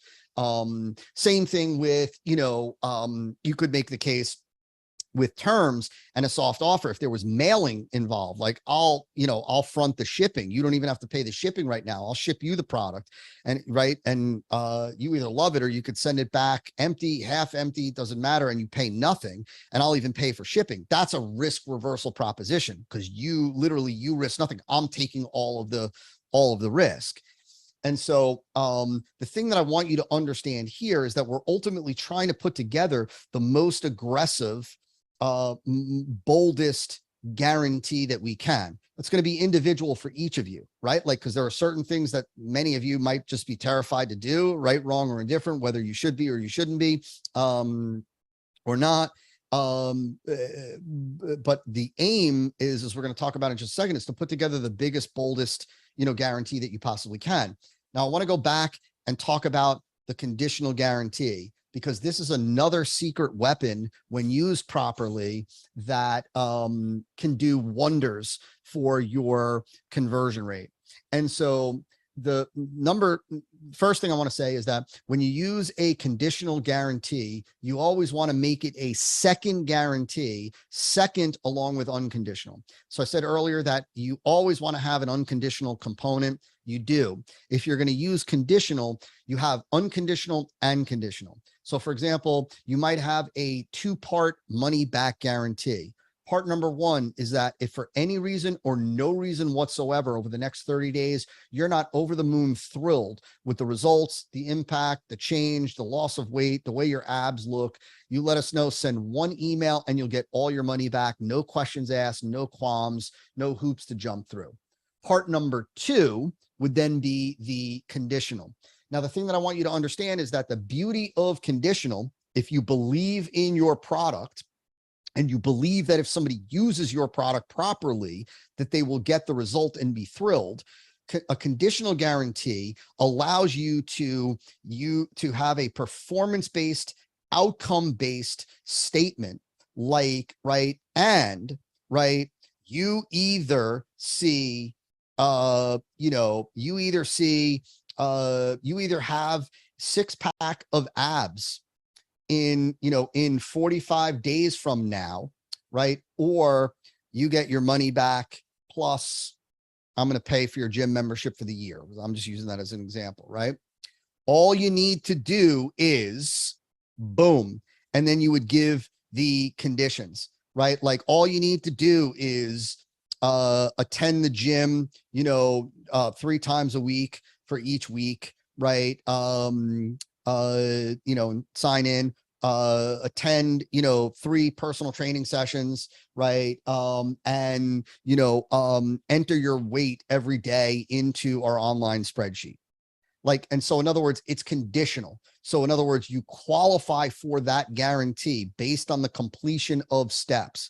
Those steps should be steps related to them using and benefiting from the product, not like some outlandish, right? As long as you weigh yourself 6 times a day, every day for the next 6 months, not outlandish stuff that nobody's going to do, right? All it is getting them to actually use the product. So like we did this we had an earlier coaching program. We did this where it was, I think the price point was $2,000. And then we had a $4,000 guarantee where you were guaranteed to bank an additional $4,000 of new sales in the next 90 days. And if you didn't, we would give you your money back plus $1,000, right? $1,000. All you had to do was, and then it was, right, is watch, all the modules within the next 2 weeks. And we were able to track all that, attend each of the weekly coaching calls. We were able to track all that and enter in what it is that you're implementing, each week at the end of the week in a private, a private Google document or something like that. And that's it. And so what it allowed us to do was it allowed us to have this double guarantee. If for any reason or no reason whatsoever, you're not head over heels thrilled and blown away by the impact on your business, the sales results, the growth that you're experiencing, send us one email, you get all your money back, no questions asked, no qualms, no shenanigans. You also get the $6,000, whatever it was, $4,000 guarantee, right? Like as well, you're guaranteed to bring in an additional $4,000 in new sales over the next 60 days, right? If not, right, you either do or you get back your money plus an extra $1,000. All you need to do is boom, boom, boom, boom, boom, conditional. This is wildly, wildly effective. When you have a product that you believe in and produces results for people when they follow it. And so it has a massive psychological impact on people. It allows you to state and convey a strong benefit and promise of result early in advance, up front. It also forces compliance with new buyers, new customers, clients, which is a great thing if you have a product that really works. And the reality is that, and this is just the brutal, unvarnished truth, is that most people will not follow through on all the 3 steps or the three conditions that they need to meet. And so I think we, like we sold, hundreds of that coaching program, hundreds of people into that coaching program over, 18 months or something like that. We had one single refund of that additional $1,000. And so the reality is that when you combine this with everything else that we've talked about, you increase sales conversion rate that much more. You get that many more buyers. And so that is conditional. Here are some simple, like you want to think about the languaging, like, is it 100% money back guarantee, much stronger than 100% satisfaction? Is it no questions asked? Is no hassles? Is it better than risk-free? Is it we'll buy it back? Is it try it before you decide? Right. So like, that's the beauty of a, like, let's say a soft offer, or even like like, look, and I want you to get this. I want you to think about this for 1 second. That even a try it before you decide, right, is not the same as try it before you buy it, right? Try it before you buy is a soft offer. Try it before you decide could be a hard offer. Let's say you're selling something for 49 bucks. You could have the try it before you decide money back guarantee, which is how you position, listen to me, which is how you could position a simple, ordinary, unconditional guarantee. Right. So a simple, ordinary, unconditional 30-day money back guarantee can be positioned as a try it before you decide. If you see that all of your competitors are using a standard 30-day money back guarantee and you only want to use a 30-day money back guarantee, maybe because your merchant account or just because of fears that you've got or whatever it is, well, what you can do to change the frame is, instead of just calling it a 30-day money back guarantee, calling it a try it before you decide guarantee. Take the next 30 days, get your product today, take the next 30 days, use it, put it to the test, see all the results that it produces for you, and then decide if you want to keep it. If not, you send one email to us, right? You'll get all your money back, no questions, no hassles, no shenanigans. Now you've just taken a 30-day, typical 30-day unconditional money back guarantee, and you've changed it into try before you decide.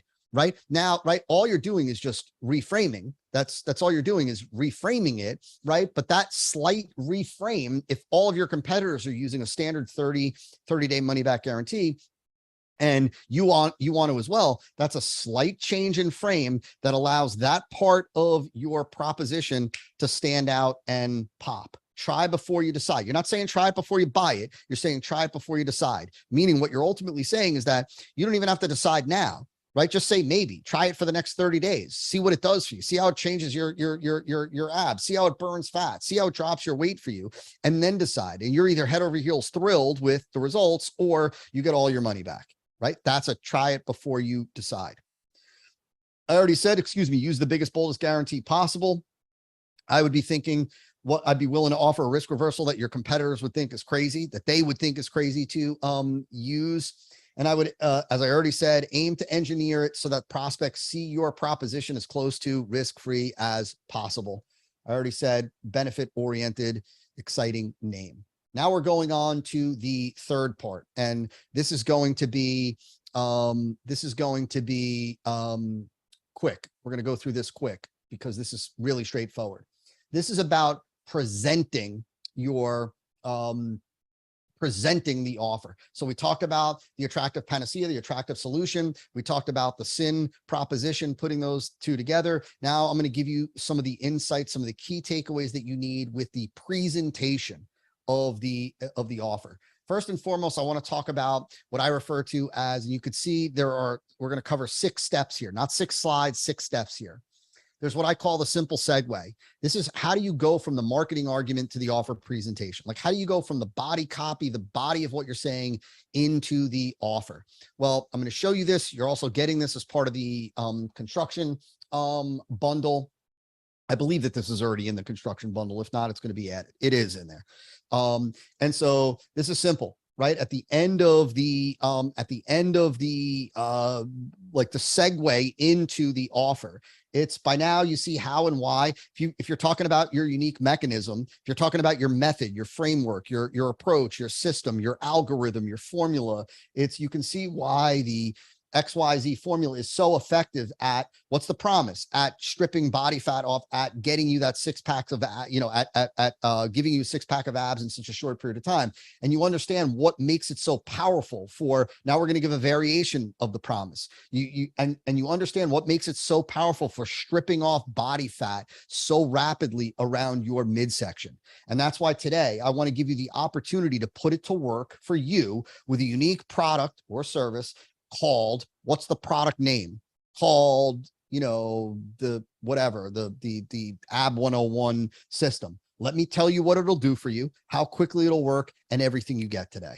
Boom. Now we've segued from the body of your marketing message into the presentation of the offer, right? And we're going to start with now the proposition. And now what we're going to go to the framework that we talked about earlier. We're going to go deliverable, feature, why, benefits, proof.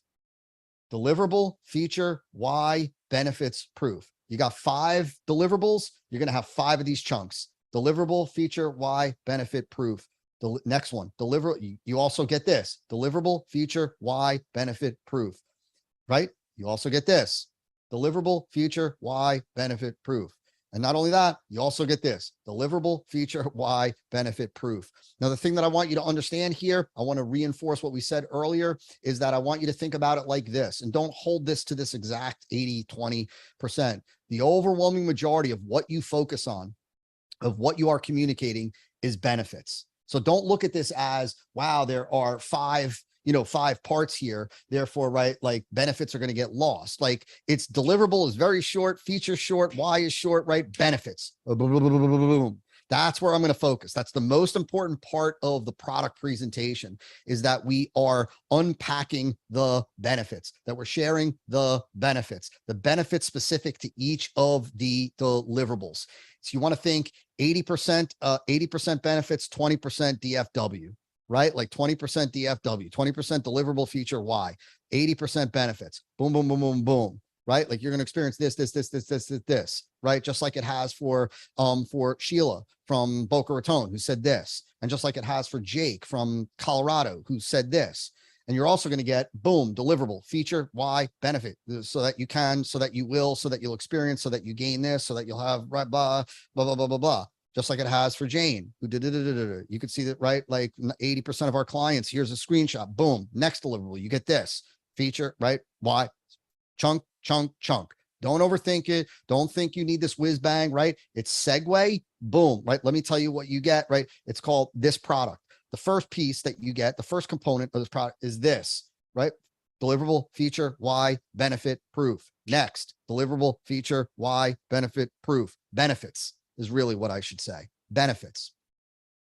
Next, when it comes to the price presentation, this is the way that we, like, front end, gun to the head, for lack of a better phrase. We give the regular price, like the value price, right? Right. This is a value of $100, right? Today, you're going to save, whatever, 20%, right? The reason why you're getting the discount is this is how we love to show new customers how well our stuff performs for them. And so this is our way to make it brain dead simple for you. And so today you get it for just $70, right? You're saving 30%. You're saving, $30 in this case, right? And at $70, that's the equivalent of the price of a cup of coffee a day. Right. And I'm just making this, like, this is just, so it's regular price. It's the discount percentage, the rationale for the discount, the offer price, savings, price trivialization, boom. Very simple. Now, a couple of things that I want to point out here, a couple of little shifts. If you are presenting a payment plan along with a paid in full. So when you have a payment plan and a paid in full, so you got 2 options. You got $1,000, or you got a payment plan, right, of, let's say, 4 payments of $250. Well, the very first thing that I would tell you to do is this: the payment plan total should never equal the paid in full if you're offering them at the same time. This is really critical. The payment plan total should never equal the paid in full price if you are offering them at the same time. If you're offering the payment plan later, as like, like as part of your follow-up sequence or something like that, then you could have it be the same price, that's the same total as the paid in full. But if you're offering them at the same price, you do not want the payment plan total to be the same as the paid in full, because you will drive people to the payment plan, right? Like, why front $1,000 if I could just pay $1,000 over 4 payments? Like, if there's no difference, if there's no quote unquote, additional money that it's going to cost me, then then you're going to drive people to your payment plan. So at a bare minimum, you want the payment plan total to be more than the paid in full.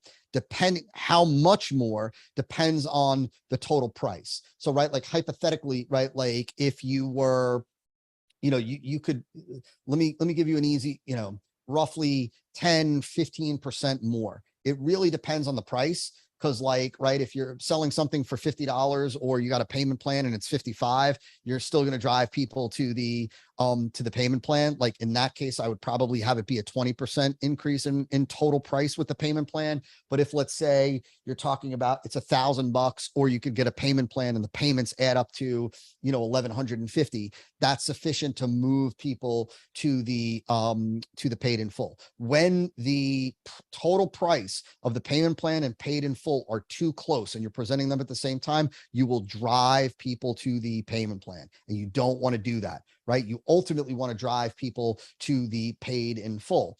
And so you want the difference between the total on the payment plan. You want the payment plan to be more total. The other thing, though, is that you want to present, if you're doing this, let's say in a VSL, you don't want to do it where you're presenting the paid in full first and then the payment plan. You want to present the payment plan and then the paid in full.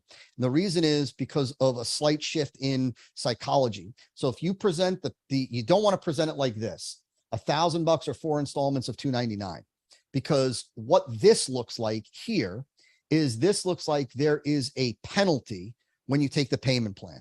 Right? Like now, right? It's call it, it's 300, it's 1,200, it's almost 200 additional dollars. Like, so I could pay $1,000 or 4 installments of, like a total of 1,200, right? Like, in other words, it looks like a penalty. You want to do it reverse, where I could say it's $299 today, then 3 monthly installments of $299, or save $196 today with 1 payment of only $1,000. So now I'm presenting the paid in full as a reward, right? The savings as a reward on a paid in full rather than a penalty on the payment plan, right? So you should see that there is a difference in psychology. The psychological impact is the paid in full is a reward versus the payment plan being a penalty. And so, right, it's $299 today, then 3 monthly installments, or you can save $196 today with just 1 payment of only $1,000. That's the difference. And so you want to make sure that you present it this way, not the other way. The other thing, just a little thing that you'll notice, is when possible, I try to use the word installments rather than the word payments. So rather than 3 monthly payments of $299, I'll say 3 monthly installments of $299. Might seem like a little nuance, and maybe it is a little nuance, but I want to use the word pay, like in payment, the least amount that I can. I might even say in some cases, right, or save $196 with just 1 installment today of only $1,000, right? It doesn't, right? Installment usually is tied to payment plans. And so more often than not, I'm saying 1 payment today, but I'll use installments when it refers to a payment plan, not monthly payments. And so let me go here. So let's talk a little bit about, whoops, I did this already. So let's talk a little bit about risk reversal language. And so you might have heard in the way that I've articulated or said, maybe you didn't pick up on it, these risk reversal propositions, you want to present the guarantee as a positive with a benefit, not a negative. So I remember seeing this commercial. I don't know, maybe you guys saw this commercial, and I don't remember if it was an infomercial. I think it was a regular commercial. And it was like this blow up. It was something that you blew up with air, or maybe you blew up with air. Your kids could play with it. And on this commercial, the kids were like playing with it in the backyard. And they said something like, it's virtually unbustable. like it, right? And on the infomercial, on the commercial, they showed like, like a car driving over it or something. I don't even remember, maybe like an elephant stepping on it or some crazy thing, right? Which is a marketing tactic of dramatic demonstration. And they kept repeating like it's virtually unpoppable, right? Like, and here's a car driving over it, and here's like an elephant stepping on it. No, like your kid is going to love this thing or whatever, blah, blah, blah, blah, blah. And then what they proceeded to do was they rolled out a guarantee, and they said something like, if at any point, right, if at any point your XYZ thing pops or gets a hole in it, like we'll replace it, with another unit free of charge or something like that. Well, they just totally took the wind out of the sails of that offer, because you just spent all this time saying this thing is virtually unpoppable. And then you followed it up with, but if it does pop, like, which one is it? Like, you know what I mean? Does it pop? Does it not pop? And so what you ultimately want to do is, in your risk reversal language, you want to state things in the affirmative. And this is very easy. It just requires you having the right mindset to do this. You want to state it in the affirmative. I'd rather use my guarantee rather than to talk about negatives and to talk about what ifs and to talk about if this fails and you don't succeed and you're unhappy or you're disappointed or you're frustrated. I'd rather talk about the positive. And so, right, and focus on benefits, not if you're unhappy or don't get results, you get your money back. Right. But you're either thrilled and blown away by the results or you get your money back. Right. And like more often than not, I even spell out the results. So, right. Not again. And what most people do is if you're unhappy or you don't get results, you're not happy with the results that you've gotten, simply let us know and you'll get all your money back. Well, why would you want to start to get into the possibility of being unhappy, the possibility of not getting results? I would much rather say you're either thrilled and blown away by the results, absolutely stunned by how much trimmer and leaner your waist is and how your abs are popping, or you get your money back. Right? So you're either thrilled, you're blown away by how fast this works to trim fat off your waist. You're absolutely thrilled with the results, or you get your money back. That slight shift in languaging allows you again to keep the positive frame and to restate benefits rather than if you're unhappy or don't get results. Why would I want to talk about that? Why would you want to talk about that? You don't. And so, right, here's another example. We provide the finest widgets in the world. If you're not fully satisfied for any reason, just return your, well, why would you say that? We provide the finest widgets in the world. You're either fully satisfied, head over heels thrilled with your new widget, or just return your widget within. See the difference between those two? Same guarantee, right? Same risk reversal, ultimately proposition, but in the presentation of it, you're talking about you're either fully satisfied rather than if you're not fully satisfied, you're head over heels thrilled with your new widget. And again, just for emphasis on this, it's important. I would spell out the benefit, right? So you're like, if the widget helps to, get, if the widget helps them to sleep better at night, it's you're either head over heels thrilled with how much better you're sleeping at night, with how soundly you sleep at night, with how easy it is for you to fall asleep at night, with how refreshed you are when you wake up in the morning, or right, or just send us one email and blah, blah, blah, blah, blah. And so, so important. That's risk reversal presentation. Reason why. And so this is a high level, a high level view here. This is high level view for this and the next one. So number one, you have to understand death is the delay of the sale. Excuse me. Delay is the death of the sale.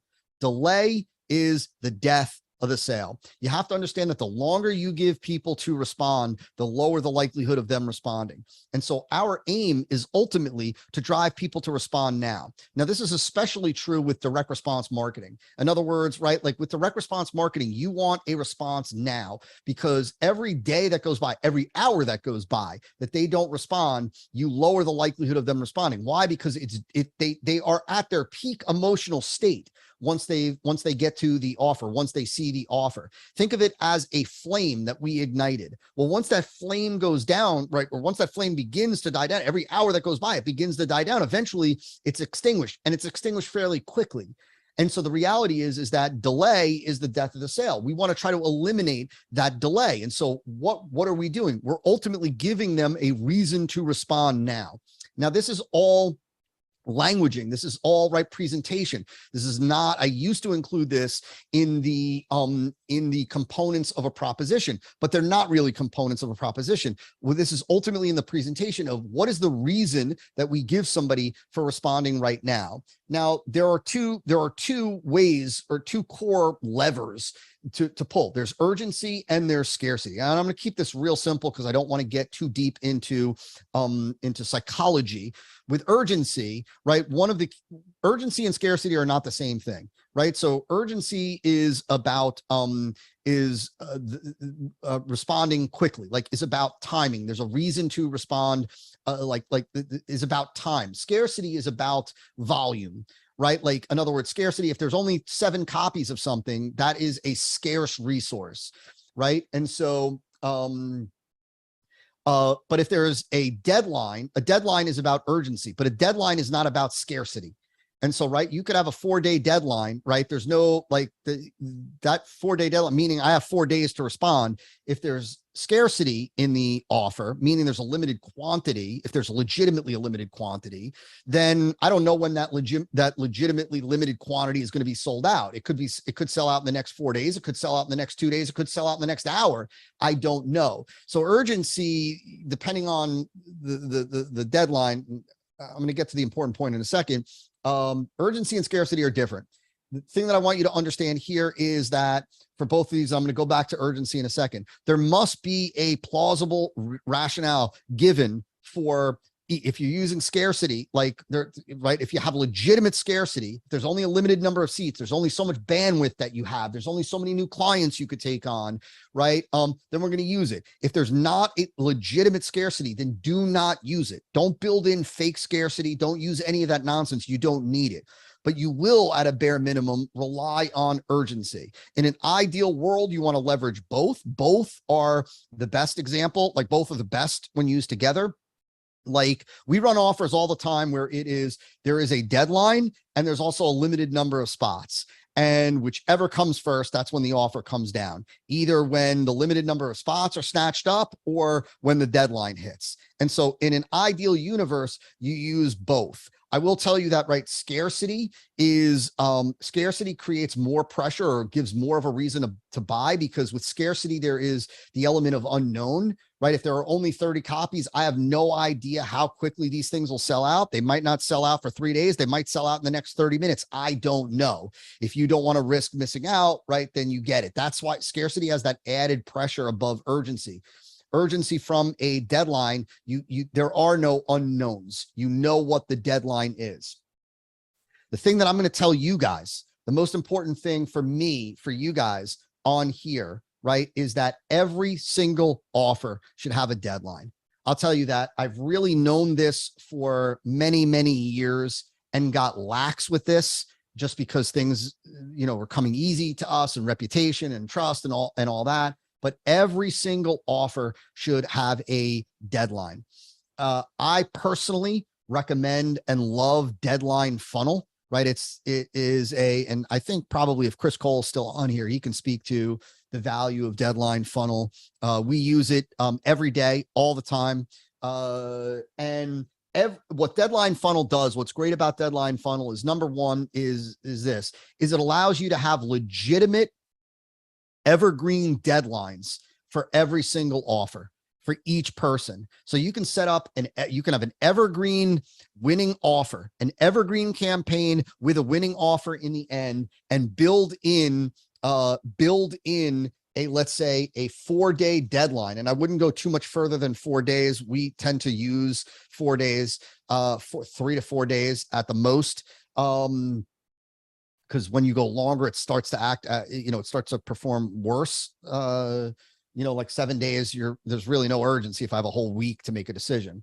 But the beauty is that what it does is it gives a real live deadline for each person coming into your campaign in real time. So it's not like a fixed date. It's not like the traditional countdown timer where, let's say if we're counting down to September 4th, and now everybody, the offer expires on September 4th for everybody, regardless of when they come in. What you can do with Deadline Funnel is you can have an evergreen campaign with a winning offer, and everybody that hits the sales page, no matter when they hit it, has a 4-day window, a 4-day deadline for each individual person. Doesn't mean if they come in today, 4 days. If they come in tomorrow, 4 days. If they come in on Saturday, 4 days. If they come in on Sunday, 4 days, right? And so what it does is it allows us to have these real live, evergreen campaigns that have a real legitimate deadline for each person. Those people cannot go back and get it unless we redo the campaign, like relaunch the campaign. So it works with cookies. It's deep. But the point is that every single offer should have a deadline. You will sell less without a deadline, period. If you don't give people like most of you, for most of your offers, you're not going to be able to leverage scarcity for most offers, especially for those of you that want an evergreen front end campaign. For an evergreen front end campaign, you're not going to have scarcity, right? And like, you're not going to have legitimate, true scarcity. And so what you're going to need to use to give a reason to respond is ultimately, without getting into the psychology of the more advanced way of using urgency, which is psychology based, which is more about, articulating the speed of alleviation of problem and the speed of benefits of somebody. You're going to rely on a deadline. And so you need a deadline. If you don't give people a reason to respond now, most people will not. And this is why what we see today is we see with campaigns, we see a hockey stick. And so like we'll see a hockey stick, meaning that the majority of people buy on the last day and the majority of people on the last day buy in the last 3 hours. And that's the power, right? And now imagine if you didn't have that deadline, if you didn't have that reason to respond, most people would not respond. And so if there's no reason why I have to respond right now, it could be, well, this sounds great when I get to it, when I have the free time, right? And so every single offer should have a deadline. I believe if you roll out a campaign without a deadline, you are losing money. You're leaving money on the table. Every single offer should have a deadline. No such thing as an offer that is just out there. It's always hurt us. We still have campaigns that are out there that when my team has bandwidth, that will be coming down and put up with a deadline. The ones that have deadlines, those are the ones that produce the highest conversion rates, period. End of the story. And so at a bare minimum, a deadline. And again, I like deadline funnel because what we're talking about having here is an evergreen campaign that you can use with paid traffic every single day and still be authentic and honest in the deadline, because you're saying that for that person, they have 4 days, just like the next person who comes in the next day, they have 4 days. And so it's honest, it's authentic, it's call it hard coded to a contact record, and it expires. Doesn't mean that it expires for everybody on that day. It's individualized. And so it is it's a beautiful thing. And so call to action. I want to give you a couple of little advanced tips here. These aren't critical. These aren't, mandatory by any stretch of the imagination. Call to action is really just all about telling somebody, go ahead, click the button below and get yours today, right? That's ultimately the call to action. But these are some tricks depending on your offer and depending on your marketplace, depending on your solution that you can build in. So you can use sometimes the contrast technique, right? Which is where you're telling the prospect what they will experience if they don't respond, right? So in other words, this is where we are amplifying the consequence of not responding, right? So if I was talking to somebody that if I was marketing and selling and offering, let's say a diabetes supplement, a supplement to help lower, blood sugar, well, I would certainly talk about, don't let your blood sugar get out of control. Don't leave your blood sugar skyrocketing, damaging your nerves, potentially exposing you to paralysis, impacting your eyesight. You have the chance today to finally boom, boom, boom. And then I'm going to go back to benefit. And so the contrast technique is basically talking about what the prospect stands to gain if they don't respond, or what they stand to experience if they don't respond. And we're amplifying the consequences. This doesn't always apply to every business, which is why it's not a hard and fast kind of rule as part of the CTA for the offer. But when there is a negative that stands to get worse if they don't respond, you most certainly can touch on that in the call to action part.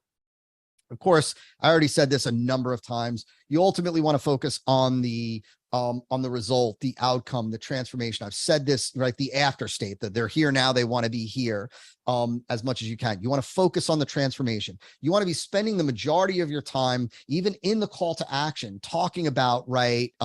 Go ahead, click the button below, finally get the abs you want, finally trim your waist, finally feel great and confident on the beach when you take your shirt off. Go ahead, click the button below and get shredded abs now, whatever the product is called. And so again, right, re-emphasizing the transformation, the outcome, the result.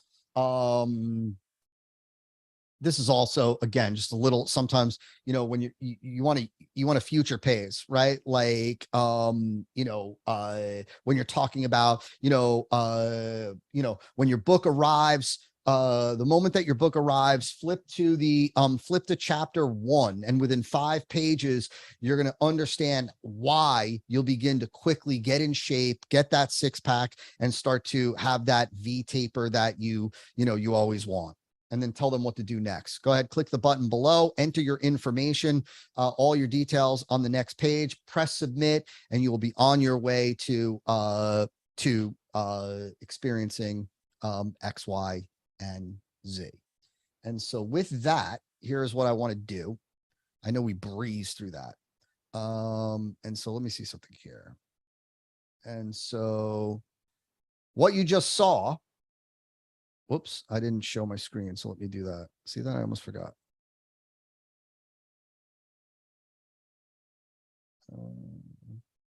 So what you just saw is the 3 components, right? And remember, today was, right, like giving you this, showing you this, what this is about. You're going to have the chance next week to actually see it done, to see it applied, right? And I want you to take that in. Like, I want you to absorb that. I want you to see it. I want you to watch and see the questions that you're asked. And I want you to see how it's formulated and which pieces are addressed and in which order.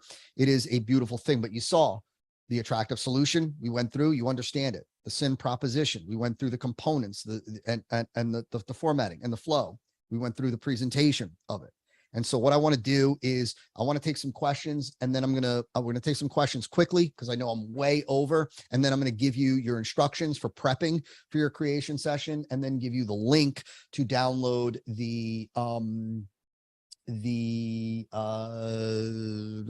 what was I going to say? So if you got the construction bundle and the slides from today and whatnot. And so if you've got a question, go ahead and pop it into the Q&A. So let me see here. So Leslie asked, when competitors lie about the results and benefits of their product, how do I counter that? They all say that their food provides complete nutrition. I can explain point by point why their product does not provide this, and my balanced food plan using my bird food as a foundational food does. Avian malnutrition is the leading cause of illness, disease, and early death of these amazing animals. Thanks. So this is a great question, and so it's a little bit of a tough question. So because there's a little bit of nuance here. The first answer that I would really give, right, that I would really say is, you asked the how do I counter that, right? That they're lying. You don't. The reality is that you really don't. What you don't want to do is you don't want to spend time talking about your competitors in your marketing. It kind of takes away positioning and credibility. I certainly would never mention any of them by name, and this goes for everybody on here. I would never talk about a competitor by name. Negative, positive, doesn't matter. The reality is that there are a lot of people out there that lie. There's very little that we can do about that. Most of those people over time get exposed. If you're promising the moon and you're delivering, grass, it's only a matter of time before people see it and it starts to get out there. With that being said, I do think that in your case, what you can do is that when you are explaining why your food is complete or is balanced, what you can do is you can demonstrate that here's what makes this different from the other food providers that use the word balanced in their food. And then what I would do is I would go on to demonstrate why yours is truly balanced, without kind of coming out and saying they say theirs is balanced, but theirs isn't really balanced. Ours is balanced. They're lying. We're not. You don't want to go down that route. That there's a whole bunch of psychology about like the, people tend to look negatively upon the messenger of bad news, even if that bad news is not from the messenger about the, like, even if that messenger is trying to help the situation, the messenger delivering bad news tends to be viewed in a lower level than if they didn't deliver that bad news. And so you don't want to do that. But I think that you, in your instance, can get away with talking about, like, while there's other food that uses the label of balanced, I want to explain what makes ours different. And I want you to understand what truly balanced bird food is and requires. And then you get to go into kind of education mode, if you will, where ultimately your education is EBM content, is education-based marketing content, kind of creating more desire, if you will, for your food than theirs. And so hopefully that makes sense. Leslie. Next is, so Amit asked, how do you speed up the process of identifying competitors and their offering? There's really no way to speed it up. I mean, the reality is that if you don't already know who your competitors are, first and foremost, you want direct response competitors. You don't just want anybody, brand, institutional advertisers. You want direct response.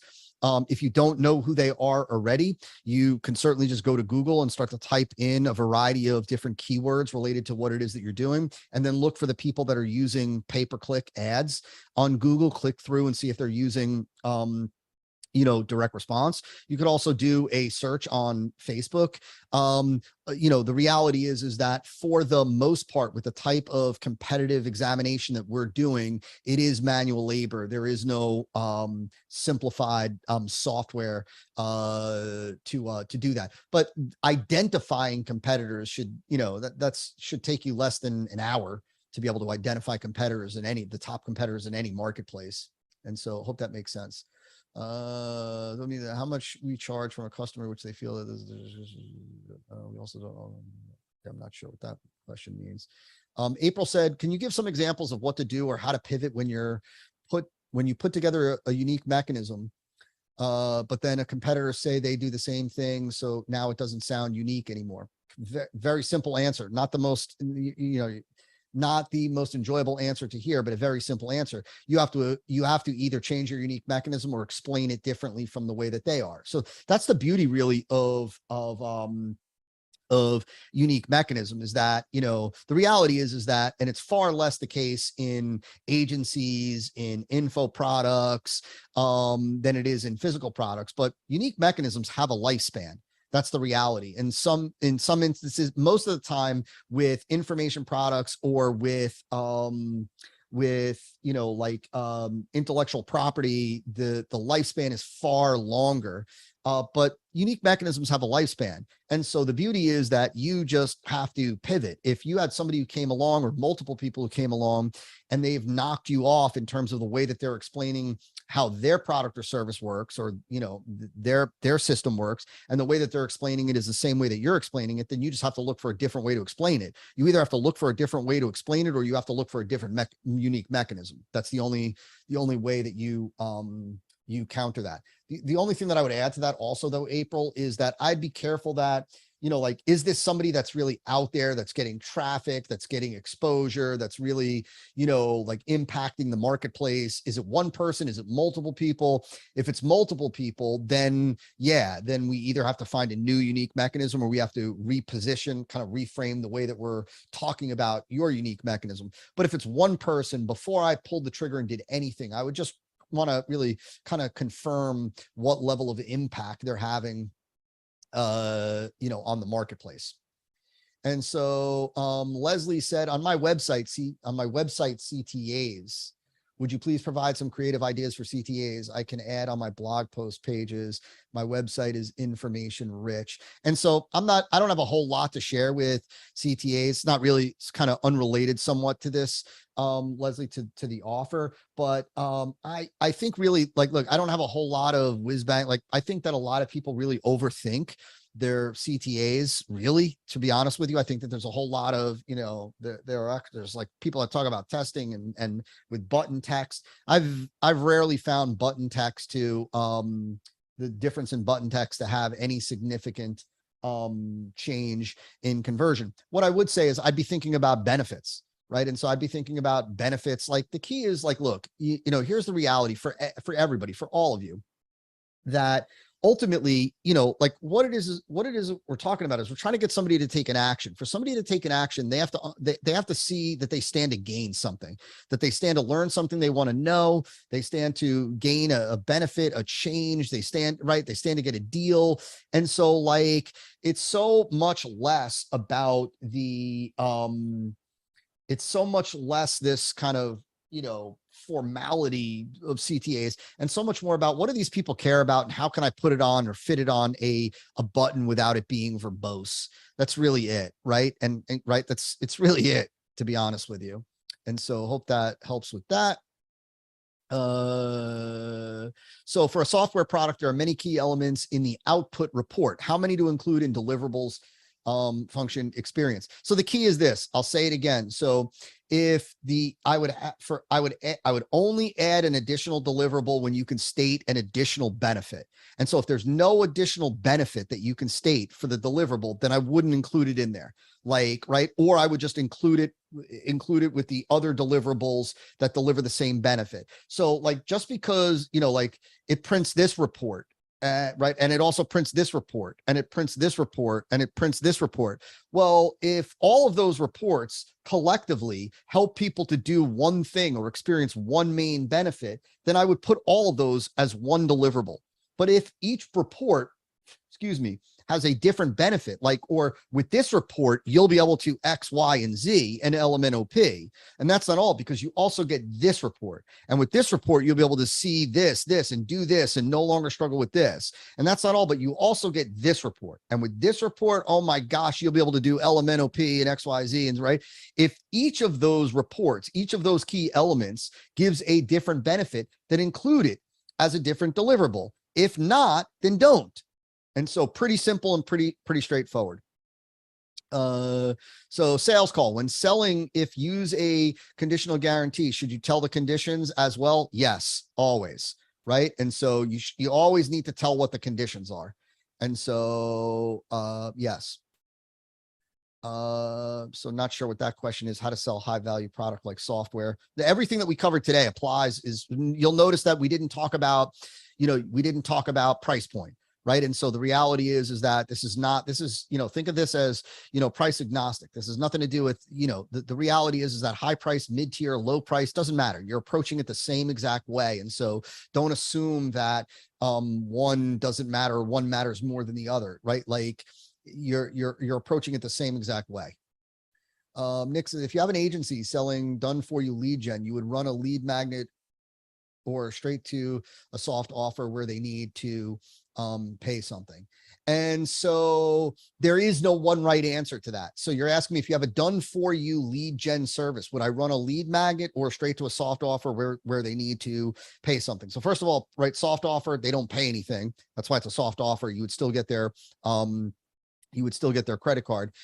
Probably it really depends on your model. If you have an inside sales department, you're outbounding people, your department is outbounding people, or you're scheduling strategy sessions, I would probably stick with the lead magnet, right? Get qualified people. I would have an ultra targeted lead magnet that gets the right people to raise their hand and identify themselves. So I wouldn't put out just any lead magnet that gets a whole bunch of people to request it. I would have a strategically designed lead magnet that gets the right people to raise their hand and opt in to your campaign.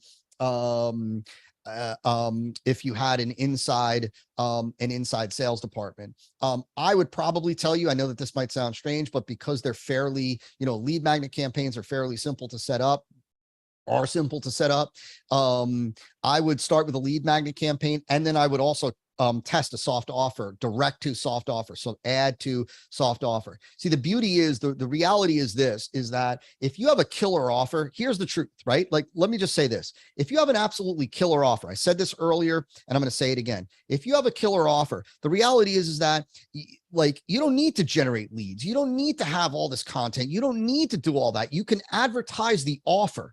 All right, advertise it to the right people, and you're going to get people to raise their hand.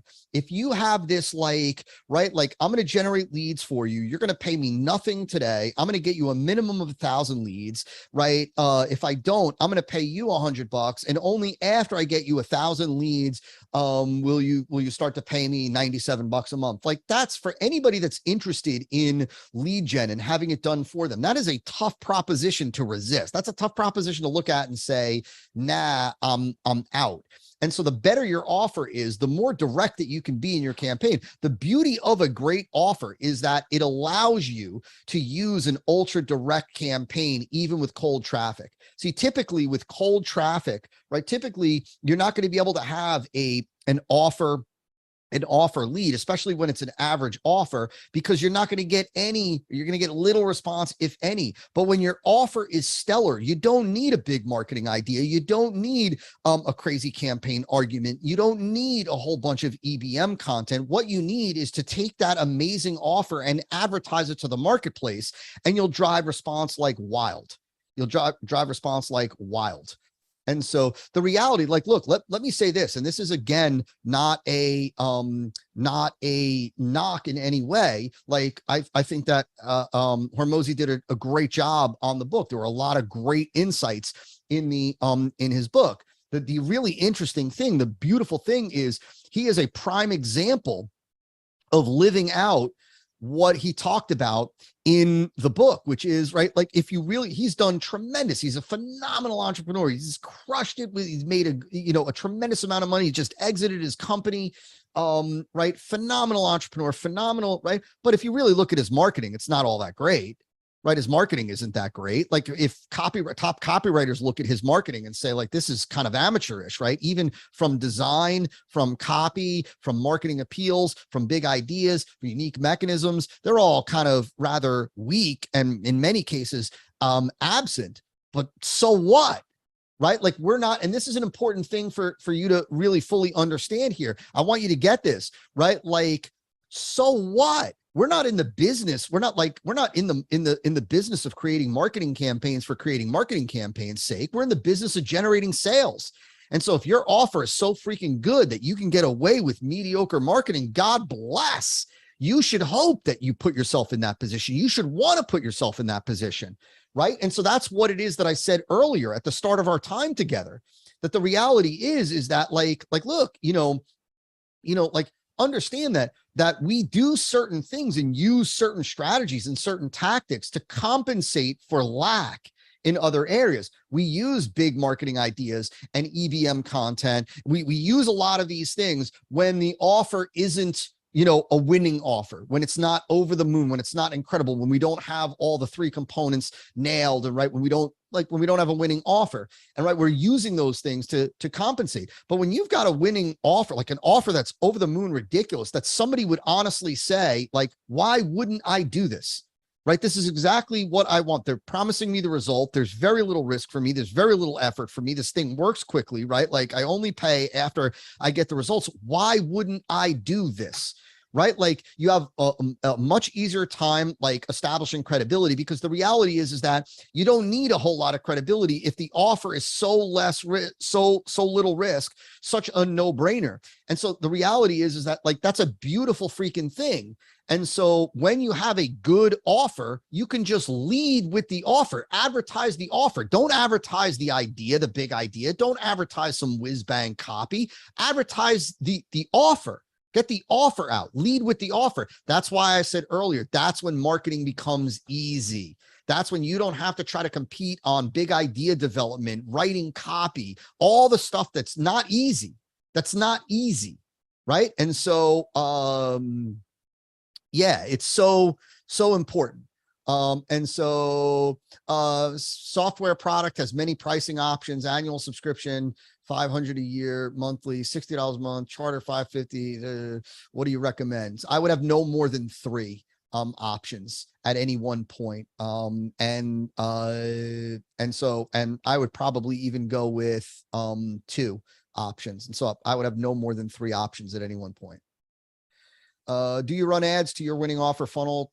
Do you run ads to your winning offer funnel to cold traffic? If yes, then what is the CPA? So that's going to be wildly different for every campaign, right? Like in other words, Nick's is asking, the answer is yes. Of course you run ads to your campaign with, when you have a winning offer. That's the whole aim. The whole aim is not right. The whole aim is to have an offer that you can take to cold traffic and not have to rely on organic or JVs or affiliates or internal house traffic. The holy grail is when you can acquire buyers every single day from cold traffic, from media buying, because then sky's the limit for you, right? Like sky's the limit for you. And so, no, so this offer didn't go to cold traffic at all. No, this offer went to it did not go to cold traffic. This is not a front end offer for us. This is not an evergreen offer for us. Because I have enough evergreen offers right now. I wanted to do it live right now. My marketing guys only have so much time in their schedule. So definitely not something that I can do long term. I wanted to do this really once. Maybe I'll do it again in the future. I'm not sure yet, but I wanted to do this once for a small amount of people. We'll probably do something again in the future with this. We'll roll it out maybe in a couple months, raise the price on it, and do it again to our house file. So no, this wasn't ran. We didn't run this to any cold traffic. And so that for us, that's the difference, by the way, for what it's worth, when we label something a front end and a back end. So typically, formally, a back end is an offer that is made to buyers. But for us, right, a front end is an offer that we take to cold traffic, to media buying, and then back ends are offers that we only expose to our house file. And so we've got a lot of offers that we only expose to our house file that we don't take to cold traffic. For what it's worth also, and this certainly doesn't apply to this, but I wouldn't know, but there are some offers that don't work economically to paid traffic, but they're great monetization tools for your house file. This is all stuff beyond the scope of this. So how to craft one-liner message. Can you recommend some resource? I don't really have a resource to recommend. I'm not sure why you'd want to craft a one-liner. And so, yes, I'm not really sure why you would want to craft a one-liner, but, so I don't do any more Nick's any one-on-one. And so just because I allocate my time, my highest level clients, which are our top one mastermind group, which has a crazy qualification process and whatnot. But I think you could learn a little bit more about it at top one mastermind.com. top1mastermind.com. So Leslie said a one-liner for a USP. So the reality is, Leslie, is that this is a great, and then we're going to go on to, I'm going to get you guys out of here. I'm going to talk about prepping and then give you a link. So a USP. So, most people talk about a USP, a unique selling proposition, and which is really a tool for differentiation. And what most people don't realize is that the majority, like there was a time when developing a unique selling proposition was much easier than it is today. Today, unique selling propositions are rare. A unique selling proposition is when you have a product or service that offers a unique benefit to the marketplace that no other competitor in the marketplace offers. So like when your product or service offers a unique benefit to the marketplace that no other competitors offer, that's when you have a unique selling proposition. And so the reality is that today, unique selling propositions are rare. They're only seen typically with disruptive technologies, like when Uber first hit the scene and, right, like you were able to hail a ride, a car from your phone. Today, USPs are extremely rare for the overwhelming majority of products and services out there, minus the disruptive technologies. And so this is why, as a side note, I'm not going to do a pitch for E5 for those of you who haven't gone through E5 E5AA or E5 masterclass. But the other way, the only other way to meaningfully differentiate in marketing, if you don't have a USP, is with a exactly what Robert said, is with a unique mechanism. Unique mechanism is the single most effective tool for differentiation today. And so 2 more questions real quick. Let me bang these out. Question regarding an attractive solution. We help people create self-sufficient homes and lives, and we teach people how to plan, design this out: garden, chicken, solar power, etc. I'm feeling like the needing to plan something is possibly diminishing the attractiveness of the offer in conjunction with the time objection people tend to have. Any suggestions as to how I can discover if there's a better approach? There is, and Brett, the team will help you with that on your creation session. And so there absolutely is. Like, the reality is like, maybe you have a certain set of plans and that are already done, and they choose one. There's definitely a way to, right? Because the idea of, first of all, learning how to plan and then planning and then executing on the plan, yeah, that seems extremely tedious. And so the team will definitely be able to help you with that. Before we've had offers like that. And so, yeah, totally cool. And so Marco, one last question. Marco said, I do phone sales, sell Amazon coaching to business owners and regular employees wanting time, money, and freedom. What would be a good offer for repitching an offer once they've already got off the phone with me? I wouldn't do and so it's a little bit beyond the scope of this, but I don't know what you mean by repitch. I would really just go back to the same benefits. Like, right, are you still interested in this benefit and this benefit and this benefit and this benefit? I think, for what it's worth, Marco, for everybody, there's so much in this marketplace of marketing and marketing education. There's so much overthinking of, it's like, it's like when people say, like, what's the best way to, when you're talking to a customer, to upsell them on a product? Like, what's a whiz bang script that you got? Or, should I send them an SMS afterwards? And then follow up with an email or phone call? And, and they're thinking all these weird kind of crazy systems. And the reality is, how about you just ask them, do you need help with XYZ? Yes. Let me tell you about something that we've got that you might find wildly valuable. And so oftentimes, it's the straightest and shortest path. And so, like, for the people that got off, it's more about, like, hey, are you still interested in that? You still want that?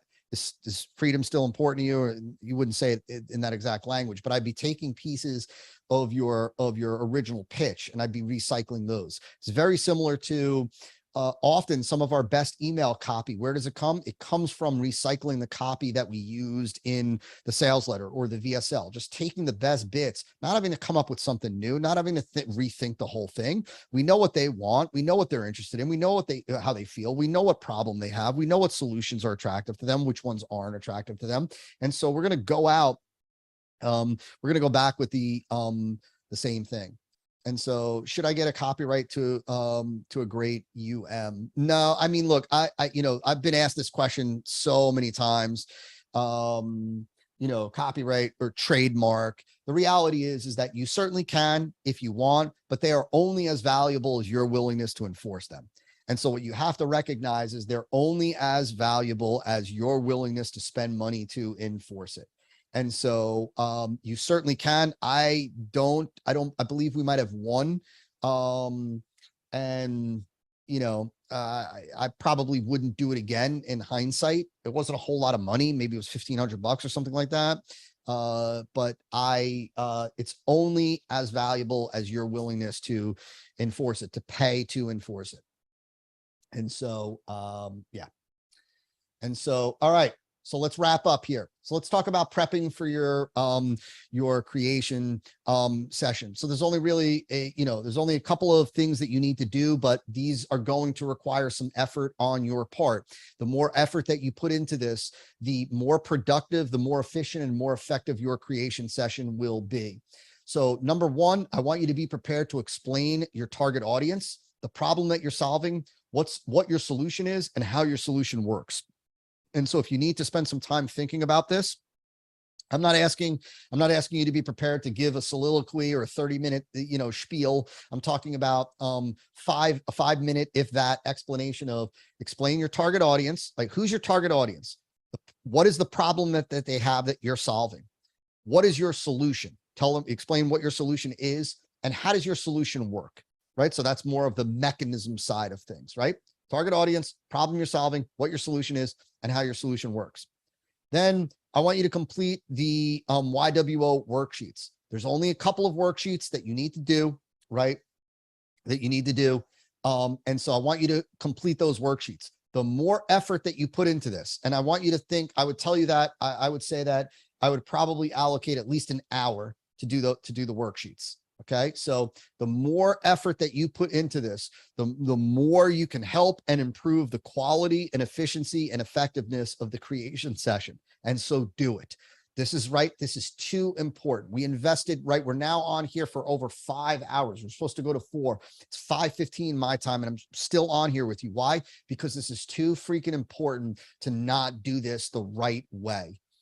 I'm getting to that, Leslie. Hang tight. This is too important for you to not do this the right way. And so please go the distance with this. Go the distance with this. And so you can download the slides and the construction bundle here. What this is going to do for you is this is going to give you a single document. I believe it's a PDF. And on that PDF, there will be links. On that PDF, there'll be links. Some of those links will bring you to Google Docs with instructions on how to make a copy for yourself. Some of them will open up PDFs, but this is going to get you one document to have, one document. And so the link is toddbrown.me/YWO-bundle. So toddbrown.me/YWO-bundle. And so I believe that that we'll be sending some additional resources as well for you guys. I'm also, as promised, going to be taking the OMG comments throughout our time together and putting that into a document for you. Let me see something here.